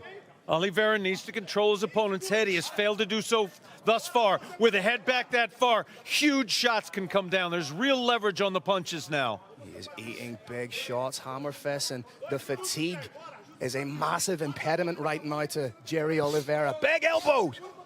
A little bit of a knee shield in place, but it is not enough to stop the attack of Black Wolf. Past the side control from Guliev. May look for the mount here. Guliev slowly, methodically trying to work. Guliev landing big shots. Trying to hook the leg, almost has that quarter guard.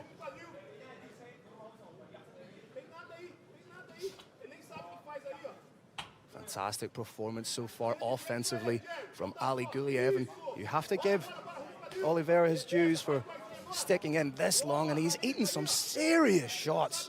Wasn't just sticking in there in the beginning of the round. I thought he was winning it for about the first 2 minutes, but now he clearly is not. As a wise man once said, he was winning it until he wasn't. Indeed, Phil, indeed. Beautiful work, Carrick Janess. Oh, look at the trajectory of those shots. This is bad, Phil. This is bad. Referee taking a long, hard look We've at got this. danger here. Over a minute left for Guliev, and he is turning. There is no intelligent defense that I'm seeing. It's over. That is it. Ali Guliev with the 7th win in his professional mixed martial arts career. The 6th by way of finish. What a performance for this young fighter. Boom, boom, boom. Big win for Black Wolf. Ali Guliev. I want to see that finish back. Those hellacious hammer fists and elbows cutting through the guard of Oliveira. Azerbaijan in the hunt. Fantastic night for Azerbaijan. And as always, huge respect from here for Jerry Oliveira.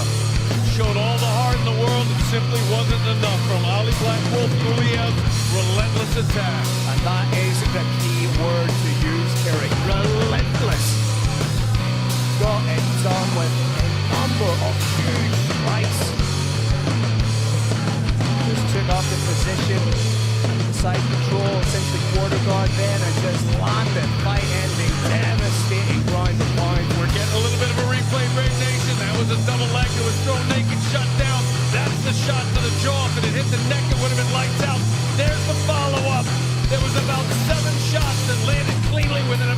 seconds, and this is not the beginning of the end. This appears to be the end of the end. Beautiful work. Referee steps in. Oliveira bumped his knee straight away, but those shots were getting through, and we have a fantastic finish. Let's throw it up to Carlos Kramer for the official decision. All right, what a way to start our Brave CF 68 NFC 11 night. This bout comes to an end at 3 minutes and 55 seconds of the second round. Your winner by TKO due to strikes, Ali Black Wolf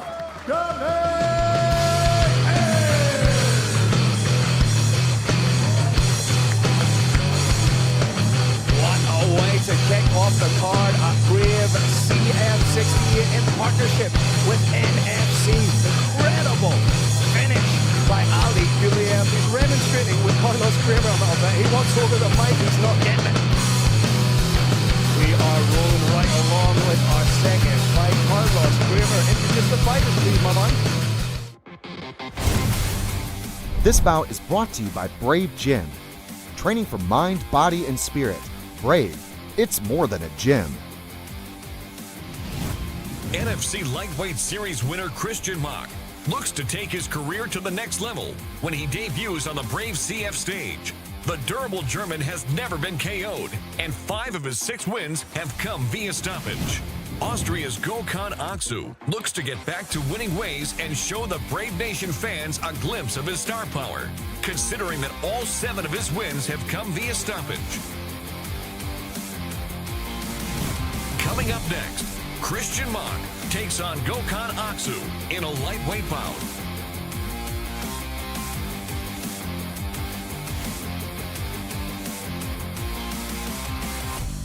All right, everyone, let's bring our next combatants into the Brave CF 68 NFC 11 cage. Here we go, Brave Nation and NFC fans. This next bout is 3 5-minute rounds in the lightweight division. Introducing your first warrior. Fighting out of the blue corner, this man is a mixed martial artist with a professional record of 7 wins, 6 losses, and 1 draw. He stands 173 centimeters tall and weighs already 70.78 kilograms.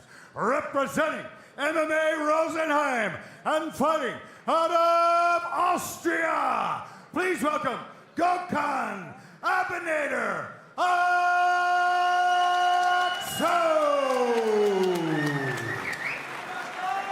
And his opponent, fighting out of the red corner, this man is a mixed martial artist with a professional record of 6 wins and 3 losses. He stands 180 centimeters tall and weighs already 70.14 kilograms.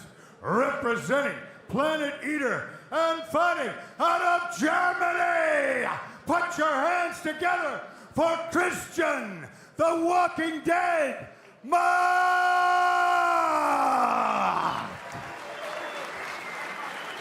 Your referee is Jan Vabornik.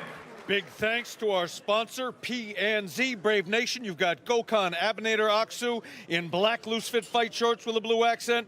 Christian, the Walking Dead Mock, in black shorts with a red accent.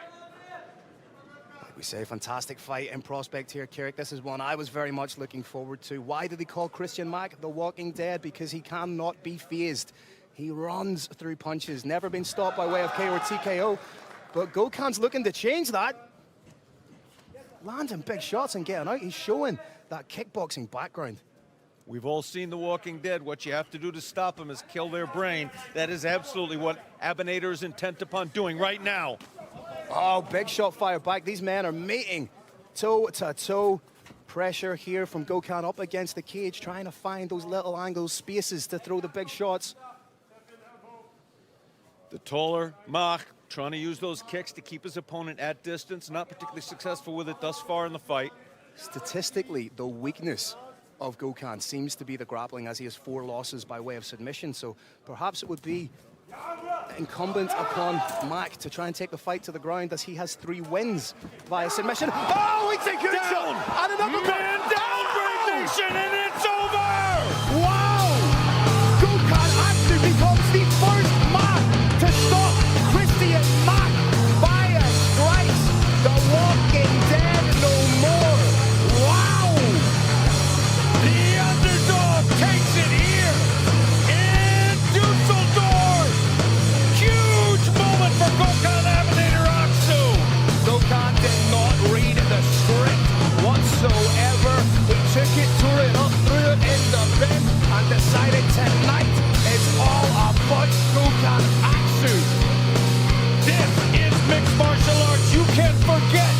conventional wisdom, because anything can happen in the mixed martial arts cage, and it does.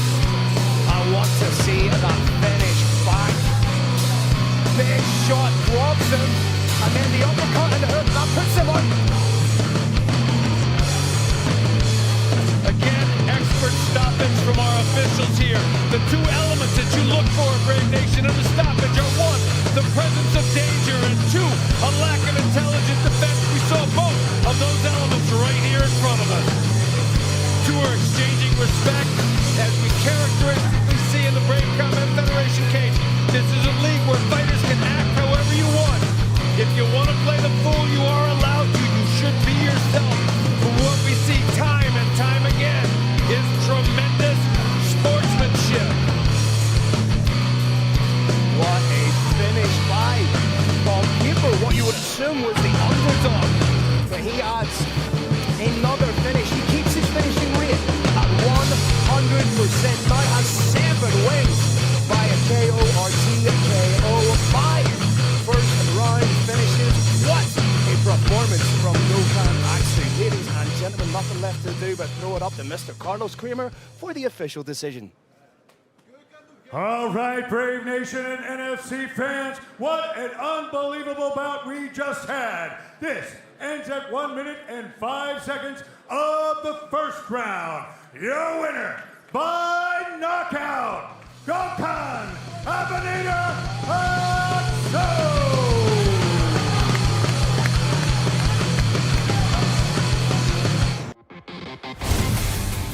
This bout is brought to you by Brave Gym. Training for mind, body, and spirit. Brave, it's more than a gym. Germany's Julian Pennant successfully returned to the MMA cage in July for the first time in 2 years and looks to end 2022 on a high when he steps on to the fastest growing MMA promotion platform. Alexander Jukic is not one for working overtime. The German is riding a 3-fight win streak, with his last 2 victories coming via first-round stoppages. Coming up next, Julian Pennant takes on Alexander Jukic in a middleweight bout.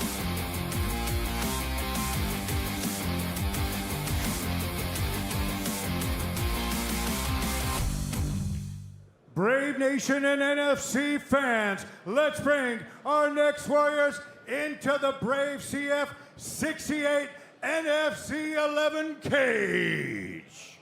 Brave Nation and NFC fans, this next battle is 3 5-minute rounds in the middleweight division.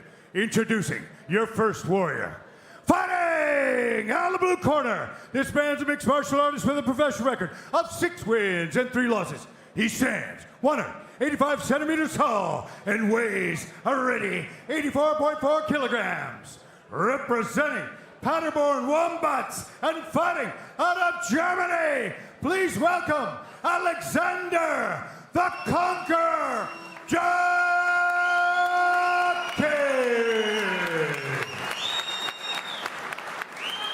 And his opponent, fighting out of the red corner, this man's a mixed martial artist with a professional record of 5 wins and 2 losses. He stands 183 centimeters tall and weighs a ready 83.96 kilograms. Representing Spitfire Gym and fighting out of Berlin, Germany, put your hands together for Julian Pennant.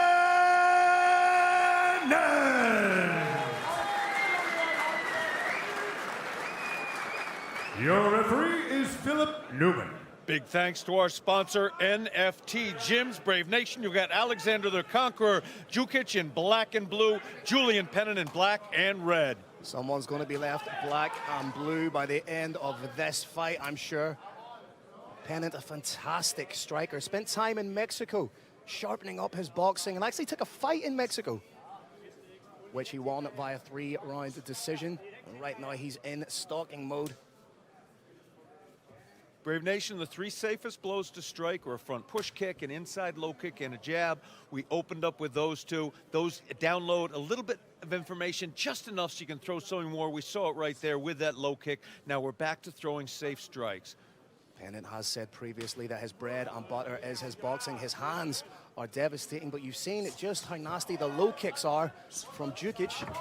Pennant in on the takedown, being well defended so far from Djukic.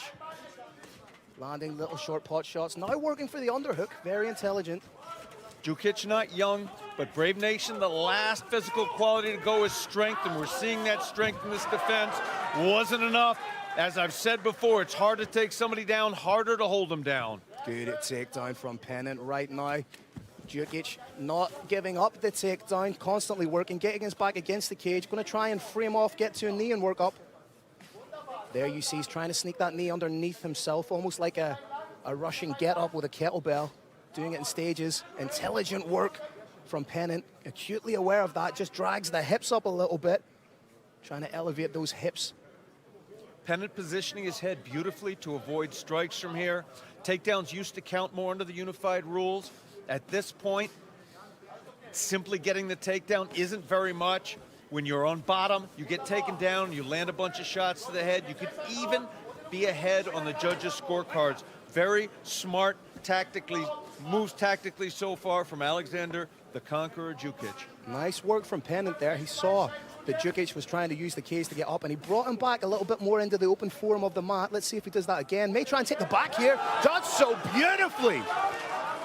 We got two hooks in. Right now flattening out Djukic. May try and land some big ground and pound, trying to sneak his own hands underneath to get that Dagestani handcuff to try and flatten out, but didn't get it. A little bit too high to get maximum hip pressure. Nice work from Djukic trying to grab the back of the head, but as you say, tiny bit high, trying to punch his hand through for the rear naked choke.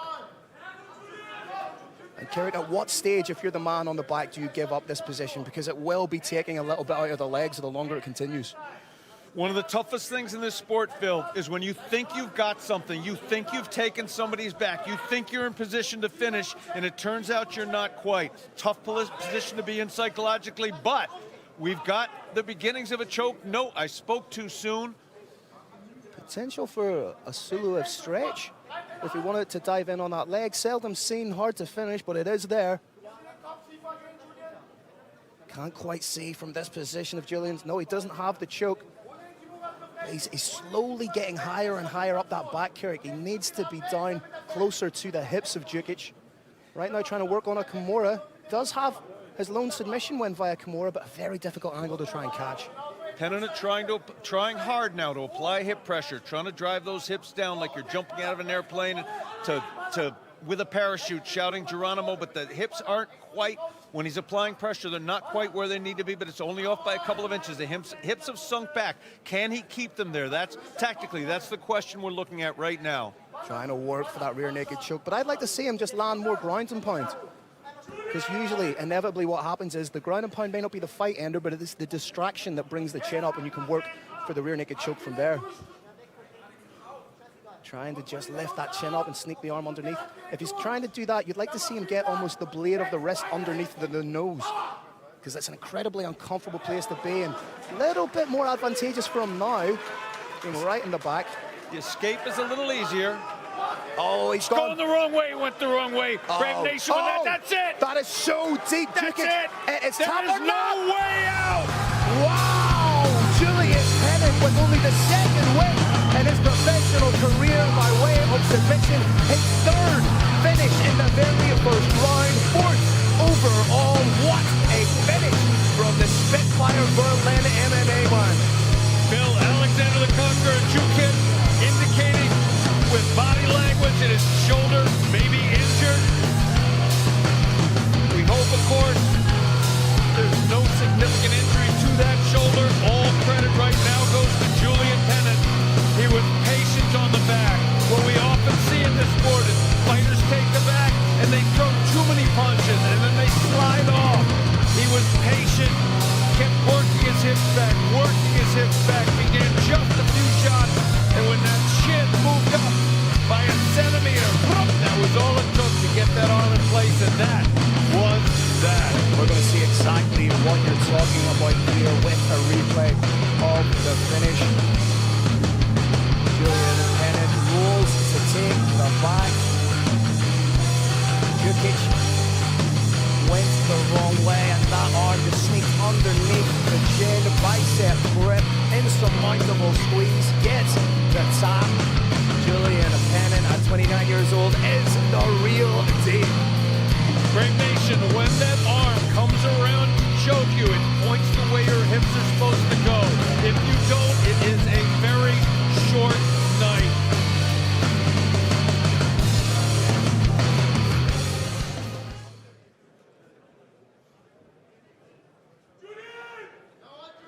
All right, Brave Nation and NFC fans, another explosive battle inside the cage. Your winner at 4 minutes and 21 seconds of the first round by rear naked choke, Julian Hanekom.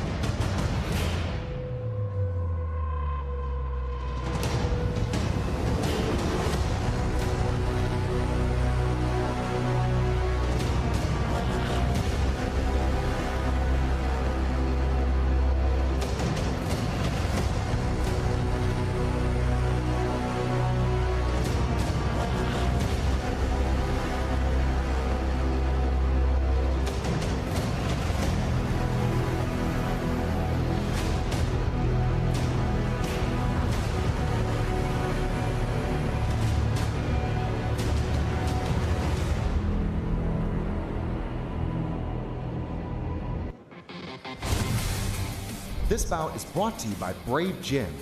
Training for mind, body, and spirit. Brave, it's more than a gym. France's former pound-for-pound #1 amateur fighter, Axel Sola, looks to take one step closer to a Brave CF title shot, following 4 wins in 4 Brave CF fights.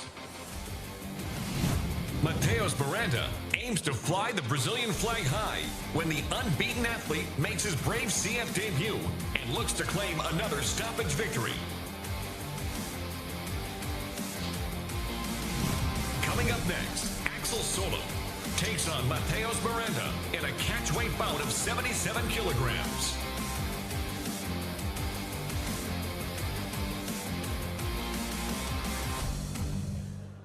All right, let's continue our historic Brave CF 68 NFC 11 night as our main card starts now. Here we go, Brave Nation and NFC fans. This bout is 3 5-minute rounds in a catchweight bout of 77 kilograms. Introducing your first warrior. Fighting out of the blue corner, this man's a mixed martial artist with a perfect professional record of 4 wins and no losses. He stands 180 centimeters tall and weighs a ready 76.96 kilograms. Representing Gladiator Fight Gym and fighting out of Brazil, please welcome Mateus Miranda.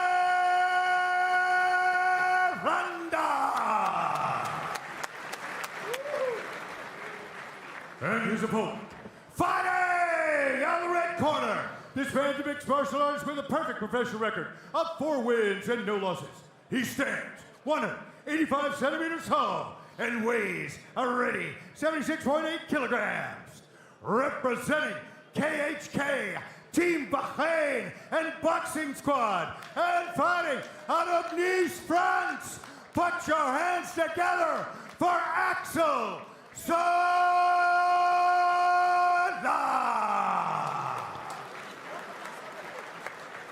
Your referee is Gert Richter. Big thanks to our sponsor, Top 10 Fight Gear, a brand I have adored for decades. Brave Nation, you've got Mateus Miranda in black and red, Axel Sola from KHK MMA in black. Real interesting fight in progress here. Miranda, fantastic jiu-jitsu fighter, fantastic exponent of the art. May try and take Axel down right from the get-go because Axel has incredible boxing out of that southpaw stance. You can see he's very light on the feet. Miranda a little bit more stoic in his approach right from the get-go. Touch of gloves, and we are away. Look for Sola to use the jab to devastating effect, and looks the much bigger man in there. Phil, if you put Mateusz's fights on a graph, it's 108, 59, 46, then 35 seconds. Nice kick to the body. Oh, huge kick. Beautiful timing on it from Axel Sola. Sola just so calm in there. You forget that this is only his 5th professional bout. Same goes for Miranda, who's diving on a leg without setting it up. How good is the takedown defense of Sola? Finds himself taken down. Phil, the takedown defense of Alex Sola is brilliant. We're seeing something even better, though. The jiu-jitsu of Miranda, trying to get that first round finish. How good is the submission defense of Axel Sola? Brilliant. And this is usually around the time that statistically Miranda finishes his fights, trying to work to get that second hook in. Brave Nation, Axel Sola is trying to stop Miranda's left foot from getting in the hip. He completely shut it down. Miranda now transitioning potentially to a leg lock. That too completely shut down. Great work from Axel Sola. The awareness, the acuteness he is showing there. And he may just be sneaking his way. Maybe looking for a Darce choke. What a feather in his cap this would be. Good work from Miranda to get up, but may eat some shots here. Free him off elbow potentially for Axel Sola if he wants it. Miranda looking for a back take. Another big takedown, landing right into side control, and this is very dangerous territory for Axel Sola. Needs to dig in for the underhook and try to work back for guard, turn into his opponent, get on the hip, try and work, maybe even get the half guard back. Miranda very wisely not hanging on to any submission attempt for too long. Looks for one, doesn't work, looks for something else. I think he's trying to work for a Kimura here. Looking for a Kimura right here. Trying to step over the head, isolate the arm. Decides to let it go. Knee on belly, right through to almost. In the quarter guard now, half guard, knee shield in place from bottom. Oh, he's leg lock attempt. We've got the forearm in on the heel. Oh, he's trying to take that home, but he slips out, and now he's going to get punished for it by Axel Sola. Roll to the knee bar. Victory roll, looking for the knee bar now. Doesn't quite have it flush. May look. Looking for an inside heel hook now. Almost has the heel and the arm. Thought he may have transitioned to an omoplata there. Does not. Toe hold, looking for the. Going back to the heel hook. This is dangerous, dangerous territory, and Axel Sola needs to be very, very careful here. Can't just rip the leg out, or he could do himself some serious damage. Needs to keep everything as compacted as he can so he doesn't let Miranda extend the hips fully and get the submission. And right now, Axel Sola making things a little bit more even with some big shots. Axel Sola showing brilliant submission defense there. What Mateusz did so much that impressed me, Phil, wasn't how hard he went for any single submission, it was how well he transitioned. It must be said, this is the longest that Miranda has spent in the cage in one singular outing. This actually, I believe, is longer than the time he spent in the cage in the accumulation of his 4 fights. The accumulated time in the cage was 3:28, and we are now just coming up to surpass it. Just about to surpass it. Nice work from Axel Sola, just coming up underneath the arm. These don't need to be concussive shots, but they need it to be a cumulative damage.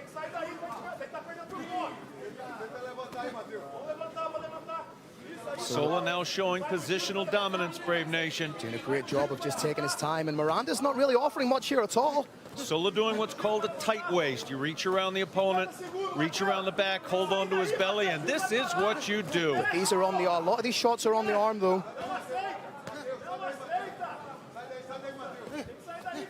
Miranda needs to do something a little bit more proactive rather than just cover up. Sola being very intelligent, throwing the shots into the arm. When those are blocked fully, throws the uppercut. When those become blocked, goes back to hitting. All Axel Sola right now. Nice shot selection from Sola. Good job from Miranda to reclaim guard, but Sola working beautifully inside the guard. Shades of Tito Ortiz back in the day. Someone like Miranda still very dangerous. As we said, a 2021 world no-gi grappling champion. Oh, big elbow smash down the middle from Axel Sola. Definitive statement made at the end of the round, and I don't know if we're going to see Gabriel Miranda making it to a second round here, ladies and gentlemen. He is still on his back. Still, that was an incredible first half of the round by Mateusz Miranda, and that was an unbelievable second half of the round by Axel Sola. He absolutely beat the fight out of his opponent. I am so glad you said fight instead of something else there, Kerry. Thought you were going to get the full counsel, but Miranda looking at the real imitation of the man who started the round so aggressively. And Derek, I said that potentially fatigue could be a factor, given that Miranda had never been beyond the first round in mixed martial arts. And Sola really, really turned it up. You've got multiple things at play here. There's physical fatigue, but there's also mental fatigue. When you think you've got a submission and it ends up being taken away from you, it's very, very tough mentally, and that happens over and over and over again. Mateusz used the strategy that's worked for him 4 times in a row, taking his opponent out in a minute at most.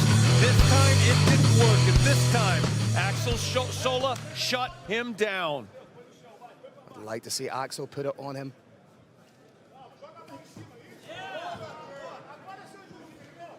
Axel Sola finds himself on his back again.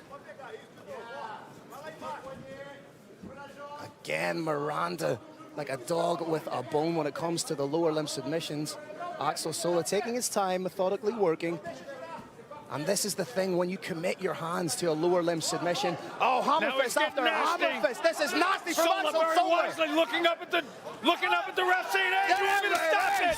Yeah, it worked. Axel Sola almost disdainful in that finish, gets it done beautifully. Axel Sola with his first finish by way of KO or TKO, showing great respect to his fallen adversary. An adversary no more inside the Brave Arena. Axel Sola still undefeated 5-0. Great Nation, once again you saw the beautiful sportsmanship that characterizes Brave Combat Federation. Axel Sola was on top, landing hammer fist after hammer fist after hammer fist. If you blinked, you missed it. But he looked up at the referee, looked him straight in the eye as if to say, and in fact it is saying with body language, "Hey, I do not want to hit this man anymore. I don't want to hit him anymore. Stop. Stop this fight right now." Fight wasn't stopped. He threw a few more shots, and that was that. Beautiful display of sportsmanship and, of course, power from Axel Sola, KHK MMA.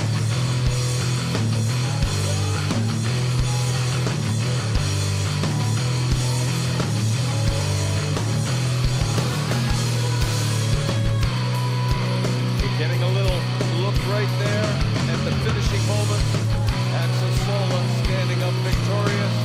Now we're back in the ring live. Axel Sola standing with members of Boxing Squad Team East. Now getting the solo picture. Soaking in every second. One of the greatest moments. What is already a great young career with that. Axel Sola moves. Mateusz Miranda showed beautiful transitions from submission to submission. Still seated. Now he's standing up, walking under his own power to center stage. And big man, make it official. All right, Brave Nation and NFC fans, another explosive end. This comes at 34 seconds of the second round. Your winner by TKO due to strikes from KHK Team Bahrain and Boxing Squad, Axel Sola.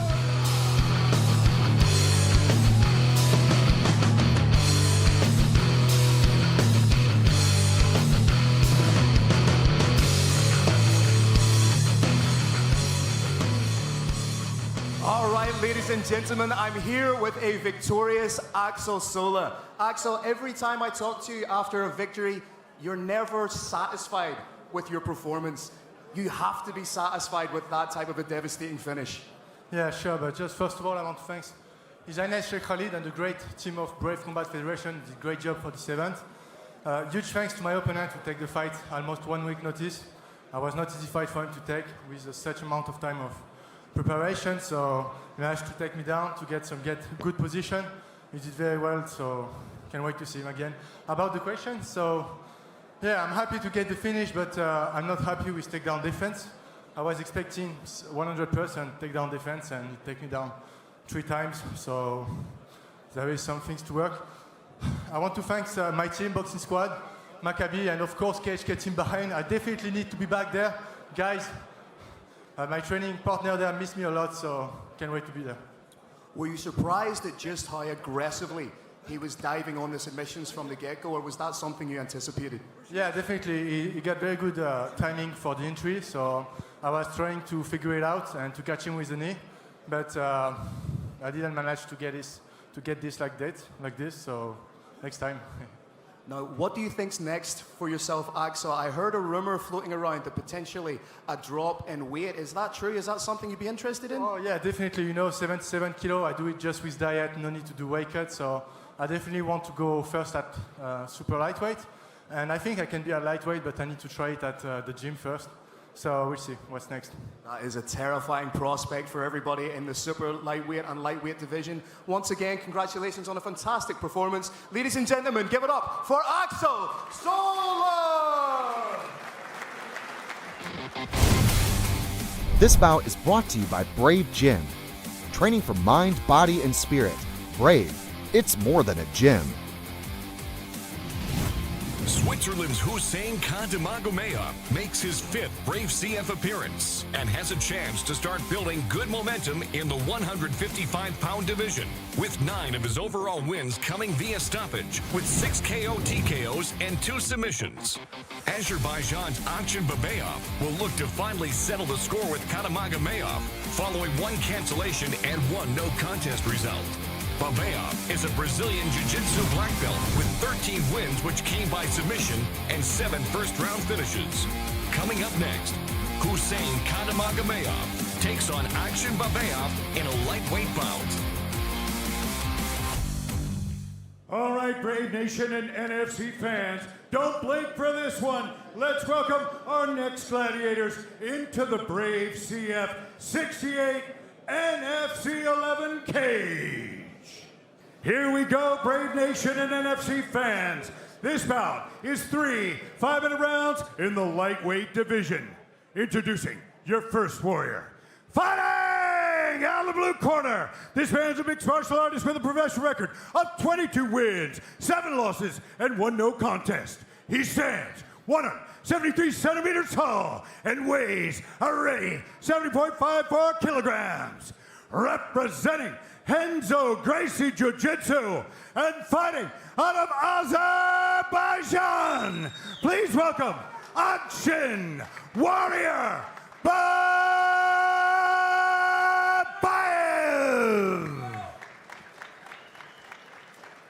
And his opponent, fighting out of the red corner, this man's a mixed martial artist with a professional record of 9 wins, 1 loss, and 1 no contest. He stands 180 centimeters tall and weighs a ready 70.74 kilograms.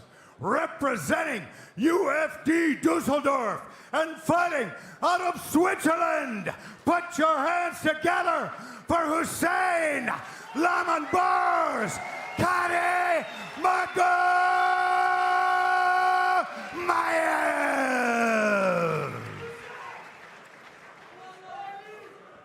Your referee is Jan Pobornik. Big thanks to our sponsor, Maritime Hotel. Brave Nation, you've got Akshan Warrior Babayev in black and red, Hussein Lamanbars, Mountain Wolf, Khantamagomedov in black. On paper, it may look like Akshan Babayev has exponentially more experience with over 30 bouts on his ledger, but Hussein Khantamagomedov is a different entity to the type of fighters that Babayev has fought before. Now you wonder, is Hussein going to be a little bit gun-shy with the inside leg kicks, given that that was the shot that caused the no contest, Kurt? Definitely managing distance right now, and a little bit too far to actually land anything. Little level change there, feinting a takedown just to see what the opponent does. For instance, when you level change, or as you saw there, when you fake a low kick, what does the opponent do? Does he drop an elbow? If he does, the hand's gonna move farther off the head, might be open to a straight. Both fighters a little bit tentative in the opening stanzas. More often than not, that just shows how much respect they have for one another. This is what smart fighters do, Brave Nation. They try and download information, and when they have enough, then they attack. Akshan Babiev trying to force the action a little bit more. Karim Agomayev perhaps thinking about catching Akshan as he comes in on the counter. Big kick up top from Karim Agomayev.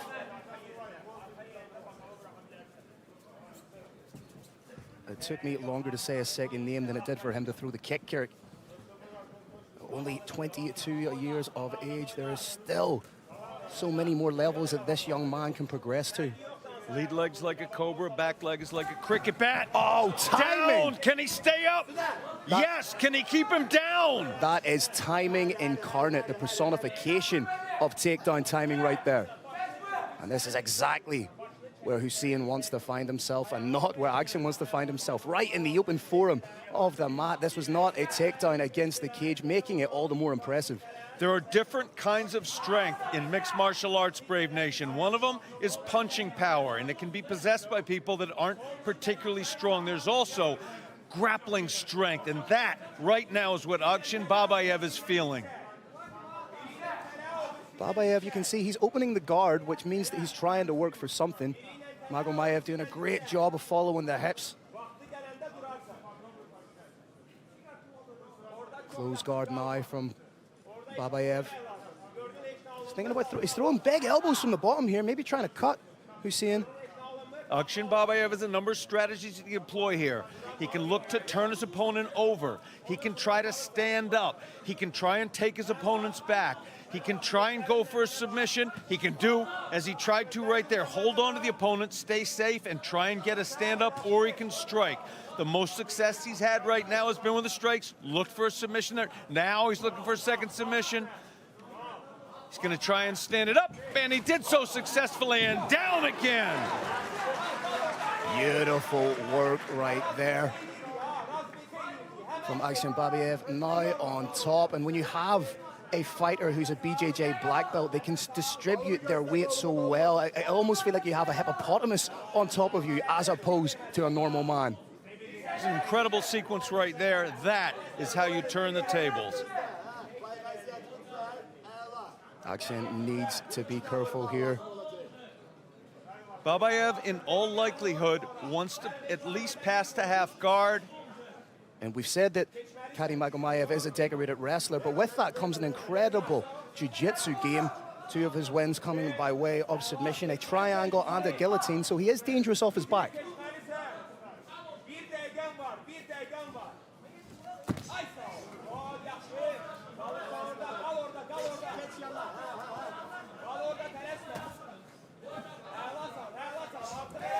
Oh, was that an illegal knee? What have we got?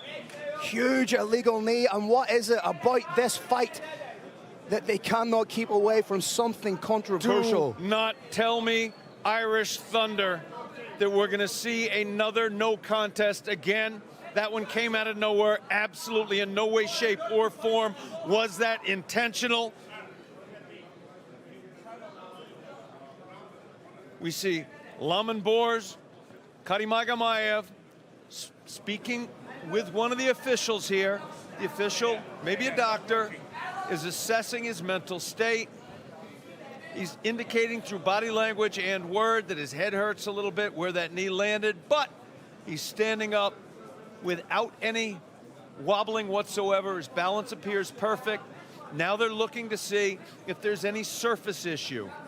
Is there any cut from there? What I think may have happened was the knee almost landed on the knee and slid across the eye, landed on the eye and slid across the eye, and that's what's causing the impediment now to Hussein Karim Agomayev. What we may have seen there, Brave Nation, was actually contact with an eye sliding straight across it. It is typically painful to a degree, but typically would not stop the fight from continuing. In a case like this, we've got up to 5 minutes for the fighter to try and clear his mind, talk to the ringside officials, tell them, yes, I am in perfectly good shape to continue fighting, and from the bottom of my heart, that is what I want to hear. Lamon Bors is a beast of a man. He's indicating maybe his eyebrow hurts a little bit. There's no visible blood whatsoever, which is great, great news. Once there's a cut over the eyebrow, it can end the fight. It depends entirely on the spot, where over the brow it is or where on the orbital it is. There are cuts that cause a lot of blood that are not dangerous. There are small cuts that are dangerous. We've got no cut here. The crowd is now cheering for Akshin Warrior Babayev. Excuse me, cheering for Hussein Lamon Bors Karimagamayev. You can tell from the body language of Karimagamayev that he very much wants to continue in this fight. This is not the body language of someone who's looking a way out whatsoever. Is well within his rights to take the full 5 minutes allotted to him by the referee and the physician here. He's nodding his head, he's ready to go. Great news, Brave Nation. This fight we waited for so very, very long right now. Point being taken straight away from the referee. That, Brave Nation, is a very big deal. Game changer. It means depending on this round, we could be looking at 10-8 or 9-9. A point deduction can completely change the complexion of a fight. Referees only do that when they see a very serious infraction. Again, as you saw right there, that was entirely unintentional. The two embrace, then touch hands, and now there is no more love in these gloves.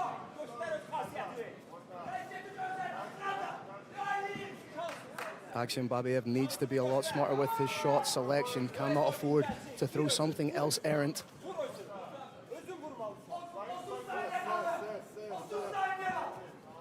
You're seeing Karimagamayev skirting the outside right now. Again, timing on the takedown. That's beautiful work, Carrick. Timing, Brave Nation, is perhaps the single most important factor in this sport. If you hit somebody as they're moving away from you, even your best shot's not going to stop it unless you're one of about 2 or 3 people. The same light shot against somebody moving in can do it, and the same thing is true with double leg takedowns. That was picture perfect. And I just want to point out the subtlety of what Hussein Karimagamayev did there. He underhooked and gripped just at the ankle, and that is why he was able to flatten Akshin Babayev out. Such a subtle, nuanced move that you may have not seen, but so effective with inside the confines of his game. I would love to see this happen on control again.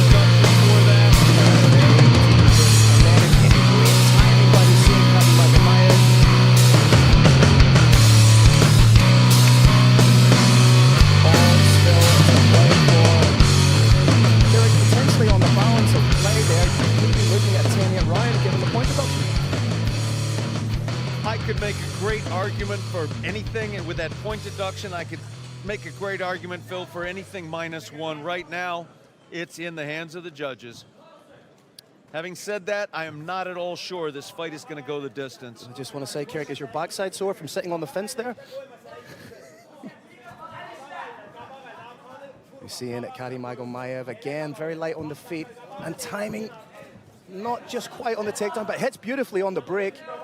I thought he had timed the takedown perfectly there, but credit to Akshin Babayev for the defense. Now working some smart boxing. Babayev using that long jab, long straight, shut down. He's got a front headlock now. Needs to sprawl out, and then he'll probably go to back, or at least try to. May try hit a Darce here, or roll back on a... Interesting, though, he's still happy to throw knees. That one was legal.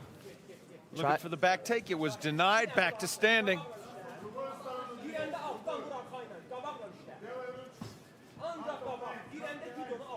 Babayev back on that jab. Let's see what he can do off it. Nice job from Karimagomedov. Oh, good piercing jab. Used Akshin's momentum against him. Akshin maybe having just a little bit too much luck with that jab.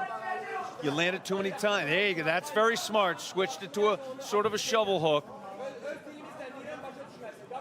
Babayev likely doesn't want to keep coming in with that jab over and over again. Yeah, I think the game plan of Hussein seems to be let him commit to the strikes and then duck under for the takedown. I'd like to see Hussein throw some shots and maybe be a bit more proactive with the takedown, set it up himself with his own strikes. There's that level change. By dropping down like that, Brave Nation. He gives himself more options. That's a heavy, heavy kick from Akshin. Nice little moment there. Kick me in the calf. I'm going to kick you in your calf back. Anything you can do, I can do better. That point deduction is going to act as a serious motivator for Akshin Babayev. He knows he's going to have to do something definitive. Because theoretically, and again, I'm getting a little bit ahead of myself, if Hussein won the first round 10-8 due to the point deduction, Babayev wins rounds 2 and 3 10-9, then potentially you're looking at a draw. But again, I'm getting a little bit theoretical, getting ahead of myself. Both fighters could negate that messy points entanglement with a finish. Neither of these gentlemen is looking to play points. They want to knock each other out.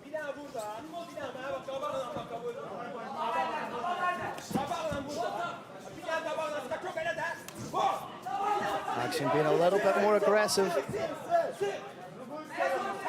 Karimagomedov, incredible cardio. You can see that from his movement. It hasn't faded or wilted at all during the course of the fight. Needs to set those takedowns up a little cleaner. This is a little bit better from Karimagomedov, but great sprawl from Akshin Babayev. Phenom hips from Akshin Warrior Babayev. Shut down that takedown attempt completely. And he feels like he's getting the better of the standing, so he's happy to stand. 90 seconds to go in the second round here. Magomedov needs to be careful he doesn't walk onto a big knee.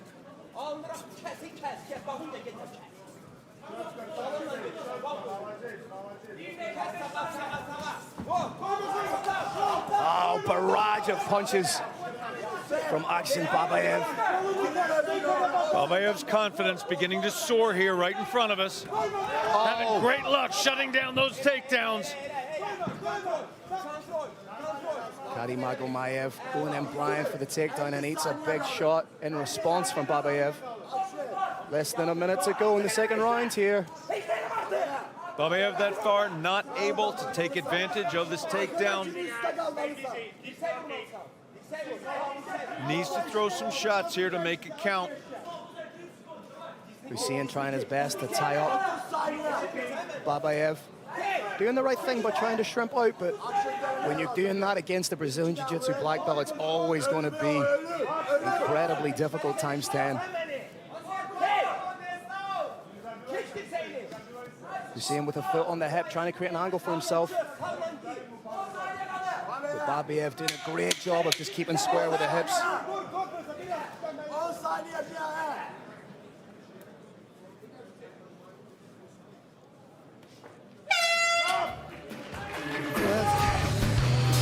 Carrick, I don't want to put on the cutman's curse, but we are edging ever closer to something that nobody particularly wants here. As far as I'm concerned, the first round is 10-8 Karimagomedov. That round is 10-9 Akshin Babayev. Conceivably, both fighters now need a finish if they want to win this. I see it as you did. That to me was a clear win for Akshin Warrior Babayev. Definitely nothing like a 10-8 round ball. That's going to be the key for this to be an even bout.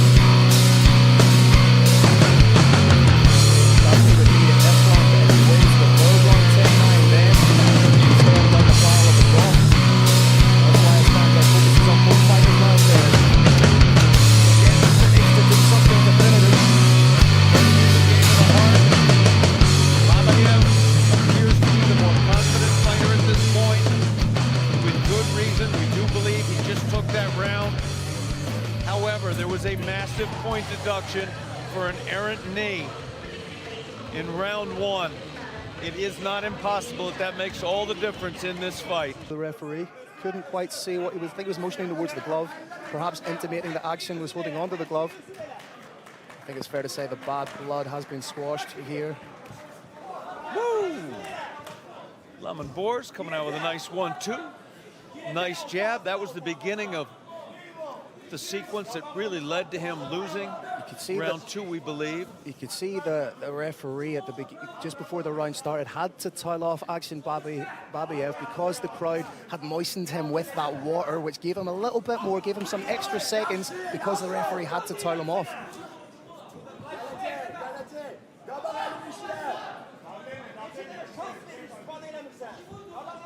I like what I'm seeing, Phil, from Karimagamayev.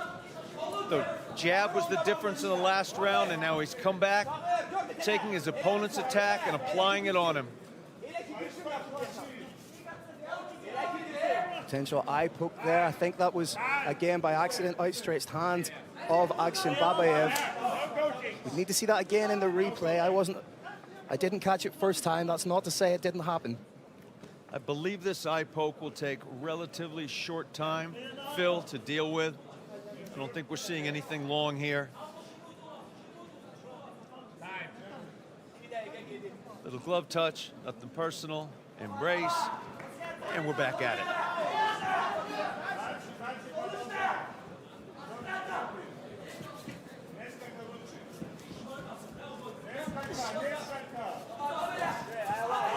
Both fighters with a little bit more impetus. Again, great hips from Akshin Babayev. Maybe try to set up a Dars here.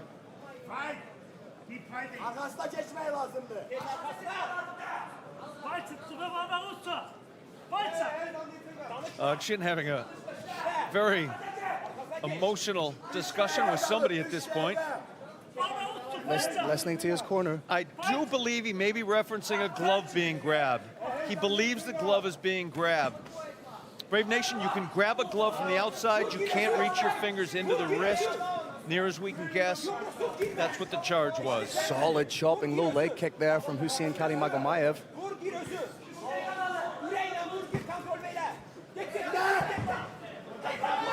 Magamayev with his first takedown of the round, but beautiful work from Akshin. Oh! Absolutely amazing exchange. That's power! Wow! Power! Hussein Karimagamayev submits the Gracie Jiu-Jitsu black belt. Absolutely huge win for Lemon Boars. Brave Nation, there is a thing called the squeeze. The squeeze is what happens when a choke is applied. It requires the greatest heights of technique, and beyond that, the greatest heights of power. And we just saw an Armin guillotine taking out an opponent in a matter of seconds. A handful of seconds like that is extraordinary. Absolutely beautiful work, and you can see just how much it means to Hussein Karimagamayev.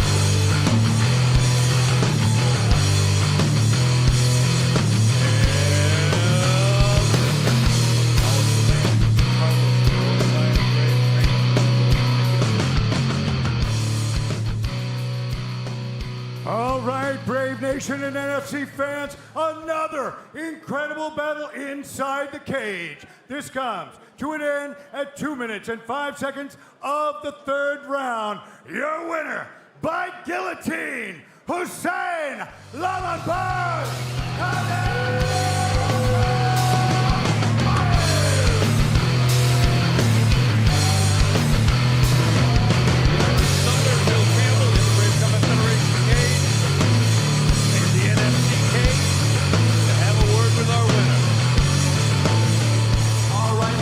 Gentlemen, I'm here with a victorious Hussein Kadi Magomayev. And Hussein, we just want to ask, is the bad blood now finished between yourself and Action? Hallo Düsseldorf! Danke. Danke, Jungs. Ohne Islam Dolato nicht so gute Stimmung hier, aber trotzdem geht. I think, yes, it's close. This fight has been happened 3 times. We try it, and 1 year, but now it's finished. I hope it's finished. Now, when we saw that illegal knee land, everybody was thinking the worst. We were thinking we don't want to see another no contest. Just how hurt were you by that knee? This was not so hard, but first 30 seconds I didn't see this side. I see, but not so good. But the problem was first round, something here hurt, you know, and I was tired. After first round, I tell Abus I have here something. He say, no, it's nothing. Let's go. And after I do this. So what's next for you now? Is the plan to stay at 155 pounds, or would you go back down to a weight that you used to compete at, 145? What would you like to do? Hey! No, I am normally a featherweight. You know, I am a small guy. I fought with this monster. You know, this gorilla. You have so much power. I am normally a featherweight, and here in NFC have some new guys, Khalid Taha, Adolf. If some interesting fight you have for me, let's go. Next Brave and NFC event, I am ready. Today was not my best performance. After first round, I can't do 100% my job, but for some good guys from NFC, I will be 100% ready. And lastly, is there anybody you would like to say thank you to who got you to this point? Friends, family, teammates? Yes, thanks to my family, mother, father, to my coaches, to my friends, brothers, all with the gym, my brother Mohamed, Abus, my little brother Dukwah, and thank you all Switzerland, all Chechnya, and Düsseldorf. Thank you, Jungs. Ladies and gentlemen, give it up one more time to a victorious Hussein Kadi Magomayev. This bout is brought to you by Brave Gym. Training for mind, body, and spirit. Brave, it's more than a gym. A former NFC interim featherweight champion, Germany's Mohamed Trivelsey, hopes to get back into the win column and do so in fine fashion under the bright Brave CF lights. Moldova's NFC Lightweight Series finalist and submission specialist, Panteley Tehran, drops down a division in his Brave CF debut in hopes of securing his first win for the year. Coming up next, Mohamed Trivelsey takes on Panteley Tehran in a featherweight bout.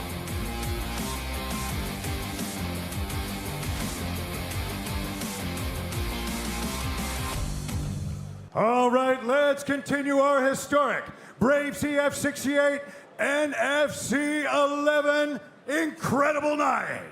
This next bout is 3 5-minute rounds in the featherweight division.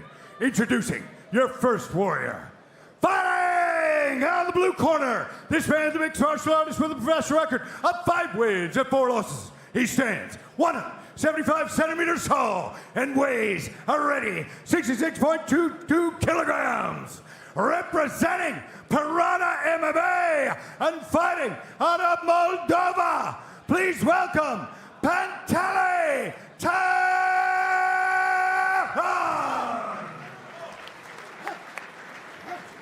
And his opponent, fighting out of the red corner, this man's a mixed martial artist with a professional record of 11 wins and 6 losses.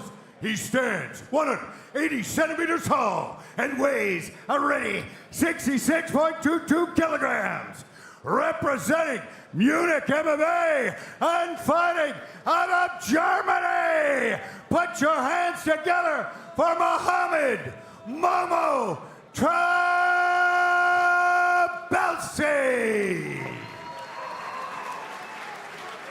Your referee in charge of the action is Gert Richter.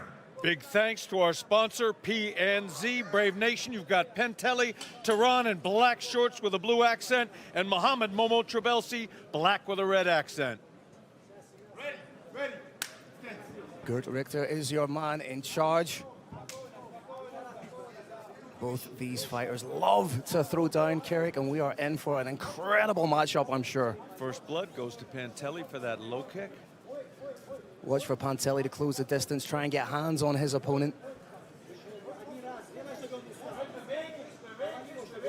Incredible submission. Game 3 of Taran's wins coming by way of submission. Pantele stalking, but Brave Nation, watch his head. It's not going to stop moving. It's always going to be moving side to side or forward and back. This is how you stalk. Ooh. Finishing with a heavy, heavy leg kick. Stalking while moving that nose in a straight line towards your opponent, not good for your head. Stalking like this can be very, very smart. Pantele just trying to back Trabelsi up against the cage, and when he feels like the distance is close enough, I think he'll shoot in. May try and punch his way into the clinch. Trabelsi trying to kick his way out of the cage. Doesn't want his back against the cage. Nice kick back from Momo. Nice 1-2 from Taran.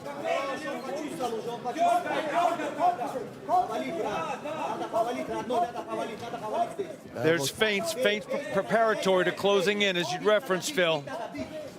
Trying to see what his opponent does when he gets down a little bit low enough to shoot in on those hips. Big shots, and Trabelsi may have got his bell rang a little bit there. Oh, big uppercut thrown by Trabelsi. Didn't quite land. Oh, another good shot from Trabelsi. There it is, there's the clinch. He had a he's still in on the single. Feels like he's got enough on it to take his opponent down, but I'm not sure that's the case at all. May try and use the cage to bump off to create the momentum. Beautiful work. Ran the pipe beautifully on that single leg, Carrick. Sweet single leg right in front of us. We've got the two fighters now, about 1.5 meters from us. Taran in the guard right now, trying to posture up. Wants to unload some ground and pound right now. Trabelsi just kind of trying to tie up the arms, but nice little shoulder bump shot from Taran. Taran working his hands to the inside. When they're there, he'll still another little, and a third one, and a fourth one. He'll land on the right place. These could break a nose. We saw Conor McGregor use them to devastating effect against Donald Cerrone. There's a special spot, Brave Nation, right on the point of the shoulder, a little bit forward, and it hits hard. It's like hitting with a single knuckle. This isn't a shove. It's absolutely is a blow. And as the Irish Thunder said, it can shatter a nose. Trabelsi on bottom, trying to tie up an arm. You can see he's got that bicep grip. Momentarily looked like he was trying to stuff it down for the triangle. Armbar attempt here. Elbow not remotely close. Nope. Looking potentially for a triangle back to the close. Open guard still. We've got a foot in the hip for distance management. That was denied. Be interesting to see if Trabelsi tries to cut the angle again. Taran, what he needs to do is square off the hips so that they're in line. This is all Momo right now. Does want to throw a few more shots, though. Momo on bottom, trying to create that angle for himself. Has been dangerous off his back, Kirik, but I'm thinking on the balance of play from the solidifying the position to landing those little elbow shots. Taran looks safe in this position. Garden grappling, probably the best position you can be in. MMA, not so much. Up against the cage, it's really, really hard to play your grappling craft from bottom. Another big shot from Taran on top. You could almost say he's tyrannical with those shots. He's a Tyrannosaurus Rex right now.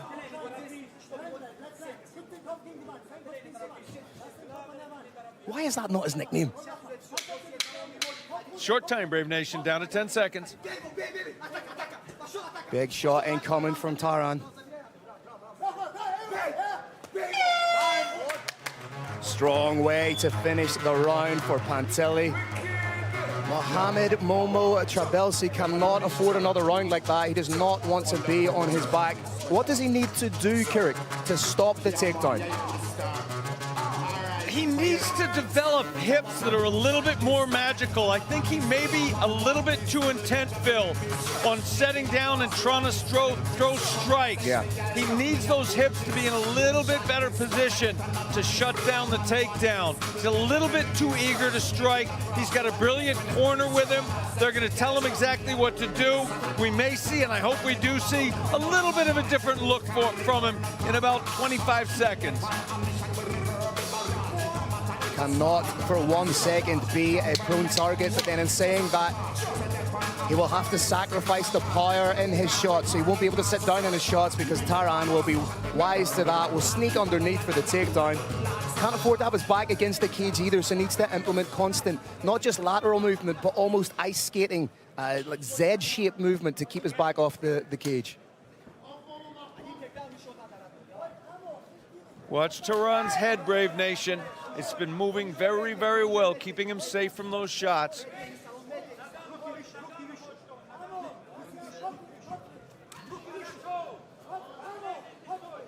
Taran again in stalking mode, trying to pressure Momo against the cage, but Momo needs to stop with the go slow and go. Hasn't really entered his flow just yet. That's very rare. You see that, someone throwing a leg kick and them being off balance from it.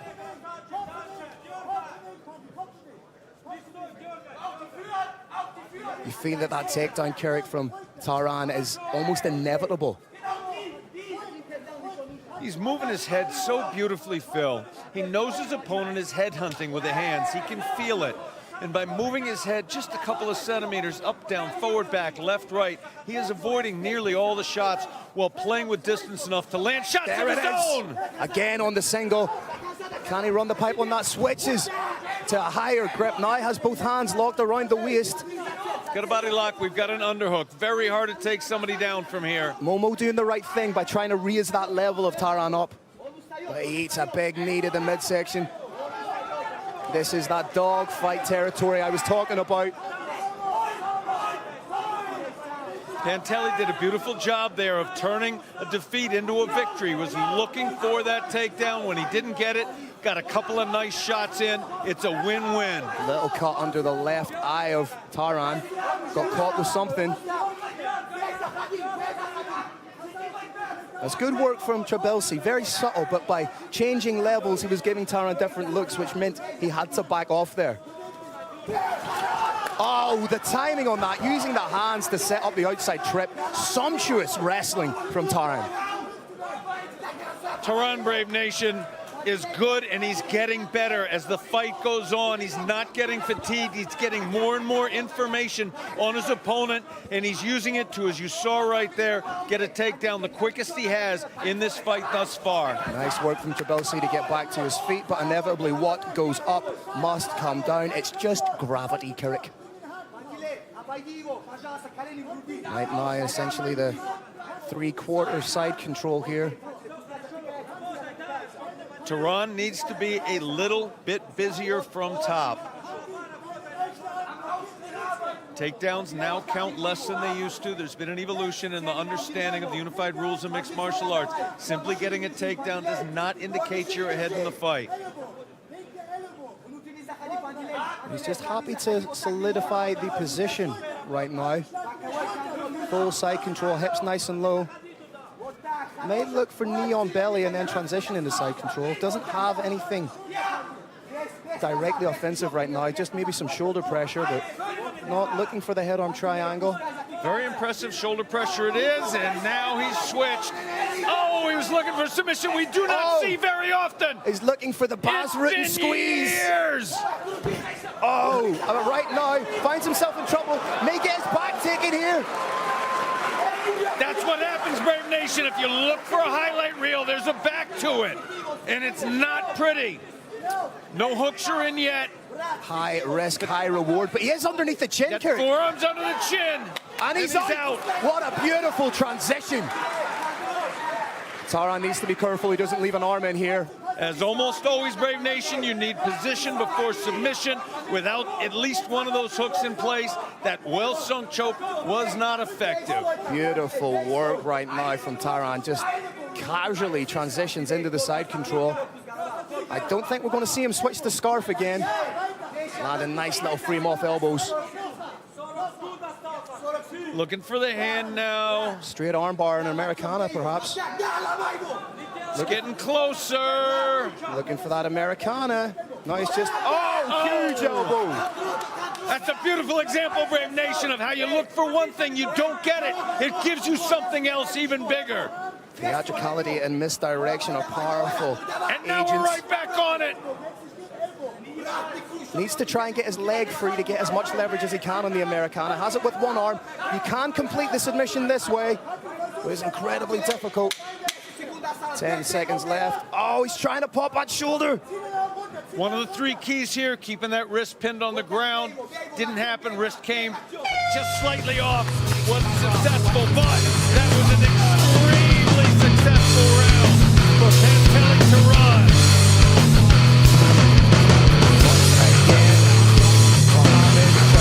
Finds himself exactly where he did not want to be. Did some decent work off the cage, but landed a decent shot that opens up Panteli. But right now, I think he needs to be one that can see that it's 2 rounds and nothing for Tehran. No question in my mind whatsoever. We're looking at 2018 after 2 rounds for Panteli Tehran.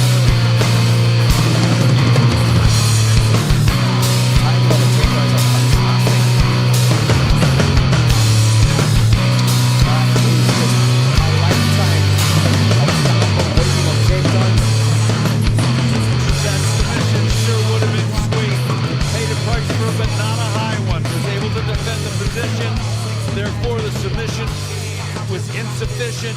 Ended up looking for a submission of his own. Great round for Panteli Tehran.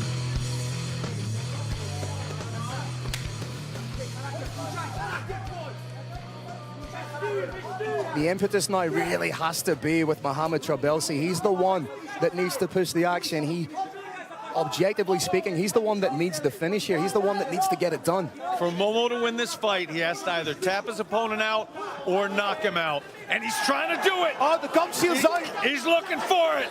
Big, hard overhand shot. But in doing so, almost still up. Trabelsi is a dog with a bone when it comes to takedowns. Referee waiting for a natural break in the action to pop that gum shield right back in. Beautifully chosen moment there. Great work by Gert Richter. May try and snake his lead foot round the back and initiate another trip. Such great officiating we're seeing tonight, Phil, from these German officials. Panteli does not want any bit more of the standing. Oh, trip takedown, just takes the leg out. That Brave Nation was a monster moment for Panteli Tehran in this round. He got clipped hard, wanted to take it down to the ground, deny his opponent the leverage, and he got it. Right now he finds himself in the open guard of Momo Trabelsi. I'd like to see him square those hips off just a little bit more and be less side on. You don't want to see him give up the angle. Just skips across into half guard or half mount, depending on your disposition.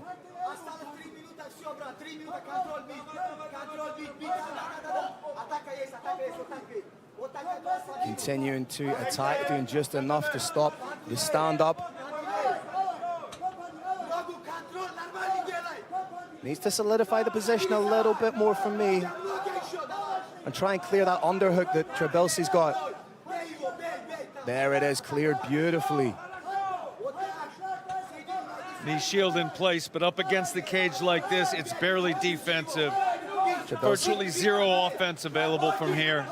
And right now he's just eating shots, trying to dig in for that underhook, but he needs to do something proactive right now. He cannot just be a prone opponent. He cannot lie and wait for a moment. He needs to create the moment. He needs a finish to win this fight, but right now, Tehran keeps falling on his head. Momo needs to know he's going to take some shots where he is. He's going to get hit. He needs to try to stand. He's going to get hit even more, but it's what he has to do. There we go. He's back up to the elbow, up to the hands. Got the underhook. There's a little sequence. Hand, elbow, knee, hand, foot. Tried to get the stand up, but Taran said no to Momo. Oh, momentarily thought he had a reprieve, but Taran drags him down into the deep waters of the Brave Arena. Psychologically, that is a very difficult moment. You know you've got to finish your opponent. You do believe it's going to happen from standing. You finally make it up, only to instantly find yourself on the bottom again. 100 seconds left, Brave Nation.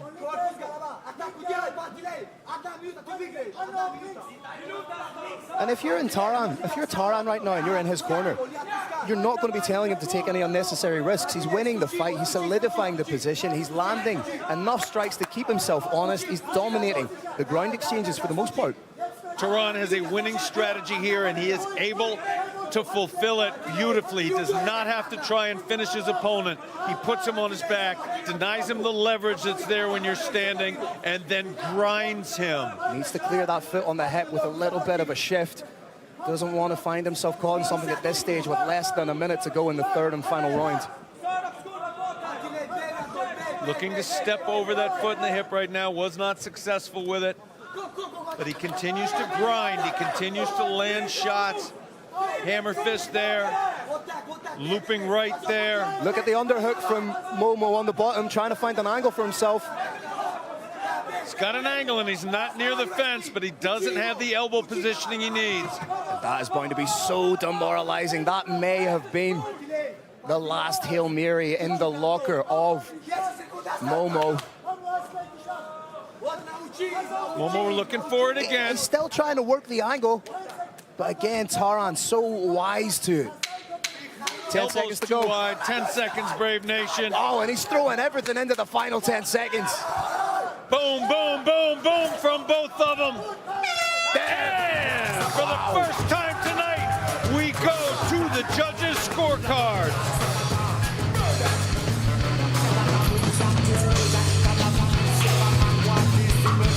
Question, I believe, in anybody's mind. Let's get a little look at the action via replay. Pantelli moves in with a flurry. The only purpose behind those shots was to get his opponent's hands up so he can get his hands down. He got him down, switched from a single, went to a double, into a trip. That time was the single best takedown of the night. Simply level changed under his opponent and boom, put him on his back. Wasn't able to hold him. This is the best action that we saw tonight from Momo. He was able to get up, land some very, very big shots, but eventually he was put down, and although he was never put out, little question in anybody's mind that that is a 30-27 fight for Pantelli Tehran from Moldova.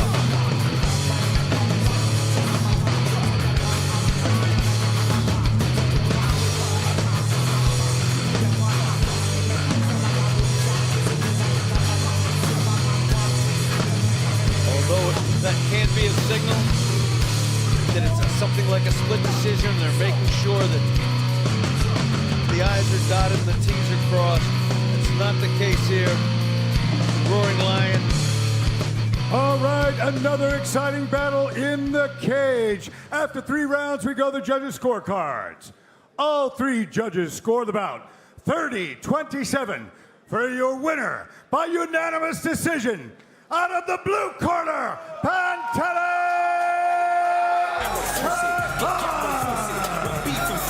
My G's don't force it, real G's don't force it. Yo, take time, don't force it. Get gal, don't force it. When beef and force it. This bout is brought to you by Brave Gym. Training for mind, body, and spirit. Brave, it's more than a gym.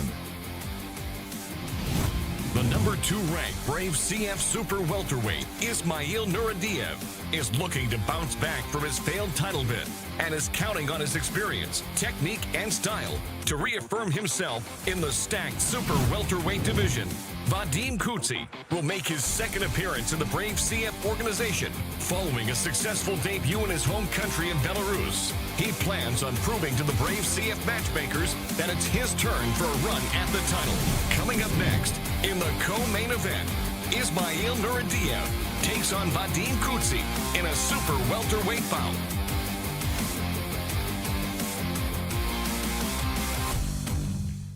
Ladies and gentlemen, let's welcome our first warrior into the Brave CF 68 NFC 11 co-main event.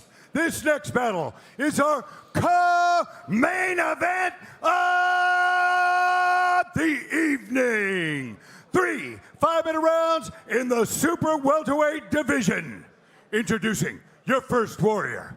Fighting out of the blue corner, this man's a mixed martial artist with a professional record of 16 wins and 1 loss. He stands 182 centimeters tall and weighs a ready 79.7 kilograms. Representing Academy MMA and fighting out of Minsk, Belarus, please welcome Vadim Kutsi.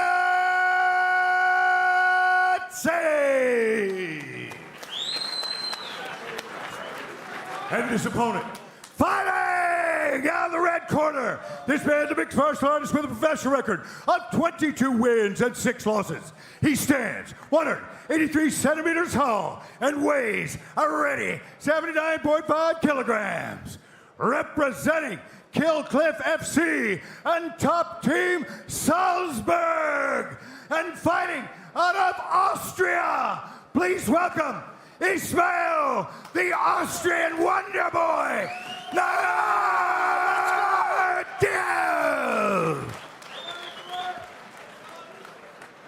Your referee in charge of the action is the Bandit, Decky Larkin.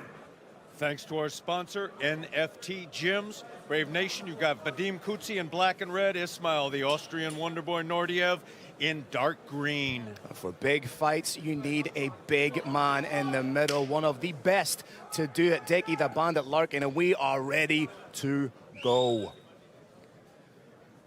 Nuradiev rushed Marcin Bandal and paid the price for it. It'll be interesting to see how he approaches Vadim Kutsi in the opening stanzas of the fight. Incredibly talented striker. Kutsi very wisely bobbing that head around quite a bit. Hasn't reached the fluidity that he needs to in this fight. Still moving a little herky-jerky, striking a little herky-jerky. Great use of fluidity and herky-jerky in the one sentence, Carrick. Nicely done. Kutsi obviously buoyed by the confidence of a 9-fight win streak. Coming into the fight, I don't necessarily think Kutsi was getting the respect he deserved from a lot of the online MMA media.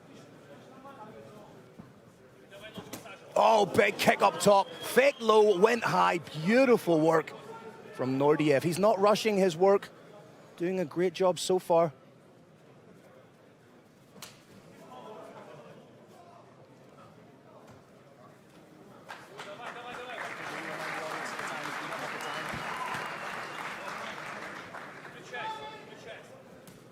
Whoa, beautiful calf kick there. And there was a feint. Coetzee feinting to try and see what his opponent does when he feints that look. Kicked him once. Knew Nordiev was going to be thinking about that calf kick a second time. What information did he get from there? Nice check from Coetzee in reply with the low leg kick. A couple of times you've seen Coetzee work that jab to hook combination. If referee Decky Larkin doesn't stop it, the fighters keep going. Oh, that was the first time we saw Coetzee set down fully. Full 360 from Coetzee there, coming off the kick from Ismail Nordiev. Caught the knee that time, Phil. I think he's hurt his back leg a little. That one hurt. He hurt his back leg from the check there a little bit. I think there's a little bit of fragility in that back leg, I reckon. He hurt that leg a lot, Phil. Coetzee not moving properly right now. Nordiev starting to get really loose in there. The more he throws those heavy leg kicks, goes to the body. Working levels beautifully with the kicks, Kirik.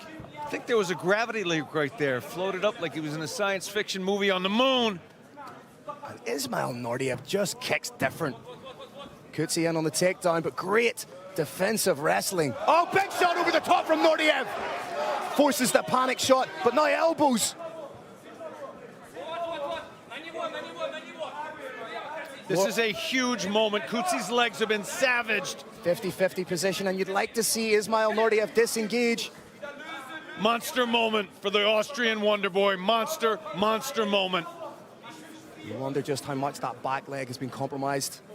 Front leg caught a nasty inside low kick. Oh! Wow, out of nowhere, Vadim Coetzee with a huge shot. And it's all over! It's all over out of nowhere! Out of absolutely nowhere, Vadim Coetzee with a huge shot. Looked like he was about to get finished completely.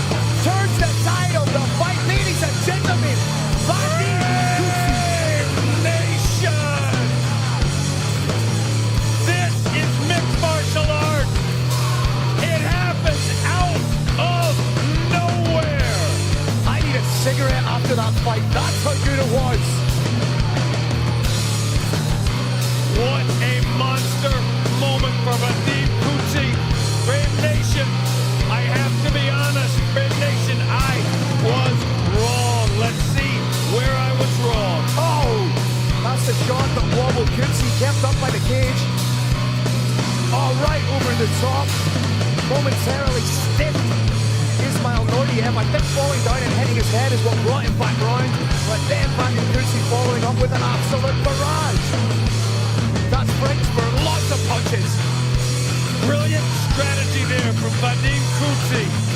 He could have bided his time, tried to pass guard. Instead, he knew he had his opponent's son, and he jumped on him, and he landed ferocious punches, and that was that. Ismail Nordiev still sitting center cage, trying to find his equilibrium. The gravity of what just happened to him clearly has sunk in at this point. Disappointment writ large on his bowed head. That said, he has nothing to feel shame about. He is well and truly a warrior. And he got caught. And it happens. This is mixed martial arts. You get caught. And that happens, Brave Nation. What a monster night for Vadim Coetzee.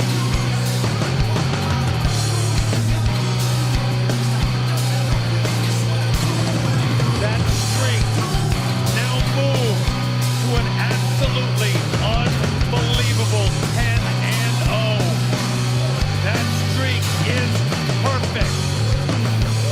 Vadim Coetzee is a 10. Nordiev now standing fully under his own control. One of my favorite parts of the sport. Corners are now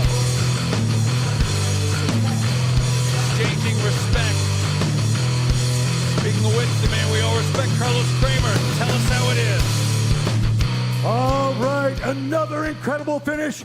In our co-main event of the evening, this came to an end at 3 minutes and 23 seconds of the first round. Your winner by TKO due to strikes, Vadim Katsay!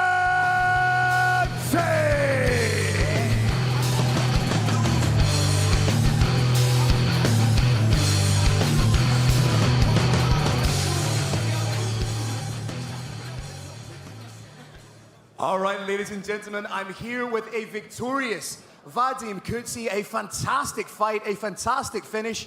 Coming into this fight, a lot of people thought you weren't necessarily getting the respect you deserve. Do you feel like you've now earned that respect?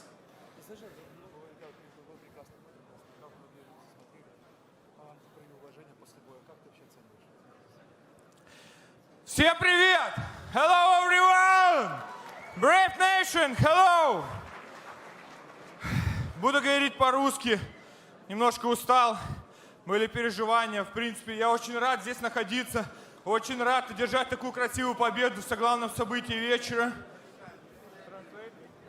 I'm so happy to be here. I'm so happy to have such fights, such victory as it. Now, after a huge win against a man that's fought for the title twice, where do you feel you rank with regards to the title shot?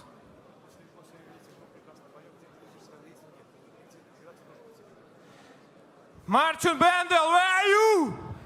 I still didn't know about what about you. Martin Bendel, I wait you. Come on. There you have it, ladies and gentlemen. He wants the title shot. Anything else you would like to say to the fans? Yes. Перед самим боем у меня пролетела такая мысль в голове. На самом деле, ничего необычного для меня сегодня не произошло.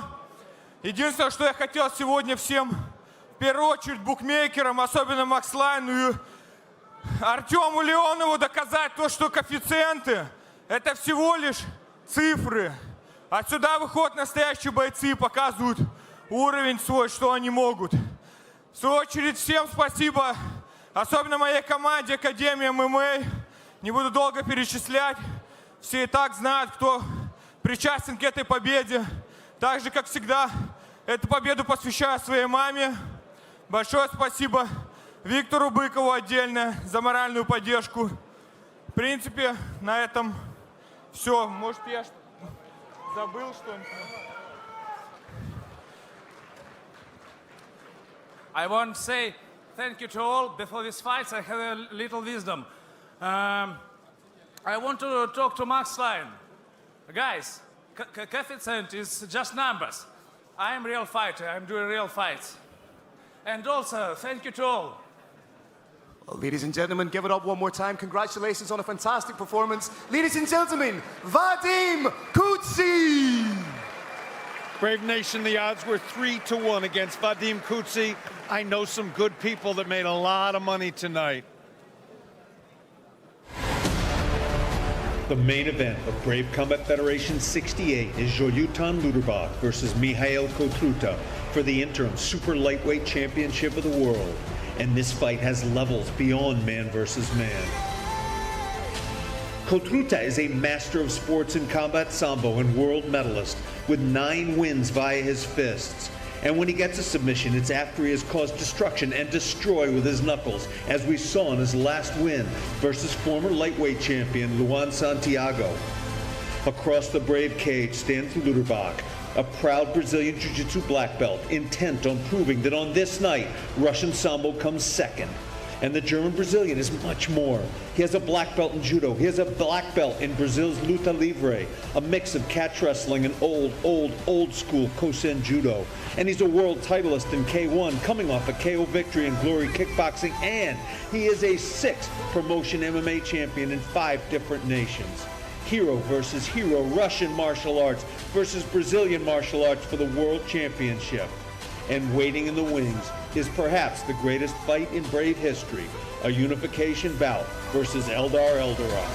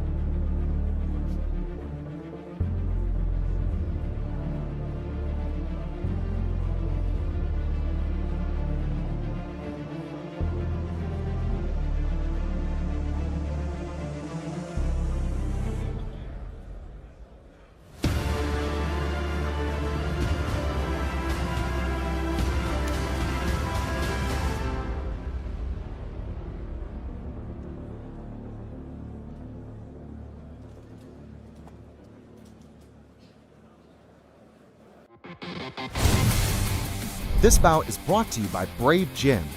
Training for mind, body, and spirit. Brave, it's more than a gym. Joelton Luderbach is a 6-promotion multi-division MMA champion and a 2-promotion K1 champion with 26 knockouts in mixed martial arts. Moldova's master of sports and combat sambo, Michal Kotruta, has recorded a 78% win ratio in MMA, with his latest Brave CF win coming in devastating fashion over former world champion Luan Santiago. Coming up next in the main event, Joelton Luderbach takes on Michal Kotruta in an interim super lightweight championship bout.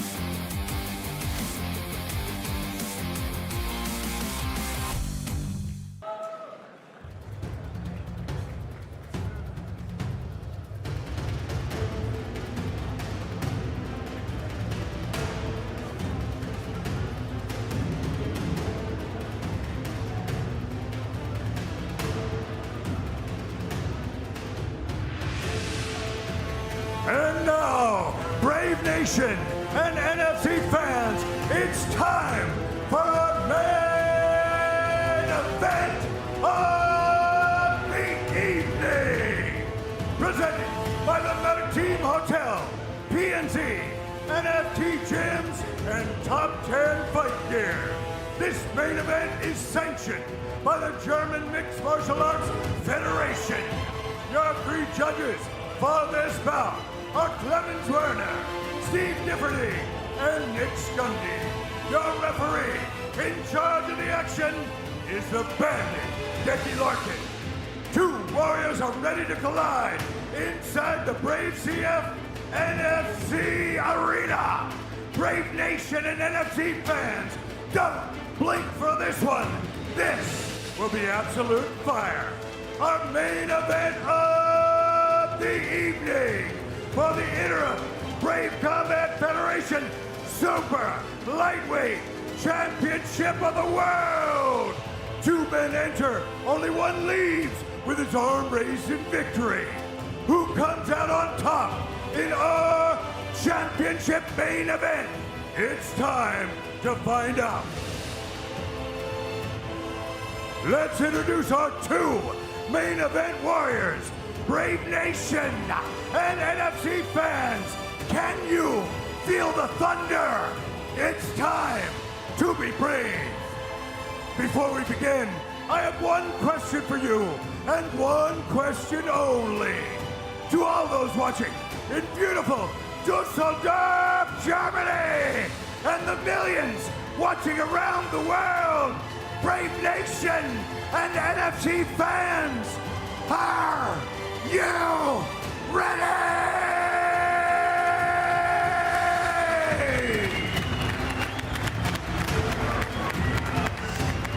Introducing your first warrior. Fighting out of the blue corner. This man's a mixed martial artist with a professional record of 14 wins and 2 losses. He stands 182 centimeters tall and weighs a ready 74.7 kilograms. Representing CSA Moldova and fighting out of Chisinau, Moldova. Please welcome the number 2 ranked super lightweight in the world, Michal Kotruta.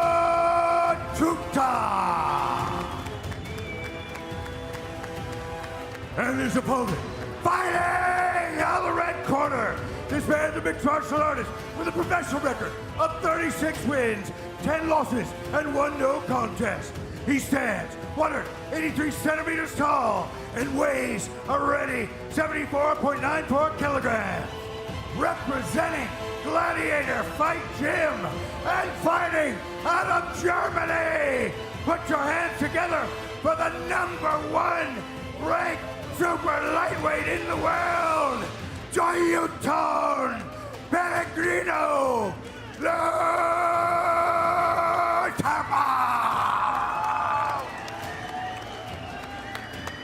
For referee instructions, it's the Bandit, Decky Larkin.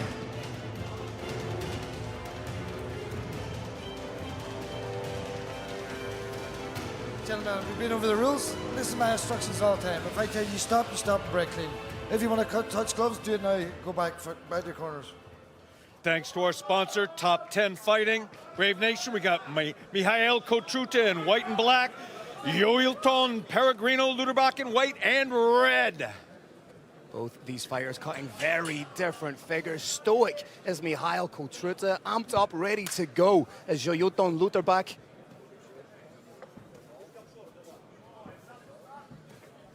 Yoilton stalking down Mihail Kotruta. Kotruta knows the power that's going to be incoming. He's got his hands very close to his head. Look at the difference in hand position right there. But the thing is, Kerry, if you strike with Yoilton, you're going to get hit hard. If you take him to the ground, he's so good on the ground with devastating submissions. So, but gets caught with a shot over the top. Kotruta has 9 wins via KO or TKO. He is dangerous with the hands. Yoilton almost inviting punches in as if he believes he can counter them effectively. Even split in the finishes for Yoilton. 13 by KO or TKO, 1 by way of submission, and he exhibits an eerie calm in there. Almost reckless in his approach. Both men showing terrific speed. Maybe an accidental eye poke. Might have been an accidental punch and a non-accidental punch in the eye. I think that was the knuckle of the glove, perhaps. I can't be sure, but just my first instinct was it was a knuckle of the glove. I would need to see the replay.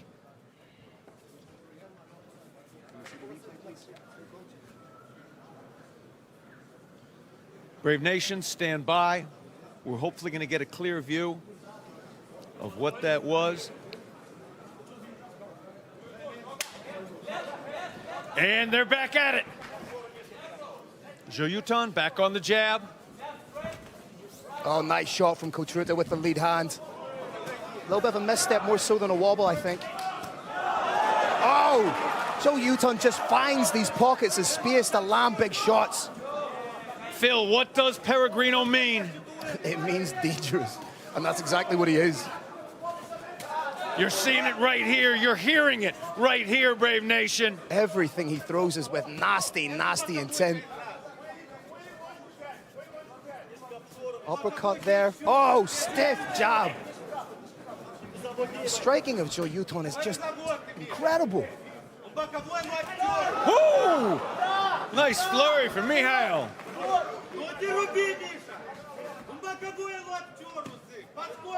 He's just finding a home for that jab. He's doing the quintessential thing of hitting without being hit. Kotruta countering now with bigger shots than he was before. I think Yoilton smells a little bit of blood in the water. He's or a lot of bit of blood. Punishing Kotruta with heavy, heavy shots. Oh! Wobbled down. We got a man down, Brave Nation. Takes Kotruta off his feet. And it is pick your poison. You get knocked down, you think you get a reprieve on the ground, time to catch your breath, but no, you have a jiu-jitsu black belt on top of you. We're not even halfway through the round.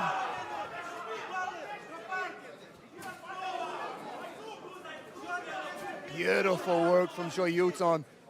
And make no mistake about it, Mihail Kotruta is incredibly dangerous. Danger, Brave Nation, danger! Shot after shot, winging the shots in. Shots are landing again and again and again and again, and it's over! First round. Brave Nation, that is why they call him Peregrino! What a devastating performance!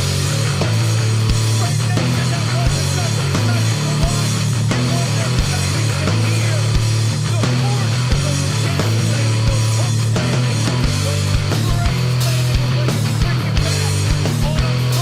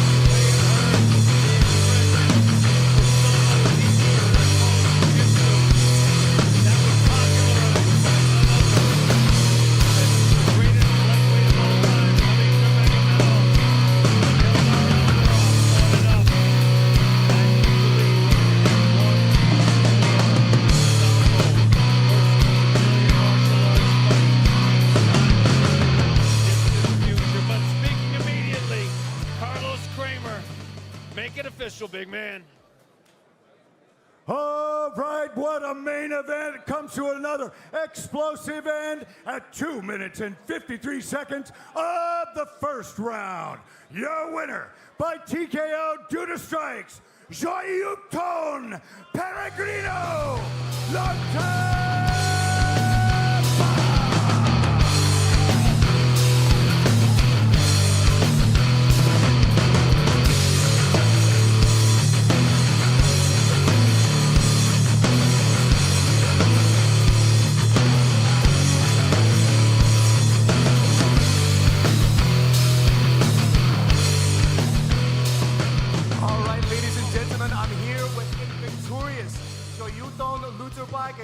Joyuton, you said that people should not say to a fighter before a fight to have fun, but I have to ask you, did you have fun tonight?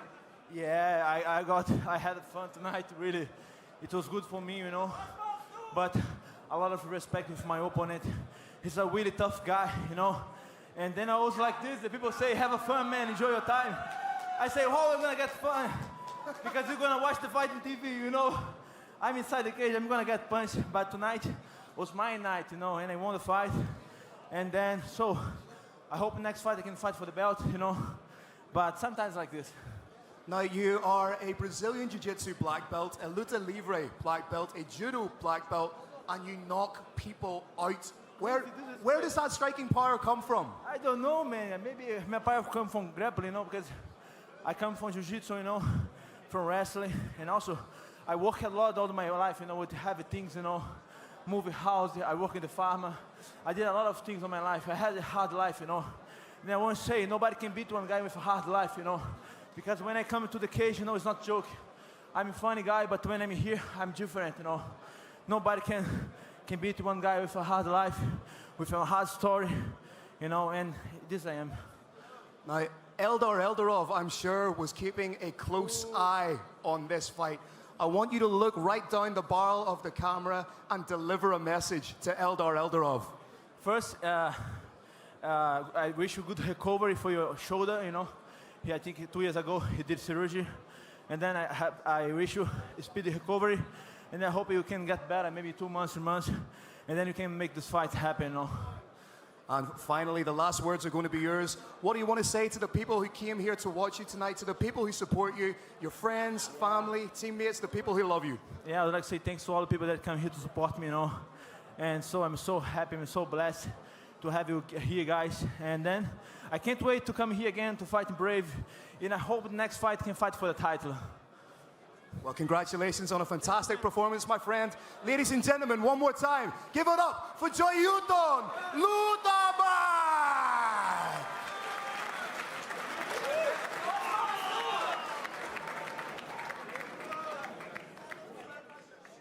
All right, ladies and gentlemen, what an incredible night we had. Thank you to our amazing partner, National Fighting Championship. For myself and Brave Combat Federation, for His Highness Sheikh Khalid bin Ahmad Al Khalifa, we want to wish you a happy Christmas, an incredible New Year. Our last event of 2022 couldn't have been better. Thank you, Dusseldorf, Germany!